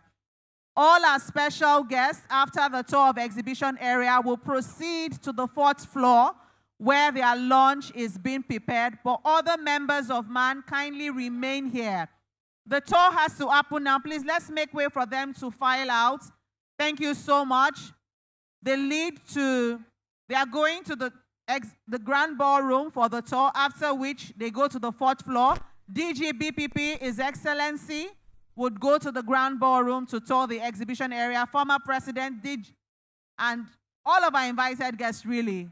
And after which, dignitaries, invited members of ESCO and Council will join them at the 4th floor. Members of ESCO and Council will join them at the 4th floor. Yes, but all other members kindly remain on your seat. Lunch is served here. The dignitaries would not be eating until the tour of exhibition is over at the Grand Ballroom. The ushers will come to your table one after the other. The ushers will come to your table just like we did yesterday. We have more than enough to go around, but we just need it to be orderly. Aside from the food, there is also gifts, specially packaged gift pack for you, but we are unable to do that if you are not seated. So I'd like to invite the ushers to come in and give out the gifts table by table.